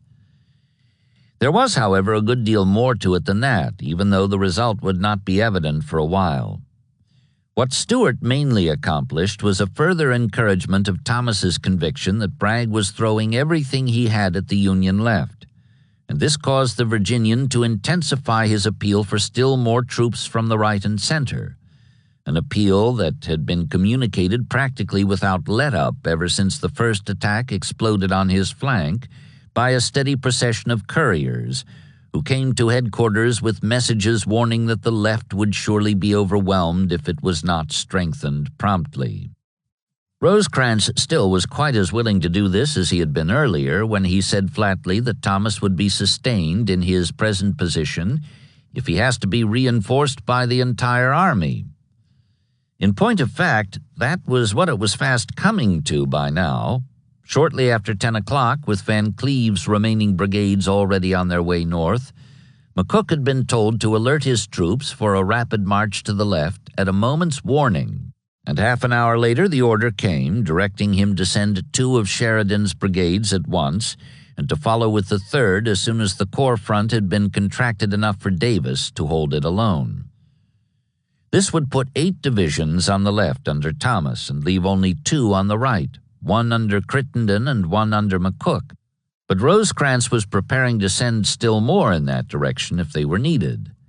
His calculations, where are we going to take it from, were interrupted at this point, however, by another of Thomas's couriers, a staff captain who, in addition to the accustomed plea for reinforcements, brought alarming news of something he had observed, or failed to observe, in the course of his ride from the left. Passing in rear of Reynolds, he had not seen Brannan's troops in the woods to the south. Consequently, he reported, Brannan out of line and Reynolds's right exposed. The same opinion, derived from the same mistake, was expressed in stronger terms by another Thomas aide, who arrived on the heels of the captain and declared excitedly that there was a chasm in the center between the divisions of Reynolds and Wood, who had replaced Negley in the position on Brannan's right. Apparently convinced by the independent testimony of 2 eyewitnesses, Rosecrans did not take time to check on a report which, if true, scarcely allowed time for anything but attempting to repair an extremely dangerous error before it was discovered and exploited by the rebels. Instead, he turned to a staff major. Garfield, he later explained, was deeply engaged in another matter, and told him to send an order to Wood at once, correcting the situation. The major did so, heading the message 10:45 a.m. Brigadier General Wood, commanding division. The general commanding directs that you close up on Reynolds as fast as possible and support him. Respectfully, etc., Frank S. Bond, Major and Aide-de-Camp. Wood received it at 10:55, barely more than an hour after the vigorous dressing down old Rosie had given him for slowness in obeying a previous order. This time he did not delay execution, although there was a degree of contradiction in the terms close up on and support, nor did he take time to find and confer with Crittenden, who had been bypassed as if in emphasis of the need for haste expressed in the phrase, as fast as possible. McCook happened to be with him, though, when the message was delivered, and on receiving his assurance that Davis would sidle northward to fill the gap that would be left, the Kentuckian promptly began the shift the order seemed to require. There being no way to close on Reynolds without going around Brannan, who was in position on Reynolds's right, Wood did just that. He pulled his division straight back out of line and set out across Brannan's rear for the hookup with Reynolds. Riding ahead to scout the route, he encountered Thomas, told him of the order, and asked where his brigades should be posted in compliance. To his surprise, Thomas declared that Reynolds was in no need of support. He and Brannan had just repulsed Stuart without much trouble, but that Baird needed it badly up at the far end of the line. Wood said that he was willing to go there if Thomas would take the responsibility for changing his instructions, and when the Virginian, duly thankful for a windfall that had plumped a full division of reinforcements into his empty lap, replied that he would gladly do so, Wood rode back to pass the word to his brigade commanders. That was how it came about that in attempting to fill a gap that did not exist, Rosecrans created one. Created, in fact, what Thomas's overexcited aide had referred to half an hour ago as a chasm in the center. The aide had been mistaken then, but his words were now an accurate description of what lay in the path of Longstreet, who was preparing under cover across the way to launch an all-out assault directly upon the quarter-mile stretch of breastworks Wood's departure had left unmanned. Old Peter had followed the progress of the fight with mounting dissatisfaction. Up to now, the piecemeal nature of the attacks had given the battle an all too familiar resemblance to Gettysburg, and he wanted no more of that than he could possibly avoid. At 11 o'clock, with Polk's wing unsuccessfully committed, he ventured a suggestion to the army commander, of whom he had seen nothing since the night before, that my column of attack could probably break the enemy's line if he cared to have it go in. In referring thus to his entire wing as a column of attack, he was recommending that the attack in echelon, which in alley fight terms amounted to crowding and shoving and clawing and slapping, be abandoned in favor of a combined assault, which amounted in those same terms to delivering one hard punch with a clenched fist. Just then, however, Stuart moved out alone on direct orders from Bragg, who had thrown caution to the winds, and science too, by sending word for all the division commanders to go forward on their own in a frantic, headlong, uncoordinated effort to overrun the Federal defenses. This was altogether too much for Longstreet, though his admiration for the naked valor of the Confederate infantry was as large as any man's. He had recently seen the South's greatest single bid for victory turned into its worst defeat by a similar act of desperation in Pennsylvania, and he was determined not to have the same thing happen here in his home state if he could help it. He rode to the front at once to restrain Hood, whom he knew to be impetuous, from committing his corps before all three of his divisions, Johnson's and Law's and Kershaw's, were massed to strike as a unit, together with Hindman's on his left. He got there just in time. Hood already had Johnson deployed, with Law in close support, and was about to take them forward. Longstreet had him wait for Kershaw, who formed a third line behind Law, and for Hindman, who dressed in a double line on Johnson, extending the front southward for a total width of half a mile.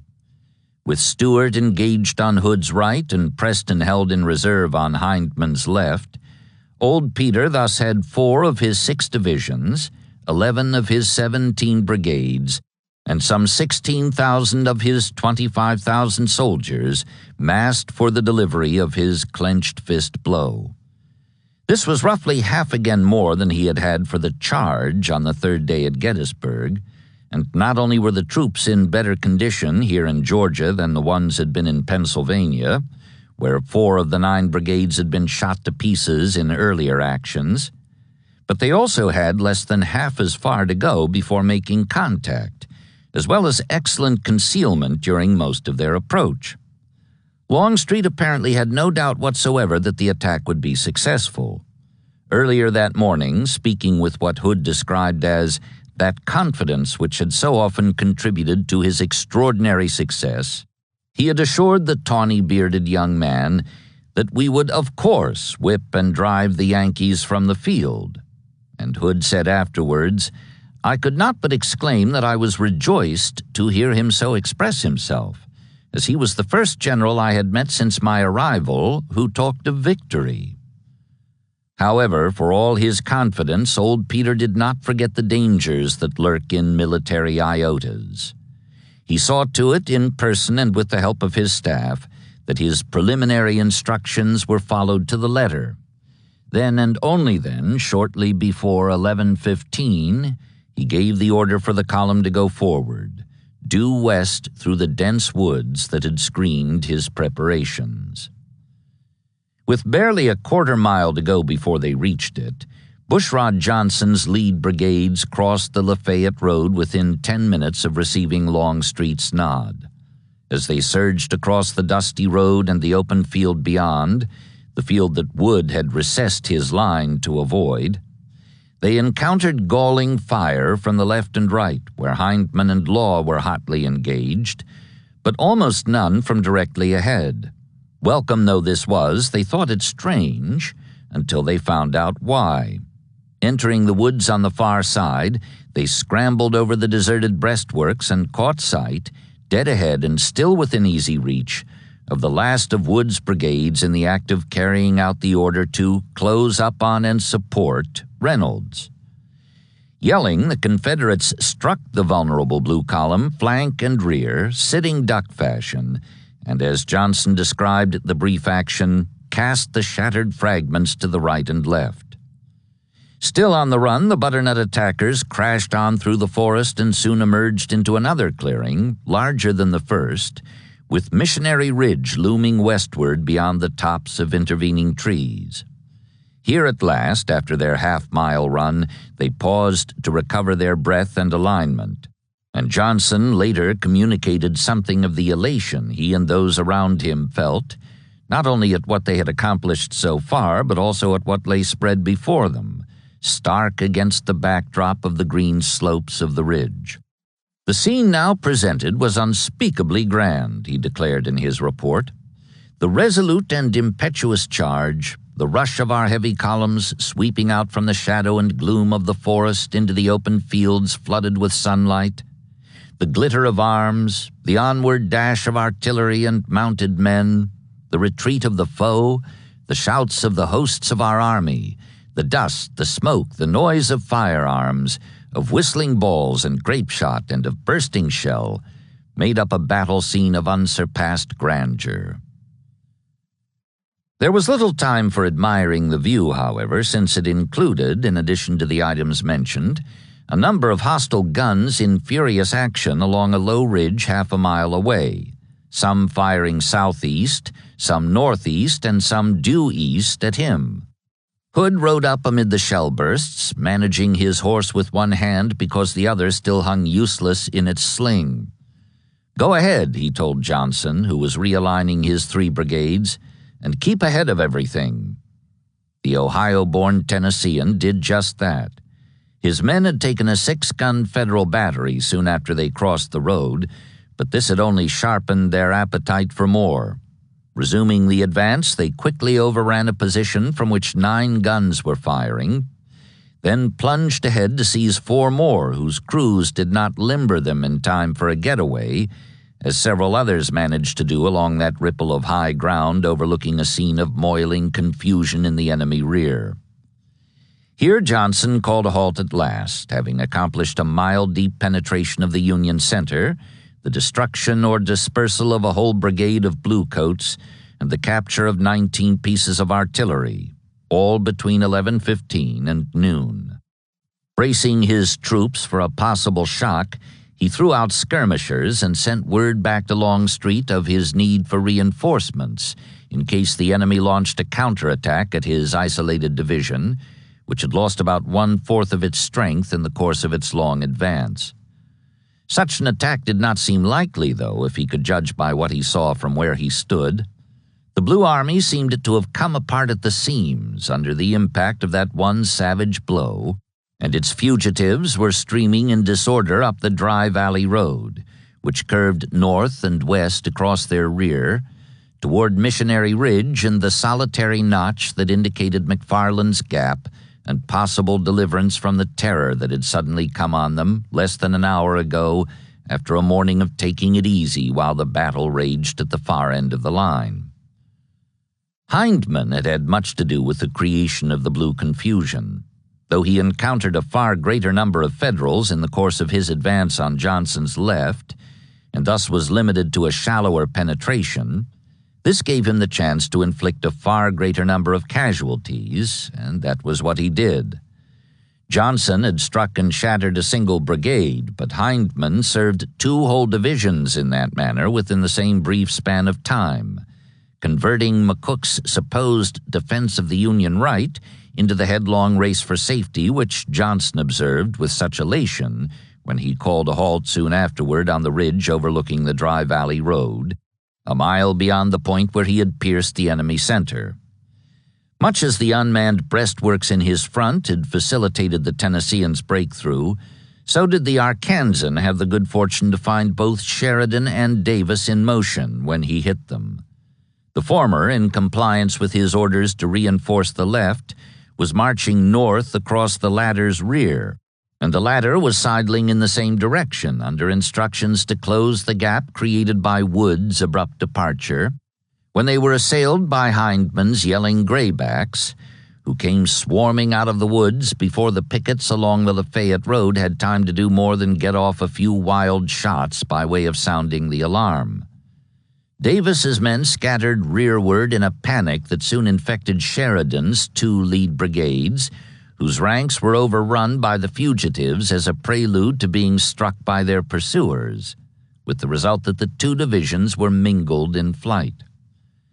McCook's corps was wiped off the field without any attempt at real resistance, an Illinois colonel later testified, adding that he had seen artillerists cut the traces and abandon their guns in order to make a faster getaway, while others on foot, including some who might otherwise have been willing to stand their ground, were swept along by the mob like flecks of foam upon a river. McCook himself was one of those flecks, and Sheridan and Davis were two more. But Brigadier General William H. Lytle was not.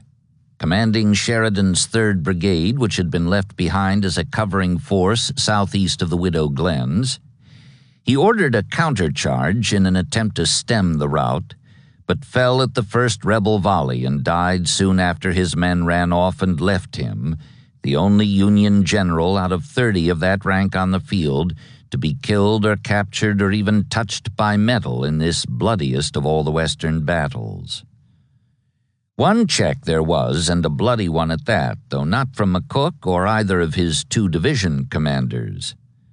Detached from Reynolds, the Lightning Brigade was still posted in support of the Union right, and when Hindman routed the foot soldiers there, capturing guns and colors on the run, Wilder brought his mounted troops in hard on the rebel flank and opened fire with his repeaters. That tore it. The southernmost Gray Brigade lost its momentum, then collapsed in a rush as frantic as any on the other side, falling back all the way to the Lafayette Road and beyond.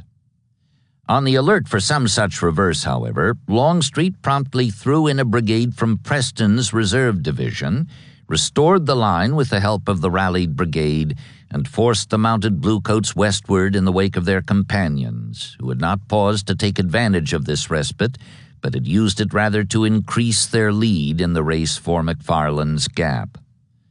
Struck by an exploding shell, the Glen House was afire by now, burning briskly under the noonday sun, with no sign of Rosecrans or his staff.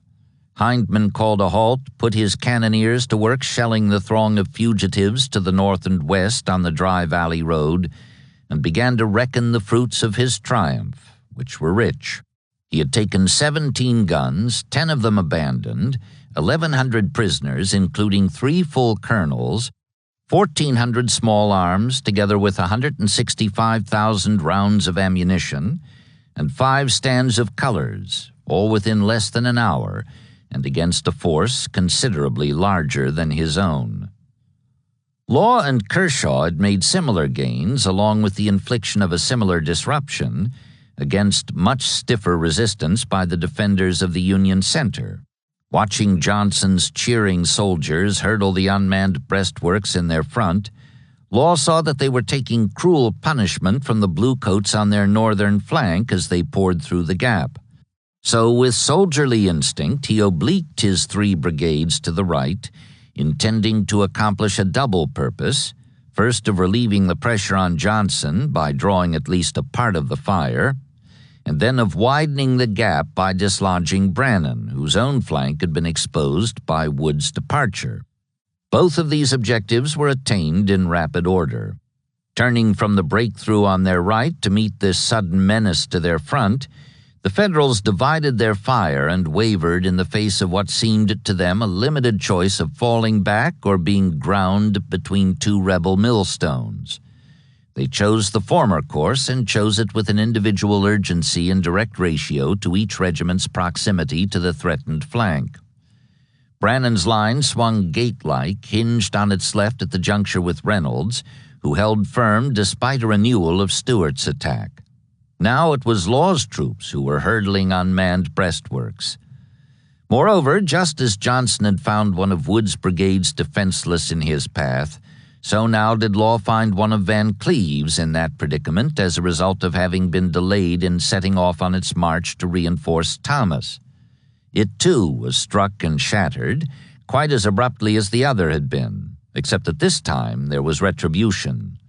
Hearing the uproar in its rear, which signified the destruction of its companion brigade, Wood's middle brigade was halted by its commander, Colonel Charles G. Harker, New Jersey-born, only 5 years out of West Point, and at 25 a veteran of all the Western battles from Shiloh on.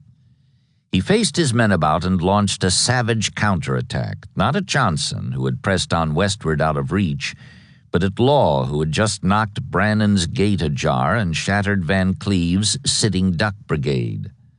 Boldness paid off for the youthful colonel. Not only was Law stopped in his tracks by Harker's unexpected lunge, but the Texas brigade on the open flank was driven rearward in what for a time had the makings of a large-scale repulse. Returning from his hurried conference with Johnson midway of that general's exuberant advance, Hood arrived to find his old brigade in full retreat. This was a rare sight at any time, despite the reverse that had ended its brief penetration of the enemy line the day before, but it was particularly unwelcome in this apparent hour of victory. Blond and gigantic, though his useless arm prevented him from gesturing with his sword by way of emphasis, he rode among the fleeing Texans, exhorting them to stand their ground. They stopped in time to catch him as he toppled from the saddle, shot through the upper thigh by a rifle bullet that shattered the bone and necessitated a field amputation that would leave him barely enough of a stump to accommodate an artificial leg. As he fell, he muttered incongruously, repeating in shock what he had said a few minutes ago to Johnson. "Go ahead and keep ahead of everything." These were thought at the time to be his dying words, a fitting valedictory to battle. Such wounds were all too often fatal. But that was not to be the case, and besides, he had the satisfaction as he was being taken away on a stretcher of knowing that the line had been restored by Kershaw.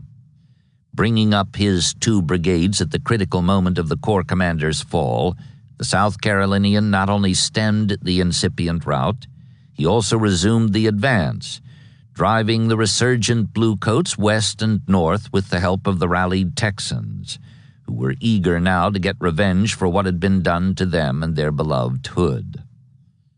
At this point, sometime after noon, Longstreet rode up from the south, where he had repaired a similar reverse by sending in one of Preston's brigades to shore up Hindman's collapsed flank, and expressed great satisfaction at finding that all 3 elements of his clenched fist blow, Hindman on the left, Johnson in the center, and Law and Kershaw on the right, had succeeded admirably so far in fulfilling his prediction that we would, of course, whip and drive the Yankees from the field.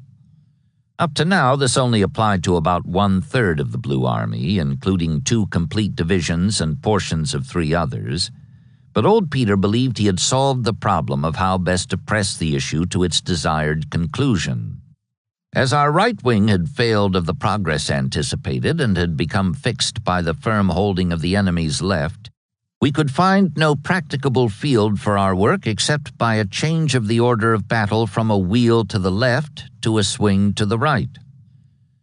Instead of pivoting on Preston as originally intended, he proposed to pivot on Stuart in the opposite direction. In other words, Bragg's plan was not only to be abandoned, it was to be reversed. Pursuit of the remnant of the Union right in flight for McFarland's Gap across the way could be left to Wheeler, whose troopers, after exchanging shots all morning with enemy vedettes across the creek below Lee and Gordon's, had just forced a crossing at Glass's Mill and driven the Federal horsemen southward, away from the battle, which was then approaching its climax 3 miles north. Couriers were sent at once to have him take up the chase of the fugitives on the Dry Valley Road, which passed through nearby Crawfish Springs, while the gray infantry turned sharp right to complete, with the aid of Polk's wing, which would have little to do but keep up the pressure it had been applying for better than 3 hours now, although without conspicuous success, the destruction of the remaining 2/3 of the Blue Army. Law and Kershaw had faced in that direction already, drawn by the retirement of Brannan's right, but instructions had to be sent to Johnston and Hindman as well as to Preston, who was still holding the abandoned pivot, to form their 3 divisions on the left of Law and Kershaw, along with a new east-west line from which Longstreet intended to launch one last clenched fist blow that would result in a knockout victory over an adversary who presumably was groggy from the effects of the punch just landed in his midriff. However desirable it might have been, there was no question of an immediate jump-off. Preparations involving a right-angle variation in the direction of attack for an entire wing of the Army, as well as changes in the posting of practically all of the elements that composed it, would of course take time, since they would require not only a great deal of shifting of units, large and small, over considerable distances. Preston, the extreme example, had nearly 3 miles to go before his troops would be in position, but also a prerequisite restoration of control within the 5 divisions themselves, most of which had been severely disorganized by the mingling of regiments and brigades in the course of their furious breakthrough and their long advance over difficult terrain. Besides, old Peter had never been one to begrudge time spent in preparation for the delivery of an assault, particularly in a situation such as the one that now obtained, with a good 6 hours of daylight still remaining and a single well-coordinated effort being counted on to accomplish the objective. Orders had to be drawn up and distributed before they could be obeyed, and limber chests and cartridge boxes had to be refilled. Nor did he believe in neglecting the inner man. Stomachs needed refilling too, and that included his own. Before leaving on a tour of inspection, he directed that a lunch be spread for him to eat on his return. Dodging snipers, he reconnoitered the new defensive line the Federals had established, perpendicular to their old one along the Lafayette Road, along the irregular slopes of an eastern spur of Missionary Ridge. Snodgrass Hill was its name, according to Bushrod Johnson, whom he encountered in the course of his ride along the front. The Tennessean pointed out what he believed was the key of the battle, a point where the bluecoats clustered thickly on the wooded slope ahead. Longstreet looked at it carefully. It was a key, but a rough one, he said later. For the present, he instructed Buckner to establish a 12-gun battery at the junction of the 2 wings, explaining that this would give him the advantage of enfilade fire down both segments of the Union line, the old one extending north, which had resisted Polk's attacks all day, and the new one extending west, which he himself was about to test for the first time. Now, as before, he seemed to have little doubt as to the outcome.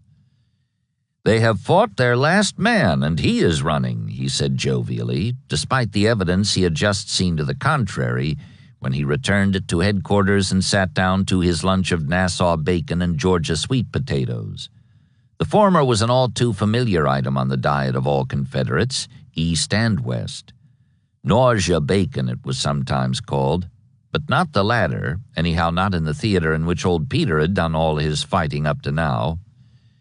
"We were not accustomed to potatoes of any kind in Virginia," he would remark more than 30 years later, still remembering the meal, "and thought we had a luxury." There were 2 interruptions, both of them drastic, though only the first was violent. It came in the form of a shell that burst in the woods nearby, one of whose jagged splinters ripped through a book a mounted courier was reading and struck a staff colonel, knocking him from his place at the table and to the ground, where he lay gasping as if in the throes of death. Startled, his fellow staffers leaped up to stanch the expected flow of blood, but they could not find the wound. Reacting with his usual calm, Longstreet saw that the gasping was caused by a large bite of sweet potato, which had become lodged in the colonel's windpipe when the iron fragment grazed him, and suggested that it would be well to first relieve him of the potato and give him a chance to breathe. This done, he revived, the general recalled. His breath came freer, and he was soon on his feet. That was the first interruption. The second came soon after the other officers rejoined their chief at the table, and if it was less violent, it was also a good deal more alarming in the end. It came in the form of a message from Bragg, from whom the commander of the left wing had heard nothing since the night before, requesting his attendance at a conference a short distance in rear of the new mile-long line that was being formed in the woods to the west of the Lafayette Road. Longstreet promptly rode to meet him amid the wreckage of what had been the Union right, and after giving him a brief description of the rout that had resulted in the capture of some 40 guns, together with thousands of small arms and prisoners and no less than 2 square miles of ground, explained his decision to wheel right instead of left, as originally instructed, in order to complete the destruction of what remained of the Blue Army. Bragg did not seem to share his lieutenant's enthusiasm, and when the latter went on to suggest that the left wing be reinforced from the right, which would have little more to do than hold its ground once the attack was resumed on the south, the North Carolinian broke in testily, "There is not a man in the right wing who has any fight in him." Taken aback, Longstreet at last saw what the trouble was. Bragg was miffed because his design for herding the Bluecoats into McLemore's Cove had gone astray, or as the Georgian later put it, he was disturbed by the failure of his plan and the severe repulse of his right wing, and was little prepared to hear suggestions from subordinates for other moves or progressive work. In other words, if he could not win in just the way he wanted, he did not care about winning at all, or anyhow he wanted no personal share in such a victory. So at any rate it seemed. This fairly incredible impression was strengthened, moreover, by the manner in which Bragg brought the conference to a close. "If anything happens, communicate with me at Reed's Bridge," he said curtly, and he turned his horse and rode in that direction, which would place him well in rear of the stalled right, as far as possible from the scene of the critical attack about to be launched by Longstreet on the left. Old Peter scarcely knew what to make of his chief's reaction. "From accounts of his former operations, I was prepared for halting work," he afterwards wrote, understating the case in an attempt to bring in a touch of humor that was altogether lacking at the time. But this, when the battle was at its tide and in partial success, was a little surprising. However, as he returned to his new drawn line to give the signal that would launch the assault designed to complete his half-won triumph, he soon recovered his aplomb, if not his accustomed heartiness. There was nothing for the left wing to do but work along as best it could, he said. Thus Bragg, in effect, removed himself from management of the battle, but only after his opponent had removed himself in fact and person, not only from the battle but also from the field on which it was being fought. Whether out of petulance or panic, each of the two leaders reacted in accordance with his nature and his lights. For while the Southern commander appeared to doubt that the contest was half won, Rosecrans had not seemed to question the evidence that it was considerably more than half lost. Not that he was a coward. Rich Mountain, Iuka, Corinth, and above all Stone's River were sufficient refutation of the charge, and moreover his gloomy assessment was shared by those around him. With the exception of Lytle, whose sudden death was taken as confirmation of the majority opinion, no one with stars on his shoulders and a close-up look at the proportions of the rebel breakthrough failed to share the abrupt and general conviction that all was lost. Not only the Army commander, but also his chief of staff, 2 of his 3 corps commanders, and 4 of his 10 division commanders, in short, every man in charge of anything larger than a brigade on that quarter of the field, agreed that in the present instance, with the choice narrowed to flight or death or capture, discretion was the better part of valor. Practically of one accord, they all turned tail and ran, and their troops ran with them, flecks of foam on the blue stream rushing northward up the dry valley road and westward through McFarland's Gap, eager to put the bulletproof mass of Missionary Ridge between themselves and their screaming gray pursuers. Soon after getting off the order to Wood, Rosecrans had ridden to the right, accompanied by Dana and Garfield and several other members of his staff, intending to hurry the sidling movement that would thicken the thinned center. He was sitting his horse directly in rear of Davis, whose division was in motion, when Longstreet's attack exploded dead ahead and to the immediate left front. Dana, who was badly in need of sleep, had dismounted for a nap in the grass. The first he knew of the impending breakthrough was when he was awakened by what he afterwards called the most infernal noise I ever heard. Startled, never in any battle had I witnessed such a discharge of cannon and musketry, he looked up and saw something that alarmed him even more. Old Rosie was crossing himself. Hello, he thought, if the general is crossing himself, we are in a desperate situation. Sure enough, when he looked around, he saw our lines break and melt away like leaves before the wind. The whole right of the army had apparently been routed. Rosecrans by then had reached the same conclusion, for he turned to his staff and said in a voice surprisingly calm amid the confusion of the headlong rush, which Dana would compare to melting leaves, "If you care to live any longer, get away from here." His advice was so quickly taken that Dana did not even attempt a description of the dispersal or employ a single additional metaphor, mixed or otherwise. He simply remarked that the headquarters around me disappeared. Others disappeared as rapidly, even though they were out of earshot of their chief's advice. McCook's third great battle was also his third rout, and the greatest of the three. Like Davis and Sheridan, he made a brief attempt to stem the tide, then took off rearward, a leader in the race for safety, and those of his men who had not already bolted were quick to follow his example. Crittenden, too, was a part of the crush, but strictly on an individual basis. He had no troops left under him anyhow, the last of his three divisions having been detached to Thomas by mid-morning, though Van Cleve himself was swept from the field with the remnant of the brigade that was wrecked by Law. Similarly, Negley became a fugitive when he led his rear brigade off on a tangent, then found his way to the left, blocked by Johnson's mile-deep penetration of the center. A few among the responsible commanders, such as Wilder, maintained control of their units, but they were the exception. Many of the officers of all ranks, according to another Indiana colonel, showed by their wild commands and still wilder actions that they had completely lost their heads and were as badly demoralized as the private soldiers.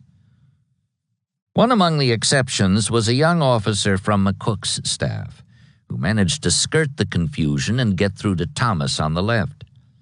The Virginian told him to return the way he had come and bring up Davis and Sheridan to support his dangling right. He made it back to the Dry Valley Road, and as he rode westward alongside it, for the road itself was jammed with fugitives crowding it shoulder to shoulder and raising a waist-high cloud of dust, he appealed to various officers in the fleeing column, but to small avail. Although the rebel pursuit had broken off by now, they either would not believe him when he said so, or else they could not see in this any reason for slowing the pace of their retreat. "See Jeff, Colonel," they told him, or "See Phil." Appeals to the men themselves were even less successful. "We'll talk to you, my son, when we get to the Ohio River," one veteran replied, much to the amusement of his fellow trudgers. Finally, in McFarland's Gap, the young staffer overtook Davis and Sheridan, and though the former expressed a doubtful willingness to give the thing a try, the latter wanted nothing further to do with the mismanaged contest he had just put behind him. He had lost faith, the colonel observed as he pushed on to gain the head of the column, up toward Rossville. There, where the road forked, one branch leading northwest to Chattanooga, the other east through Rossville Gap, then south to the field on whose opposite flank the scramble had begun. The distance in each case was about 4 miles. Rosecrans and the remnant of his staff drew rein to breathe their horses. By now the battle racket had died down, screened by the loom of Missionary Ridge, and though by dismounting and putting their ears to the ground they could hear the rattle of small arms, which signified that Thomas was still in action with at least a part of his command, the lack of any rumble from his guns seemed to indicate that the left wing had not fared much better than the right. If this was so, the thing to do was establish a straggler line on the outskirts of Chattanooga, where the two sundered portions of the army could be reunited and rallied for a last-ditch stand with the deep-running Tennessee River at its back. For his own part, Old Rosie was determined to return to the field and share with whatever troops were left the final stages of their withdrawal, leaving to his chief of staff the task of bringing the fugitives to a halt and putting them into a new defensive position before the gray wave of attackers swept over them again.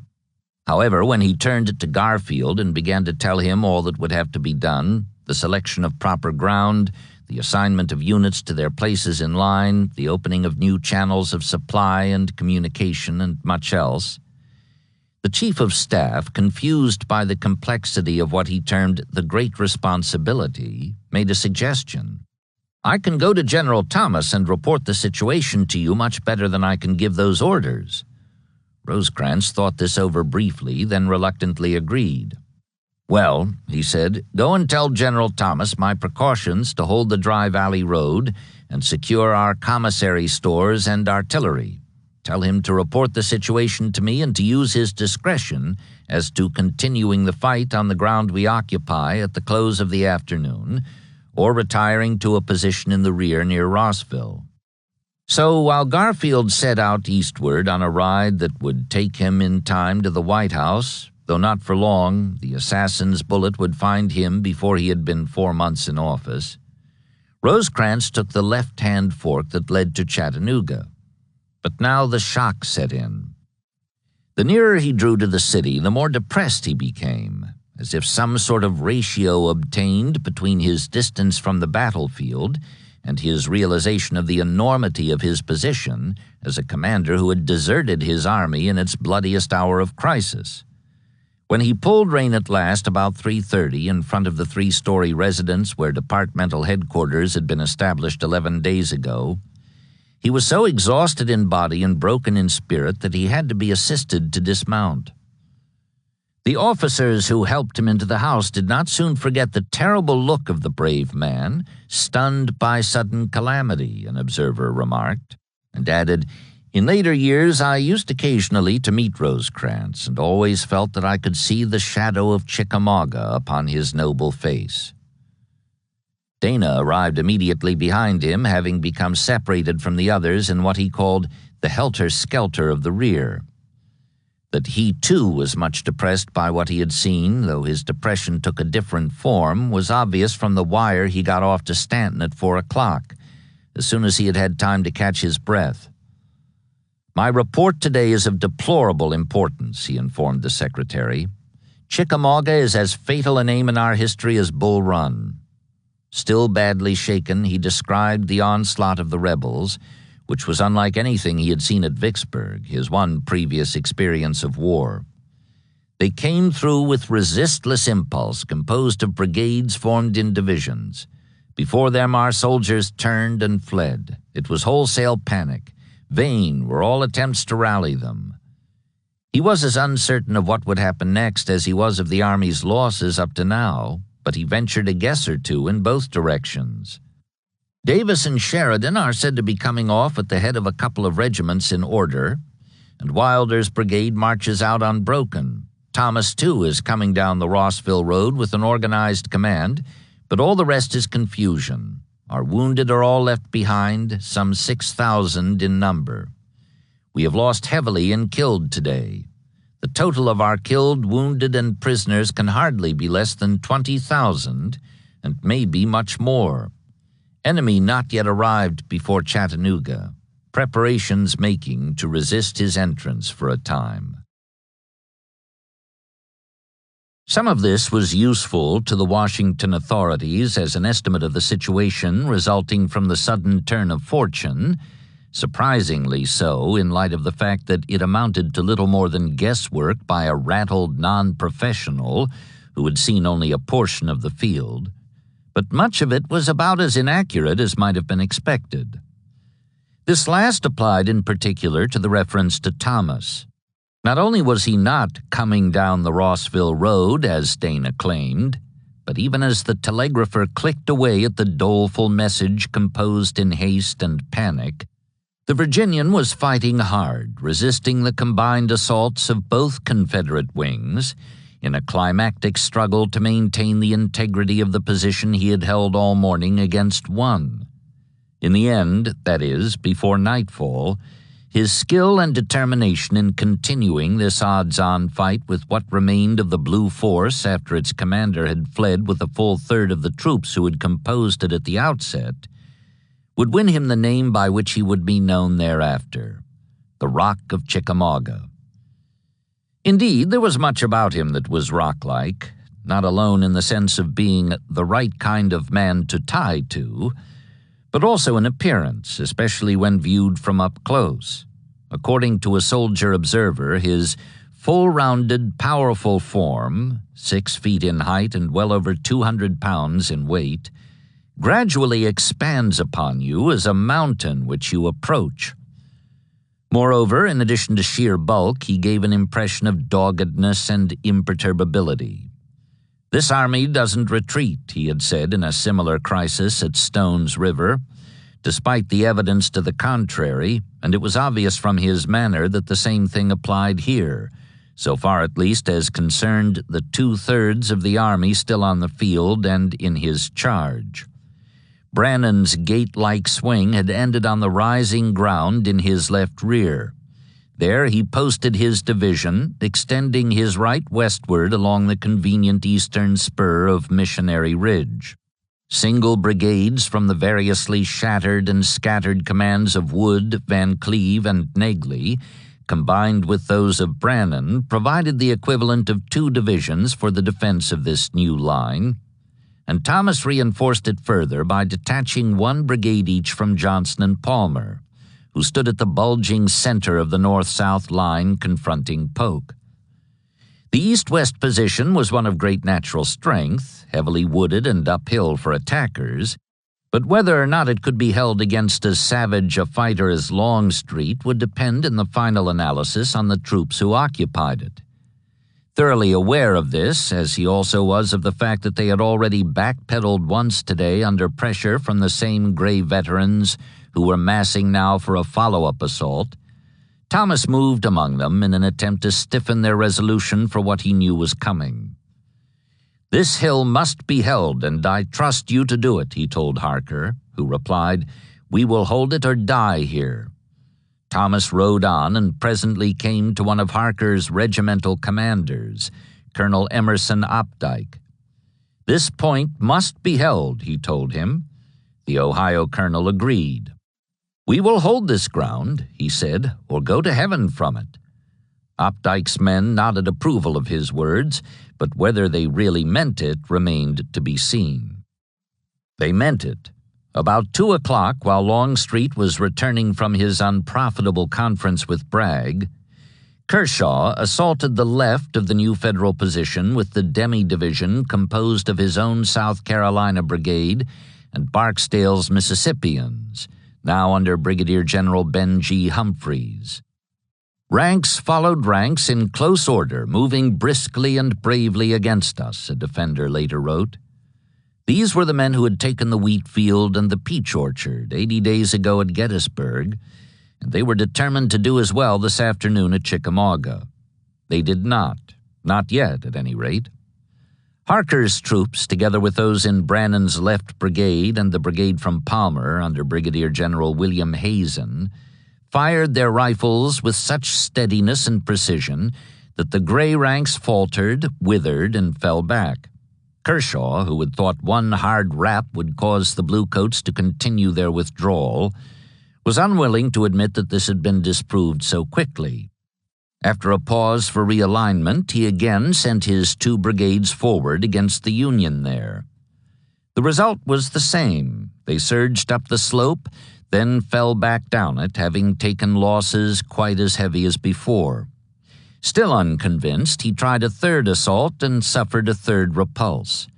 Such uphill work was about as exhausting as it was bloody. One regimental commander reported that his men were panting like dogs tired out in the chase. In the course of the last charge, he would recall, he had seen a 15-year-old soldier lagging behind and weeping. And when he told him that this was no time for hanging back out of fear, the boy explained that his trouble was not fright but exasperation. "That ain't it, Colonel," he wailed between sobs. "I'm so damned tired I can't keep up with my company." Convinced at last, and perceiving that even his full-grown men were winded, Kershaw called a halt at the base of the hill to watch for some sign that the Federals were weakening their left to meet the attack that was being launched by now against their right by Johnson and Hindman, off at the far end of the line. Thomas might well have weakened his embattled left to reinforce his threatened right, outnumbered and overlapped as it was by the two butternut divisions being massed in the woods below, except that he received unexpected help at just this critical juncture. All morning up near McAfee's church, which was 2 miles east of Rossville and about twice that distance from the hilly spur where Brannan staged his rally, Gordon Granger had fretted because his 1-division reserve corps, charged with guarding the Rossville Gap in case it was needed as an escape hatch, was being kept from the battle he could hear raging to the south. About 11 o'clock, an hour and a half after Polk began his delayed attack and shortly before Longstreet scored the breakthrough that threw Davis and Sheridan off the field and swung Brannan out of his place in the disintegrating center of the Union line, he and his chief of staff climbed a haystack in an attempt to see something of what was going on. All they saw far down the Lafayette Road was a boiling cloud of dust and smoke, with the fitful yellow flash of batteries mixed in at its base. But Granger soon arrived at a decision. "I am going to Thomas, orders or no orders," he declared, snapping his glasses back in their case. The staffer was more cautious. "And if you go," he warned, "it may bring disaster to the Army and you to a court-martial." Granger was a career man, West Point 45, and normally an avoider of such risks, but not now. "There's nothing in our front but ragtag bobtail cavalry," he said. "Don't you see Bragg is piling his whole army on Thomas? I am going to his assistance." And with that he climbed down off the haystack and ordered Steedman to prepare to march at once with 2 of his brigades, leaving the 3rd behind to continue holding the Rossville escape hatch open in the event of a collapse by the main body, which he would soon be joining 4 miles south. Within half an hour the march was underway.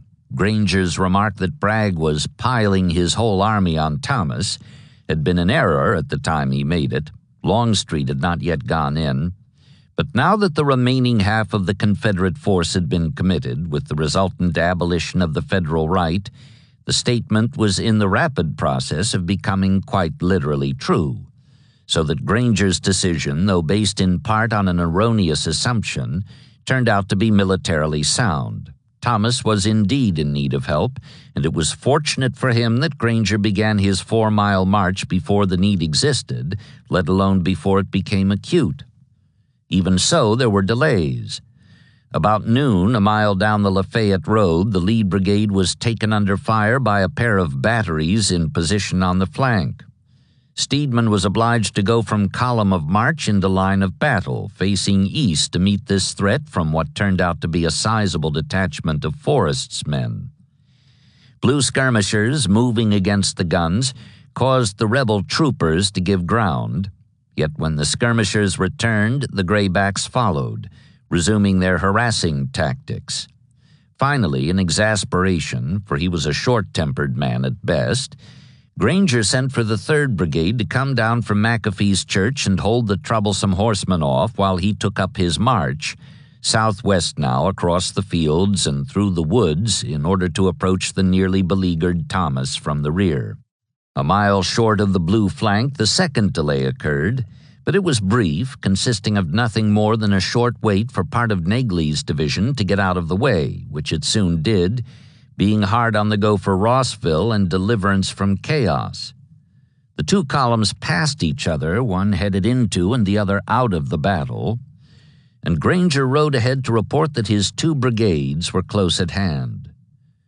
He was a hard-mannered regular, originally from Upper New York State, a veteran of Mexico and the Indian Wars, shaggy in looks, brusque in speech, and not much liked, either by his troops, who resented a strictness that sometimes prescribed horsewhipping for minor camp offenses, or by his fellow officers, who found him uncongenial. But Thomas had seldom been as glad to see anyone as he was to see Granger, whom he greeted with a handshake and a smile that was all the broader because he had thought the column approaching his rear was hostile. That would indeed have been the final straw, for Kershaw's attack was in full career on his left by now, and Hindman and Johnson were massing their divisions for an advance on the right, which they overlapped. When they began to move forward out of the woods and onto an intervening ridge, Granger saw the problem at a glance. "Those men must be driven back," he said. Thomas agreed. "Can you do it?" he asked. Granger nodded grimly. "Yes," he said, "my men are fresh and they are just the fellows for that work. They are raw troops and they don't know any better than to charge up there." Whether the basis for their conduct was ignorance, sheer heroism, or a combination of both, the men of the Reserve Corps were indeed the fellows for that work. Steedman, who was 47, Pennsylvania-born, a former printer, Texas revolutionist, and Ohio legislator, a great hearty man, broad-breasted and broad-shouldered, whose face, according to an admirer, was written all over with sturdy sense and stout courage, brought them up on the double and committed them with no more delay than it took to tell a staff officer to see that his name was spelled correctly in the obituaries.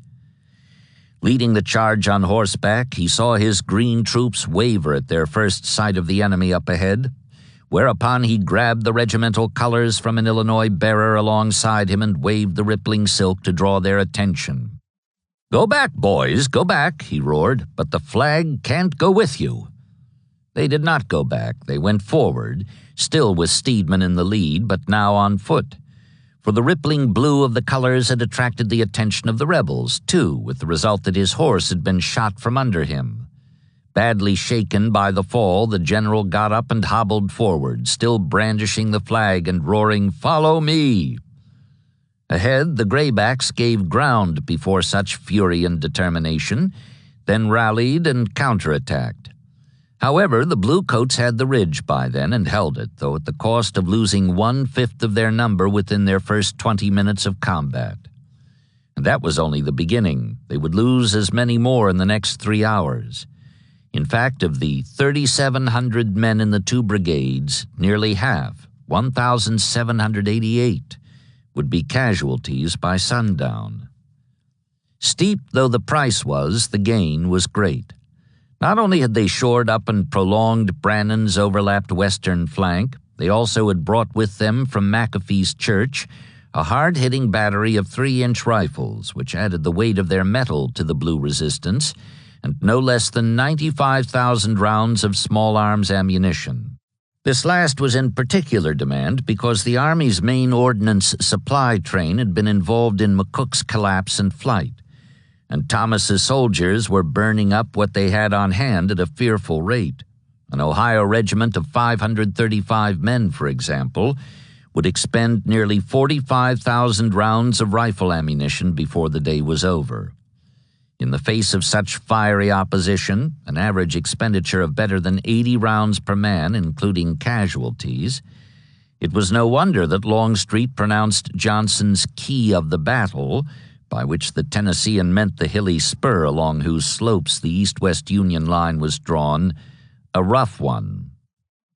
Returning from his conference with the disgruntled Bragg, old Peter arrived to find Kershaw checked on the right and Johnson and Hindman just going in on the left. Like them, he had thought it probable that a determined nudge would persuade the bluecoats to continue their retreat. But when the second attack was repulsed, disclosing, as he said later, that the defenders were full of fight, even to the aggressive, he knew he was in for trouble. Hindman, who had been struck in the neck by a fragment of shell but declined to quit the field, agreed with this revised assessment, subsequently reporting that while he never saw Confederate soldiers fight better, he had never known Federal troops to fight so well. However, Longstreet wasted no time on regret that Kershaw had jumped the gun, committing his 2 brigades before the 6 at the far end of the line were ready, or that Johnson, conversely, had not swept around the open flank before Granger arrived to brace it. Instead, he sent word for them to keep up the pressure on the 2 extremities, while Preston was massing his 3 brigades, only one of which had seen any action so far in the battle, for an assault on the Blue Center. Then at last, with Law coming in on Kershaw's left and Stewart on his right, the second of Old Peter's clenched fist blows would dispose of what had survived the devastation of the first. Shortly before 4 o'clock, Preston, genial, gallant, lovable William Preston, Longstreet called the 46-year-old Kentuckian whom he met for the first time this afternoon, got his troops in position, 2 brigades advanced in echelon and 1 held in reserve, and sent them forward against the center of Brannan's line. By now the defenders had improvised breastworks from stones and fallen trees, anything at all that would stop a bullet, so that when the attackers emerged from the woods at the foot of the slope, they were met by heavy, well-aimed fire, directed confidently at them from the crest ahead. They did not stop or attempt to return this fire until they were within 80 yards of the flame-stabbed smoke that obscured the enemy position. There they halted, exposed as they were, and engaged in a deadly exchange of volleys with the sheltered bluecoats for nearly an hour. Only new troops could accomplish such a wonderful feat, a general who opposed them declared. Which perhaps was true. Hood's Texans, for example, prided themselves on knowing when to stand and when to run, and in point of fact had chosen the latter course twice already on this same field, today and yesterday, except that it left out of account the determined example of the officers who led them. The 2 brigades were commanded by a pair of Alabamians, Brigadier General Archibald Gracie and Colonel John H. Kelly, both of whom had had considerable experience under fire. New York-born, he had distinguished kinsmen in the Union ranks. Gracie was 30, a graduate of Heidelberg and West Point, and a merchant in Mobile before secession returned him to the profession for which he had been trained, while Kelly was only 23, having left West Point as a cadet to go with his native state when the war began. Both had risen fast and far, but strictly on ability, beginning respectively as an infantry captain and an artillery lieutenant. Kelly, who had soldiers under him better than twice his age, had commanded a battalion at Shiloh, a regiment at Perryville and Murfreesboro, and now a brigade at Chickamauga, which would earn him a wreath for his 3 stars and make him the youngest general in the Army. So led, Preston's 2 committed brigades stood their ground and took their punishment, losing 1,054 of their 2,879 effectives in the process, but fixing the Federals in position while the divisions on their left and right were heartened by their example, and Breckinridge finally got the 12-gun battery posted near the junction of the 2 wings. Even Polk, across the way, came alive at last in response to the sustained uproar of the volleys Gracie's and Kelly's men were exchanging with their opponents, and sent word for his division commanders to match the pressure there on the east that Longstreet was exerting from the south. No one knew better than Thomas, wedged as it were between anvil and sledge, that once the Confederates achieved this concert of action, east and south, the issue could not long remain in doubt. Moreover, though the 2 armies had begun the day with equal numbers, and though each would suffer casualties of about 1/3 its total strength before the battle ended, another third of the Blue Army had fled the field by early afternoon, which left Thomas with only about 1/3 of the original Union force, as compared to Bragg's 2/3. In short, after succeeding by default to the command, the Virginian faced odds of roughly 2-1, with the additional disadvantage of being pressed from 2 directions, in each of which the enemy strength was about equal to both Federal wings combined. He knew that under these circumstances he would have to withdraw eventually, but he hoped to prolong the struggle until he could do so under cover of darkness. As late as 4 o'clock, when Garfield arrived with his absent chief's suggestion for retiring to a position in the rear, Thomas declined even to consider a retreat by daylight. "It will ruin the army to withdraw it now," he said. "This position must be held until night." Before another hour had passed, however, with Preston clawing at him from below and the other rebel divisions of both wings increasing the tempo of their action and inching closer to his lines, he saw that to attempt a much longer delay would be to risk a breakthrough which would be even more costly to him than a daylight disengagement, dangerous though such a maneuver was said to be in all the tactics manuals. Accordingly, about 5 o'clock, while the sun was still an hour high, he settled on a plan for withdrawal, first on the left, where the pressure was less severe, and then on the right. The divisions along the north-south line would pull out in reverse order, first Reynolds, then Palmer, then Johnson, each passing in rear of the unit on its left. Baird would be last and would serve as rear guard on the march to McFarland's Gap and Rossville, where a new line of battle would be formed to discourage pursuit beyond that point. Similarly, Brannan and Steedman, together with the brigades that had been used to reinforce them, would fall back in sequence from the east-west line, following the same route to comparative safety. Or so at any rate Thomas hoped, knowing full well that the execution of the orders designed to bring this about would be difficult at best. Reynolds began the movement at 5:30, and for the next 2 hours, from broad daylight into darkness, the battle raged with a new intensity, a new sense of urgency, as various units of both armies, obliged by the attendant confusion to operate more or less on their own, attempted on the one hand to achieve and on the other to forestall deliverance from slaughter. Thomas had improvised well, but in a situation so fluid that orders no longer applied by the time they were issued, let alone received, success or failure depended almost entirely on the naked valor of his infantry and the ability of his subordinate commanders to maintain control of troops who, after all, were running for their lives. In this regard, Reynolds was outstanding. Marching north on the Lafayette Road in rear of the other 3 divisions, he reached the extreme left to find that Liddell had outflanked Baird and was about to strike the Union line end-on. Instead of turning west for McFarland's Gap as ordered, the Kentucky-born Hoosier launched a savage counterattack that drove the would-be flankers back and kept open the path of retreat for the other 3 divisions, who were themselves under mounting pressure from Breckinridge and Cleburne. Though they lost heavily in the withdrawal, being obliged to abandon their wounded along with their dead, the 4 divisions managed to effect a disengagement by moving rapidly westward, outstripping their pursuers in the race for Missionary Ridge, behind which the sun had set by now. Brannan and Steedman had a harder time of it, particularly the former, who was required to hold his ground while the latter began his withdrawal in the wake of the left-wing divisions which had passed across his rear. When Steedman pulled back, Hindman's and Johnson's men boiled over the ridge in close pursuit, and Preston committed his 3rd Brigade, which plunged through the newly opened breach and then turned right to fall on Brannan's unprotected flank. 3 regiments were captured in one swoop, 2 from Michigan and 1 from Ohio, and the battle abruptly disintegrated, here on the right as it had on the left, into a race.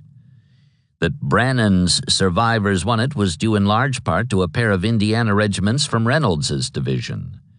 Coming upon a broken-down ammunition wagon abandoned by a teamster who had fled with his mules in the earlier route, the Hoosiers filled their empty cartridge boxes and counter-marched under direct orders from Thomas himself to serve as rear guard and cover the final stage of the retreat.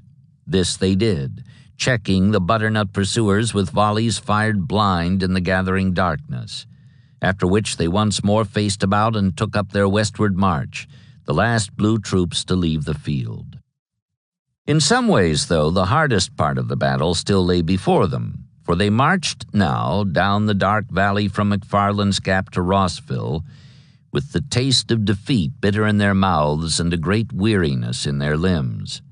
Perryville and Stones River had been bad enough, but the fact that they had remained in control of both those fields when the smoke lifted had given their generals and journalists the basis for a claim to victory.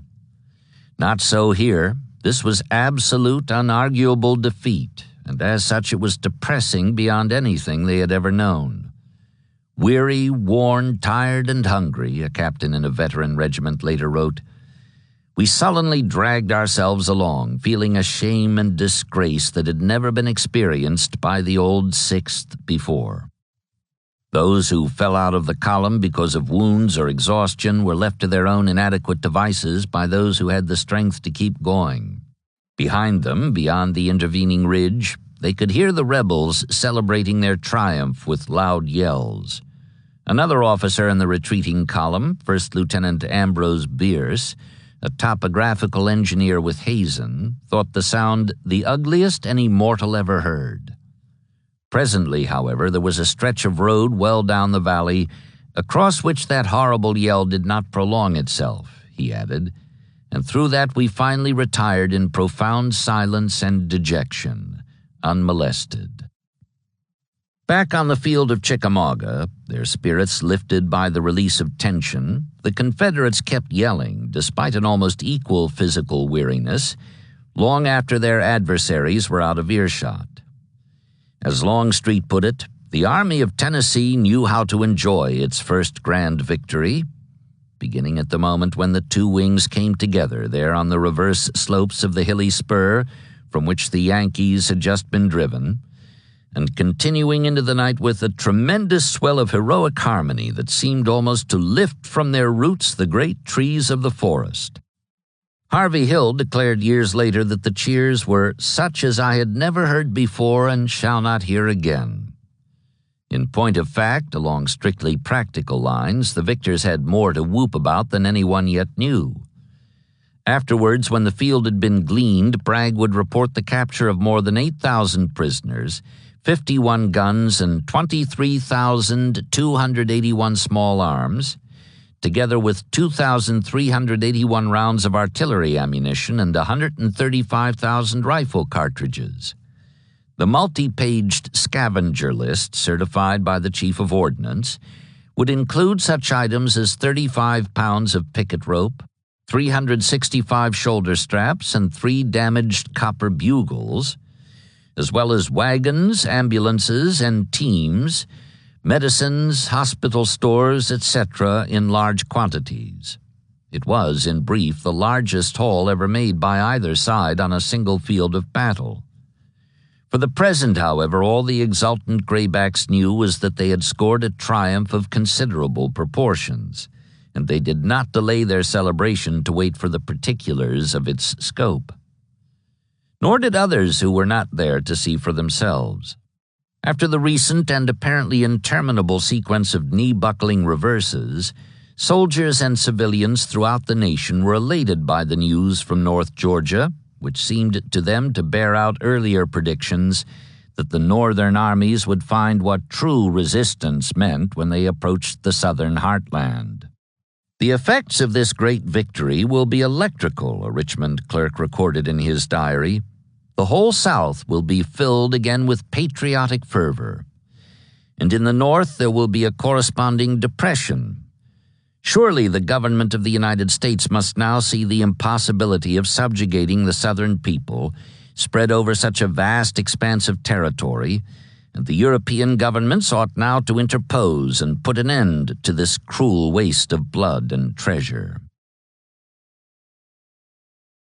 In war, as in love, indeed as in all such areas of so-called human endeavor, expectation tended to outrun execution, particularly when the latter was given a head start in the race, and nowhere did this apply more lamentably, at any rate from the Richmond point of view, than in the wake of Chickamauga, probably the greatest and certainly the bloodiest of all the battles won by the South in its fight for the independence it believed to be its birthright.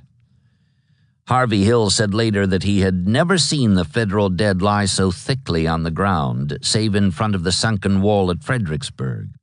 In point of fact, though Hill may not have seen them on his quarter of the field, the Confederate dead lay even thicker.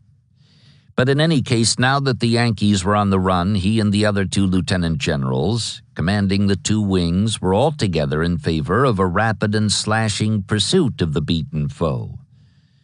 Though Longstreet called a halt in the dusk that followed his second breakthrough, it was for the same purpose as the halt that had followed his first at midday, namely, to consolidate his forces for the delivery of another heavy blow. As it was almost dark, he afterwards reported, I ordered my line to remain as it was, ammunition boxes to be filled, stragglers to be collected, and everything placed in readiness for the pursuit in the morning. Polk, perhaps aware that he had done less to win the victory up to now, prepared to do more by sending out scouts to look into the possibility of continuing the slaughter of the vanished enemy. Later, when the scouts returned to report that the Bluecoats had not slacked their headlong retreat, the bishop rode to headquarters and informed Bragg, whom he roused from bed, much as old Peter had done at about the same hour the night before, that the enemy was routed and flying precipitately from the field, and that then was the opportunity to finish the work by the capture or destruction of Rosecrans's army by prompt pursuit before he had time to reorganize or throw up defenses at Chattanooga. So an aide who rode with him testified, adding, however, that Bragg could not be induced to look at it in that light and refused to believe that we had won a victory. It was true that the commanding general had received no formal notification of the outcome of the battle, but only because this had seemed to his subordinates a highly superfluous gesture. It did not occur to me on the night of the 20th to send Bragg word of our complete success, Longstreet explained years later. I thought that the loud huzzas that spread over the field just at dark were a sufficient assurance and notice to anyone within 5 miles of us. On the other hand, if what he wanted was an eyewitness who could testify to the behavior of the Federals after they reached the far side of Missionary Ridge, beyond which conceivably they might rally and lie in wait for him to commit some act of rashness, that too was available soon after first light next morning in the form of a Confederate private who had been captured the previous day, then escaped amid the confusion of the Blue Retreat, and made his way back to his outfit before dawn. When he told his captain of what he had seen across the way, for instance that the Unionists were abandoning their wounded as they slogged northward, intent on nothing but their flight from fury, he was taken at once to repeat his story, first to his regimental and brigade commanders, then to Bragg himself. The stern-faced general heard him out, but was doubtful, if not of the soldier's capacity for accurate observation, then at any rate of his judgment on such a complicated matter. "Do you know what a retreat looks like?" he asked sharply, fixing the witness with a baleful glare. Irked by his commander's mistrust, the man replied with words that endeared him to his comrades then and thereafter when they were repeated, as they often were, around campfires and at future veteran gatherings. "I ought to, General," he said. "I've been with you during your whole campaign." Whatever effect this may have had on the irascible general's disposition, a look at the field by daylight quickly convinced him that his army was in no condition for the pursuit his chief subordinates were urging him to undertake. The dead of both sides, stiffened by now in agonized postures, and the wounded, many of them with their hurts yet untended, seemed to outnumber the unhit survivors, and while this was true in the case of a dozen regiments under Longstreet, who afterwards computed his losses at 44%, it was, of course, an exaggeration in the main, proceeding from shock at the grisly scene. The fact was that the two armies had suffered a combined total of nearly 35,000 casualties, and most of them were Bragg's. Though the Federals had some 2,500 more men killed and missing than the Confederates, 6,414 as compared to 3,780, the latter had about 5,000 more wounded, 9,756 in blue, 14,674 in gray, so that the butcher's bill north and south came to 16,170 and 18,454 respectively. The combined total of 34,624 was exceeded only by the 3-day slaughter at Gettysburg and by the week-long series of 5 battles known collectively as the 7 Days, in both of which considerably larger numbers of troops had been engaged. In all the other battles of the war so far, including Chancellorsville, which lasted 1 day longer and also involved about 50,000 more troops, the losses had been less than at Chickamauga, where they were greater by about 10,000 than at Shiloh, Second Manassas, or Murfreesboro, the 3 next bloodiest 2-day confrontations. These statistics could not yet be broken down in any such manner, being as yet unknown, but they were suggested plainly enough by a tour of the field and a talk with unit commanders along the way. 9 Confederate generals had been killed or wounded as compared to only 1 in the Federal ranks, and the loss of artillery horses as a result of fighting at such close quarters had been so heavy as to cripple that vital arm. In one place down in the woods, a soldier wrote of a walk he took that morning, "I counted 16 big artillery horses lying in one heap. A little way off was another heap of 12 more, and that was the way it was all through there." Without horses, Bragg could not haul his guns, and without guns he did not believe that his men could force Rossville Gap or assault the prepared defenses between there and Chattanooga. "How can I?" he replied to urgings that he pressed northward without delay. "Here is 2/5 of my army left on the field, and my artillery is without horses." He still felt that way about it some weeks later when he touched on the matter in his official report of the campaign.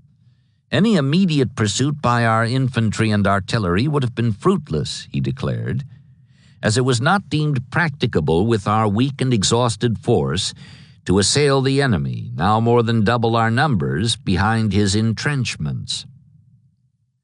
One who did not feel that way about it then or later was Bedford Forrest. Early that morning, pressing forward on his own with 400 troopers, the Tennessean charged an outpost detachment of Federals who fired one volley and fled so rapidly that their lookouts had no time to descend from an observation platform they had constructed in the top of a tree on the crest of Missionary Ridge.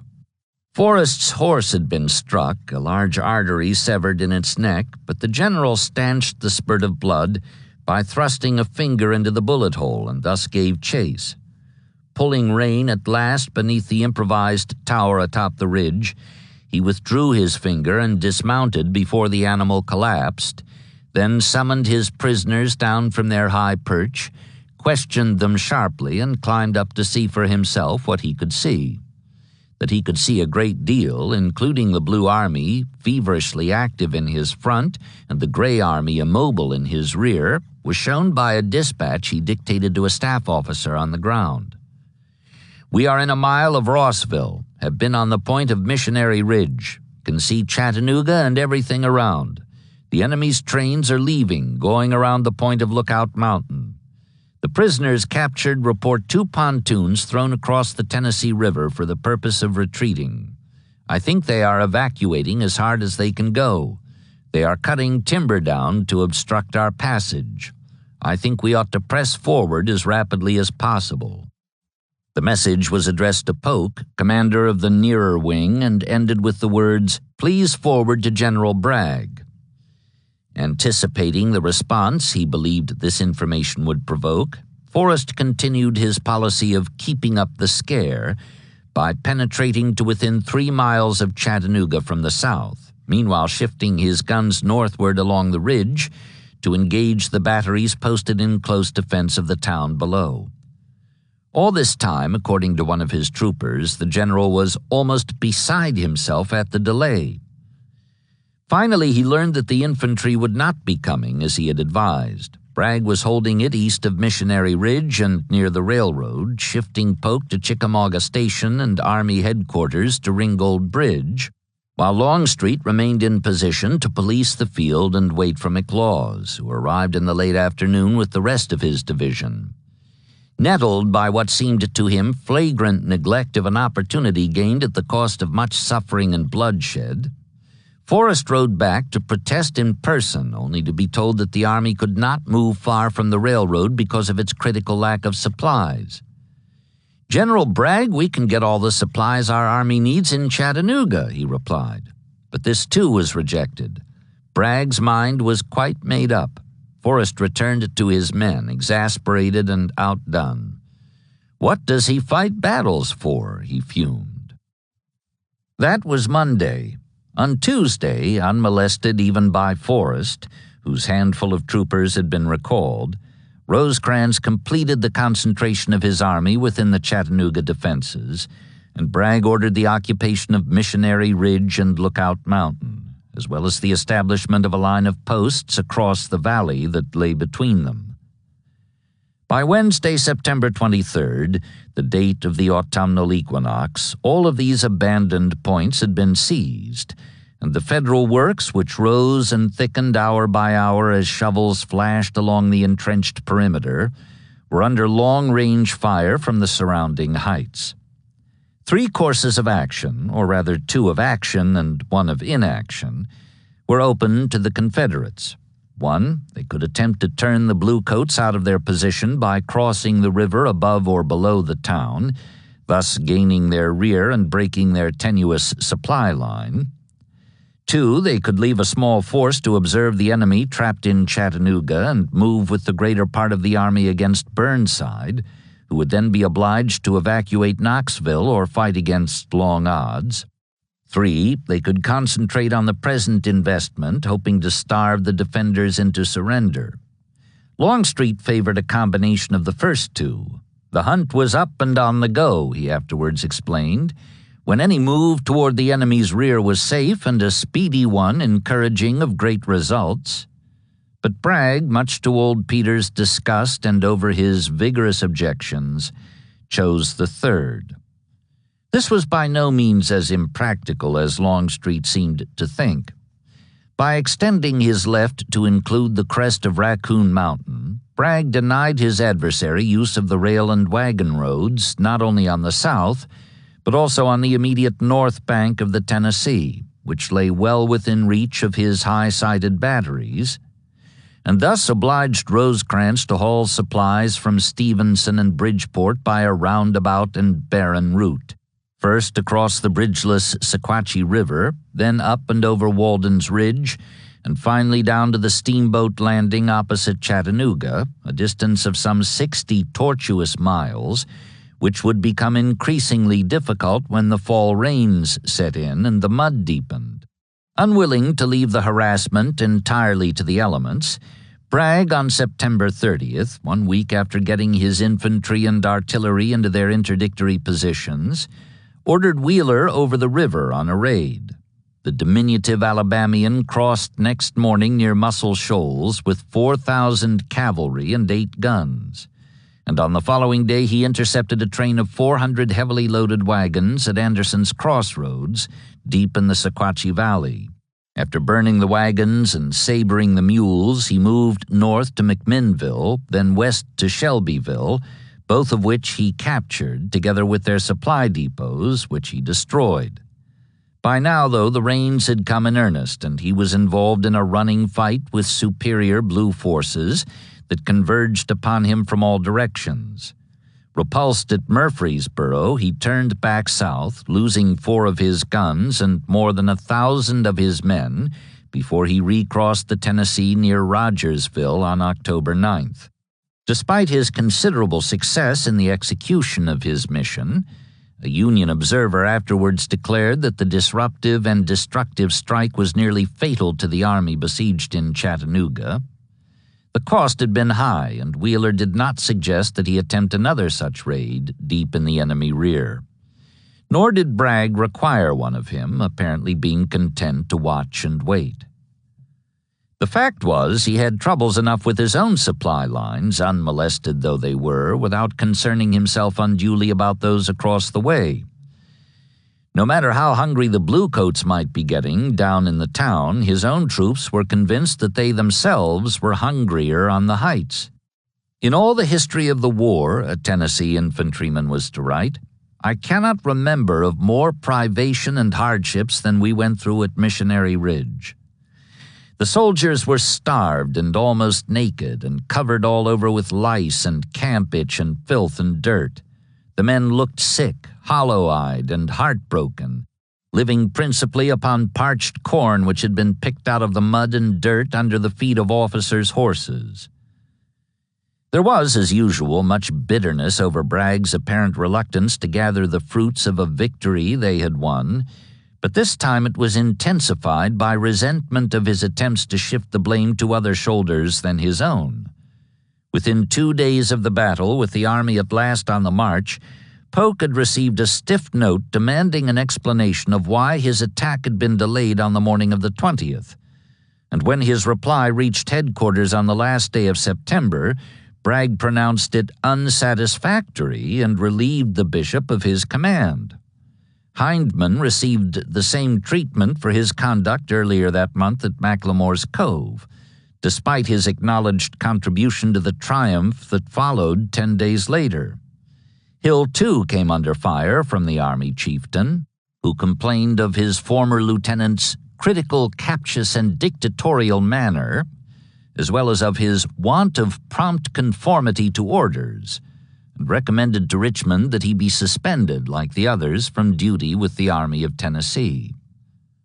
All three were incensed, particularly the two lieutenant generals, who in point of fact had taken care to register their protests beforehand, after a secret meeting on September 26th with Longstreet, who outranked them both. Intent on doing to Bragg what he was about to do to them, that is, accomplish his removal, they urged old Peter to join them in his semi-independent capacity in complaining to Richmond of their commander's palpable weakness and mismanagement manifested in the conduct of the military operations of this army. Polk wrote privately to his friend the President along these lines, though not in time to forestall the blow which he described as part of Bragg's long-cherished purpose to avenge himself on me for the relief and support I have given him in the past.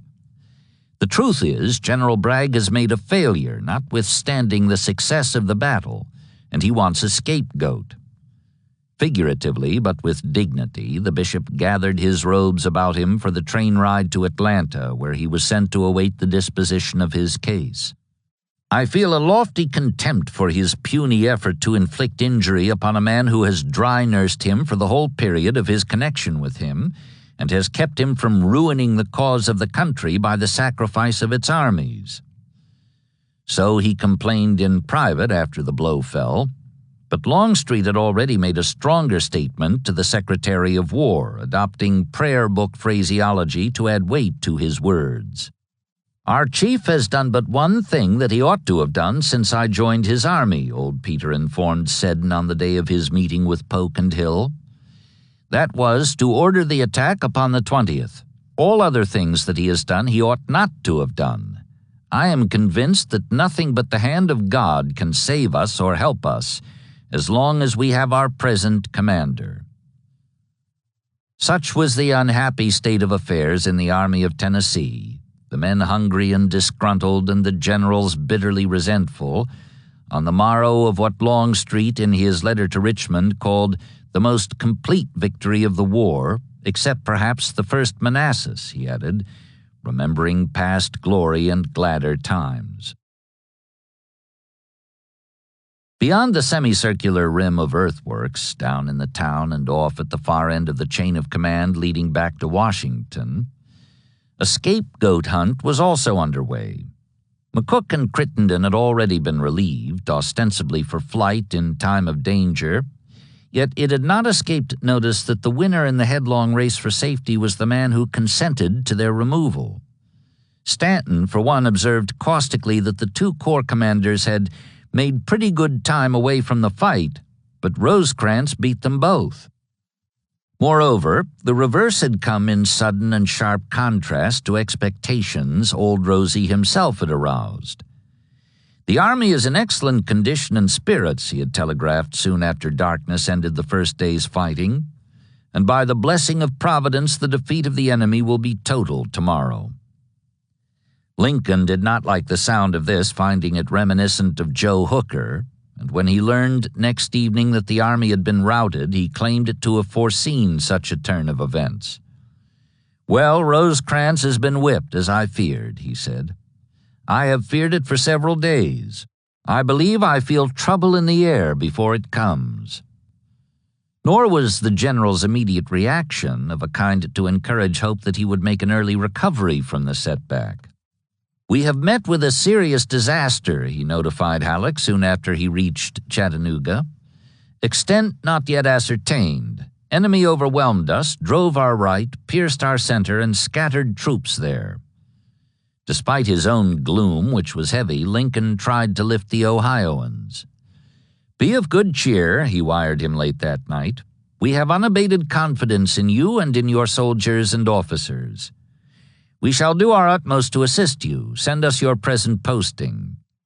But the general, in his reply the following morning, gave no indication that he would attempt to stay in the town he had fallen back on.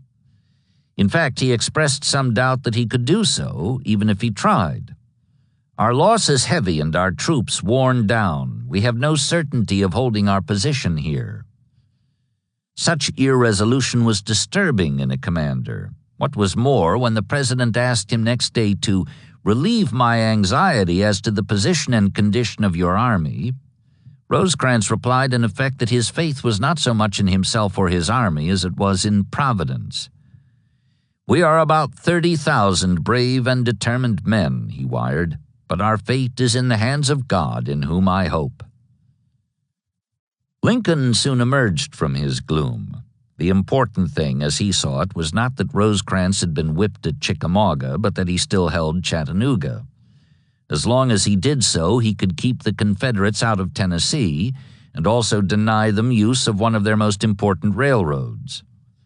"If he can only maintain this position without doing anything more," the president told Halleck, "the rebellion can only eke out a short and feeble existence, as an animal sometimes may with a thorn in its vitals." By now, after 3 days' rest and no pursuit, Rosecrans had recovered a measure of his resolution. "We hold this point and cannot be dislodged except by very superior numbers," he wired on September 23rd, although he made it clear that this depended on having all reinforcements you can send hurried up. Lincoln had been doing his best in this respect, instructing Halleck to order troops to Chattanooga from Vicksburg and Memphis, while he himself undertook to prod Burnside into marching fast from Knoxville. When Burnside replied that he was just then closing in on Jonesboro, which lay in the opposite direction, the president lost his temper. "Damn Jonesboro," he said testily, and returned to his efforts to get the rough-whiskered general to swing west. This proved so difficult, however, that he decided in the end to leave him where he was, covering Knoxville. Rosecrans would have to be reinforced from elsewhere.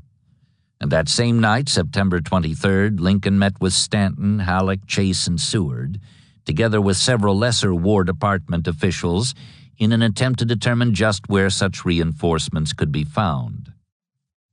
Stanton, having heard that evening from Dana that the Army of the Cumberland, outnumbered, dejected, and under fire from the heights enclosing Chattanooga on the south and east, could not hold out for more than a couple of weeks unless it was promptly and substantially reinforced, had called the midnight conference to suggest a solution to the problem. Since Burnside apparently could not be budged, and since the troops ordered from Vicksburg and Memphis would have to make a slow overland march for lack of any means of transportation, the secretary proposed that Rosecrans be sent a sizable portion of the Army of the Potomac, which could make the trip by rail.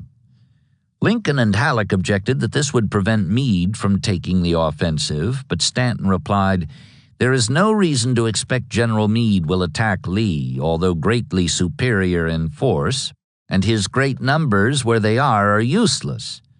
In 5 days, 30,000 could be put with Rosecrans." The president doubted this last, offering to bet that no such number of men could even be brought to Washington within that span of time. Still, it was clear that something had to be done, and when Seward and Chase sided with their fellow cabinet member, Lincoln allowed himself to be persuaded. Unless Meade intended to launch an immediate offensive, 2 of his corps would be detached at once and sent to Chattanooga. These would be Howard's and Slocum's, and they would be commanded by Joe Hooker, who was conveniently at hand and unemployed. Aside from this reduction of the force proposed and this choice of a leader, which rather galled him, Stanton was given full charge of the transfer operation with instructions to arrange it as he saw fit. He flew into action without delay.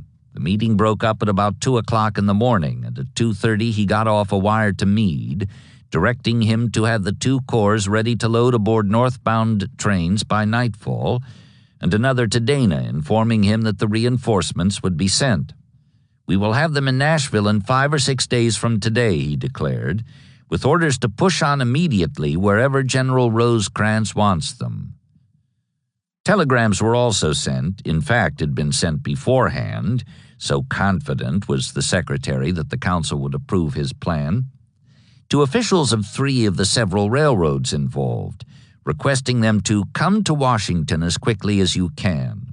By noon of the 24th, they were in Stanton's office, poring over maps and working out the logistical details required for transporting 4 divisions, together with their guns and wagons, from the eastern to the western theater, 1,200 circuitous miles across the intervening Alleghanies.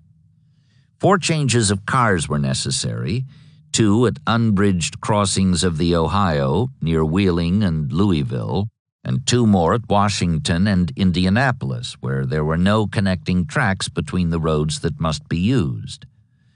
Hooker was authorized to commandeer all the cars, locomotives, plants, and equipment that he deemed necessary, but no such action had to be taken, so complete was the cooperation of all the lines.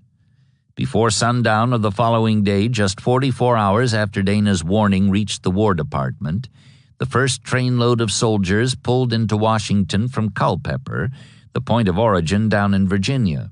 By the morning of the 27th, 2 days later, 12,600 men, together with 33 cars of field artillery and 21 of baggage, had passed through the capital, and at 10 o'clock that evening, Stanton wired former Assistant Secretary Thomas A. Scott, who had returned to his pre-war duties with the Pennsylvania Railroad and was posted at Louisville to regulate the operation west of the mountains.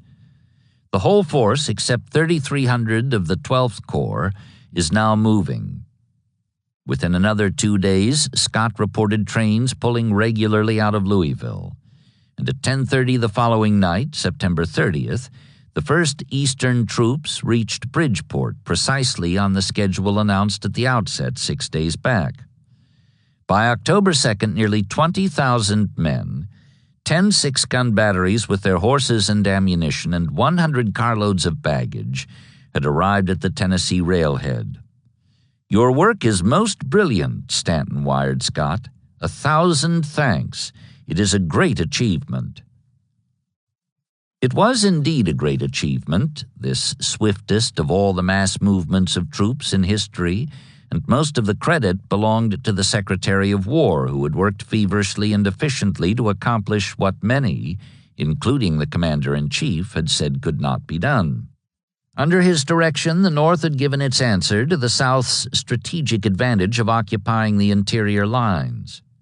For though the Confederates had stolen a march and thereby managed, in Forrest's phrase, to get there first with the most men, the Federals had promptly upped the ante by moving farther and faster with still more. In the final stages of the operation, Wheeler's raiders delayed some of the supply trains by tearing up sections of track, but all got through safely in the end. "You may justly claim the merit of having saved Chattanooga," Hooker wired Stanton on October 11th, after posting his 4 divisions to prevent a rebel crossing below the town and a descent on the hungry garrison's rear. The Secretary was pleased to hear so, just as he had been pleased the week before at the evidence that he had been right in rejecting doleful objections that Lee would attack if Meade's army was weakened by any substantial detachment of troops to Rosecrans. All quiet on the Potomac, he had informed the Chattanooga quartermaster on October 4th. Nothing to disturb autumnal slumbers. All public interest is now concentrated on the Tennessee. Bragg's complaint that the Federals had more than double our numbers was untrue in regard to the time he made it his excuse for not rapidly following up the advantage gained at Chickamauga. In fact, when McLaws arrived, with 2 of his own and 1 of Hood's brigades, plus the 1st Corps artillery, which soon was posted atop Lookout Mountain, the Confederates became numerically superior. But now that Hooker had crossed the Alleghanies with nearly 20,000 reinforcements, the situation was reversed. It was the besiegers who were outnumbered. This novel condition, rarely paralleled in military annals, was about to become more novel still. Sherman was on the way from Vicksburg via Memphis with another 5 divisions. Even when he reached Chattanooga, the Army of the Cumberland would not have more than double the number of troops in the Army of Tennessee, but it already had a considerable preponderance without him. Although there was still the menace of starvation, an Illinois private was complaining, tall tale style, that since Chickamauga he and his comrades had eaten but 2 meals a day and 1 cracker for each meal. Rosecrans at least could relax his fears that Bragg was going to drive him into the river with a sudden downhill infantry assault. The rebels lacked the strength, and no one knew this better than their chief. A graver danger, so far as the Northern commander was personally concerned, lurked at the far end of the telegraph wires linking his headquarters to those of his superiors in Washington. This applied in particular to the headquarters of the Secretary of War, whose original mistrust of his fellow Ohioan was being confirmed almost daily in the confidential reports he received from Dana, his special emissary on the scene. Immediately after the battle, the former Brook farmer had been glad to testify to the conspicuous and steady gallantry of Rosecrans on the field. He put the blame for the defeat on that dangerous blunderhead McCook and on Crittenden, whom he considered derelict and incompetent. Before the month was out, however, he had begun to sour on old Rosie. "He abounds in friendliness and approbativeness," Dana wired on the 27th, "but is greatly lacking in firmness and steadiness of will. He is a temporizing man. If it be decided to change the chief commander—" There had been no intimation that such a thing was being considered. Dana brought it up of his own accord. "I would take the liberty of suggesting that some Western general of high rank and great prestige, like Grant, for instance, would be preferable as his successor." 3 days later, he favored Thomas for the post, saying, "Should there be a change in the chief command, there is no other man whose appointment would be so welcome to this army."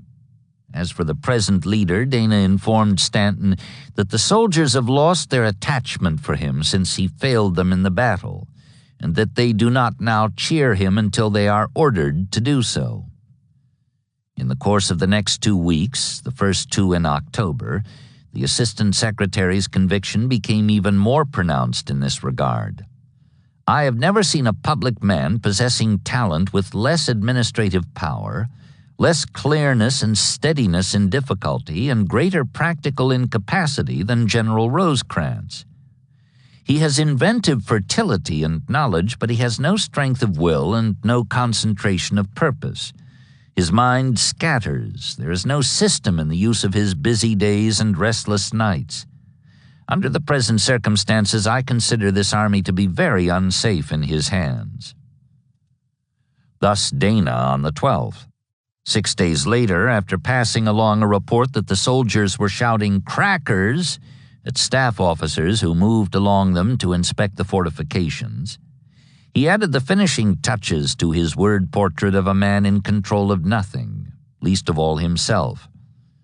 Amid all this, the practical incapacity of the general commanding is astonishing, and it often seems difficult to believe him of sound mind.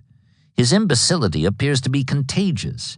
If the army is finally obliged to retreat, the probability is that it will fall back like a rabble, leaving its artillery and protected only by the river behind it. He might have spared himself and the telegrapher the labor of composing and transmitting this last in his series of depositions as to the general's unfitness for command. For by now, although he would not find it out until the following day, the purpose he intended had been achieved. Stanton had been passing his dispatches along to the commander-in-chief, who had found in them a ready confirmation of his own worst suspicions. Despite this, and because he had not yet decided on a replacement, Lincoln had continued his efforts to stiffen old Rosie's resolution. On October 12th, for instance, while Dana was observing the scattered condition of the Ohioan's mind, Lincoln wired, "You and Burnside now have the enemy by the throat, and he must break your hold or perish." Rosecrans replied that afternoon, complaining that the corn was ripe on the rebel side of the Tennessee, while our side is barren. Nevertheless, and in spite of this evidence of divine displeasure, he closed by remarking much as before, that we must put our trust in God, who never fails those who truly trust. Commendable though such faith was, particularly after all the Job-like strain that had been placed on it of late, the President would have preferred to see it balanced by a measure of self-reliance. And not only did this quality appear to be totally lacking in the commander of the army now holed up in Chattanooga, but it had begun to seem to Lincoln that ever since Chickamauga, as he told his secretary, Rosecrans had been acting confused and stunned, like a duck hit on the head. Ridicule by the President was often the prelude to a general's dismissal, and this was no exception. Rosecrans was about to go, as Buell and McClellan had gone before him, but there was still the question of a successor to be settled before he went. Dana's recommendation of Thomas appealed to Lincoln, who had said of the Virginian shortly after the battle that earned him the sobriquet, the Rock of Chickamauga, "It is doubtful whether his heroism and skill, exhibited last Sunday afternoon, has ever been surpassed in the world." Stanton felt much the same way about him. "It is not my fault that he was not in chief command months ago," he replied to Dana's observation that there was no other man whose appointment would be so welcome to this army. However, there was also Grant, who had been comparatively idle since the fall of Vicksburg 15 weeks ago. This was plainly a waste the nation could ill afford. What was most desirable was some arrangement that would employ the full abilities of both, and it took Lincoln until mid-October to arrive at a solution that did just that. Chapter 8. The Center Gives. For Grant, the 3-month period that followed the fall of Vicksburg, more specifically the 90 days that elapsed between Sherman's recapture of Jackson in mid-July and Lincoln's mid-October solution to the Western Command problem, had been a time of strain not unlike the one that followed Shiloh and the occupation of Corinth the year before, in which his counsel was rejected and he felt himself to be more or less a supernumerary in the conduct of the war. Now, as then, he saw his army dismembered and dispersed, its various segments dispatched to critical theaters, while he himself was confined with the mere remnant to the quiet backwater which he had created along his particular stretch of the Mississippi. He did not consider submitting his resignation as he had done before, but he suffered, as the result of a horseback accident midway of this season of frustration, an injury which for a term seemed likely to produce the same effect by removing him entirely from the scene, flat on his back on a stretcher. It was indeed a period of tension, of strain of the kind he had always borne least well, and it was attended, as all such times had been for him, by rumors of his drinking, which was said to be his only relief from the boredom that invariably descended when there was no fighting to be done, and his wife was not around. Not, of course, that he and the troops who remained with him had been completely idle all this time. While Herron was conducting his foray up the Yazoo, which had cost Porter the DeKalb, and Sherman was closing in on Jackson, the price of which was to run him just over 1,100 casualties, Grant sent one of McPherson's brigades down to Natchez to look into a report that there was heavy rebel traffic there and goods moving to and from the otherwise cut-off Trans-Mississippi. Brigadier General T.E.G. Ransom, who commanded the expedition, found the report to be altogether true. Moreover, by sending mounted pursuers east and west, he made the simultaneous capture of a wagon train bound for Alexandria with 500,000 rounds of rifle and artillery ammunition, and a drove of 5,000 Texas cattle bound for Alabama, both of which had crossed the river the day before, headed in opposite directions. This was a sizable haul achieved without the loss of a man, and 1 month later, at nearly as cheap a price, Grant made a considerably larger one at Grenada, the railroad junction south of the Allabusha, where the Confederates had collected most of the rolling stock of the Mississippi Central, trapped there since May by Johnson's precipitate burning of the bridge across the Pearl when he evacuated Jackson. The raid was two-pronged. One cavalry column sent south from Memphis by Hurlbut, while another was sent north by Sherman. On August 17th, they converged upon the junction, which so far had resisted all efforts to take it, including Grant's back in December, and after a brief skirmish with the outnumbered garrison, which fled to avoid capture, went to work on the huge conglomeration of engines and cars, so closely packed as to make a small town of themselves.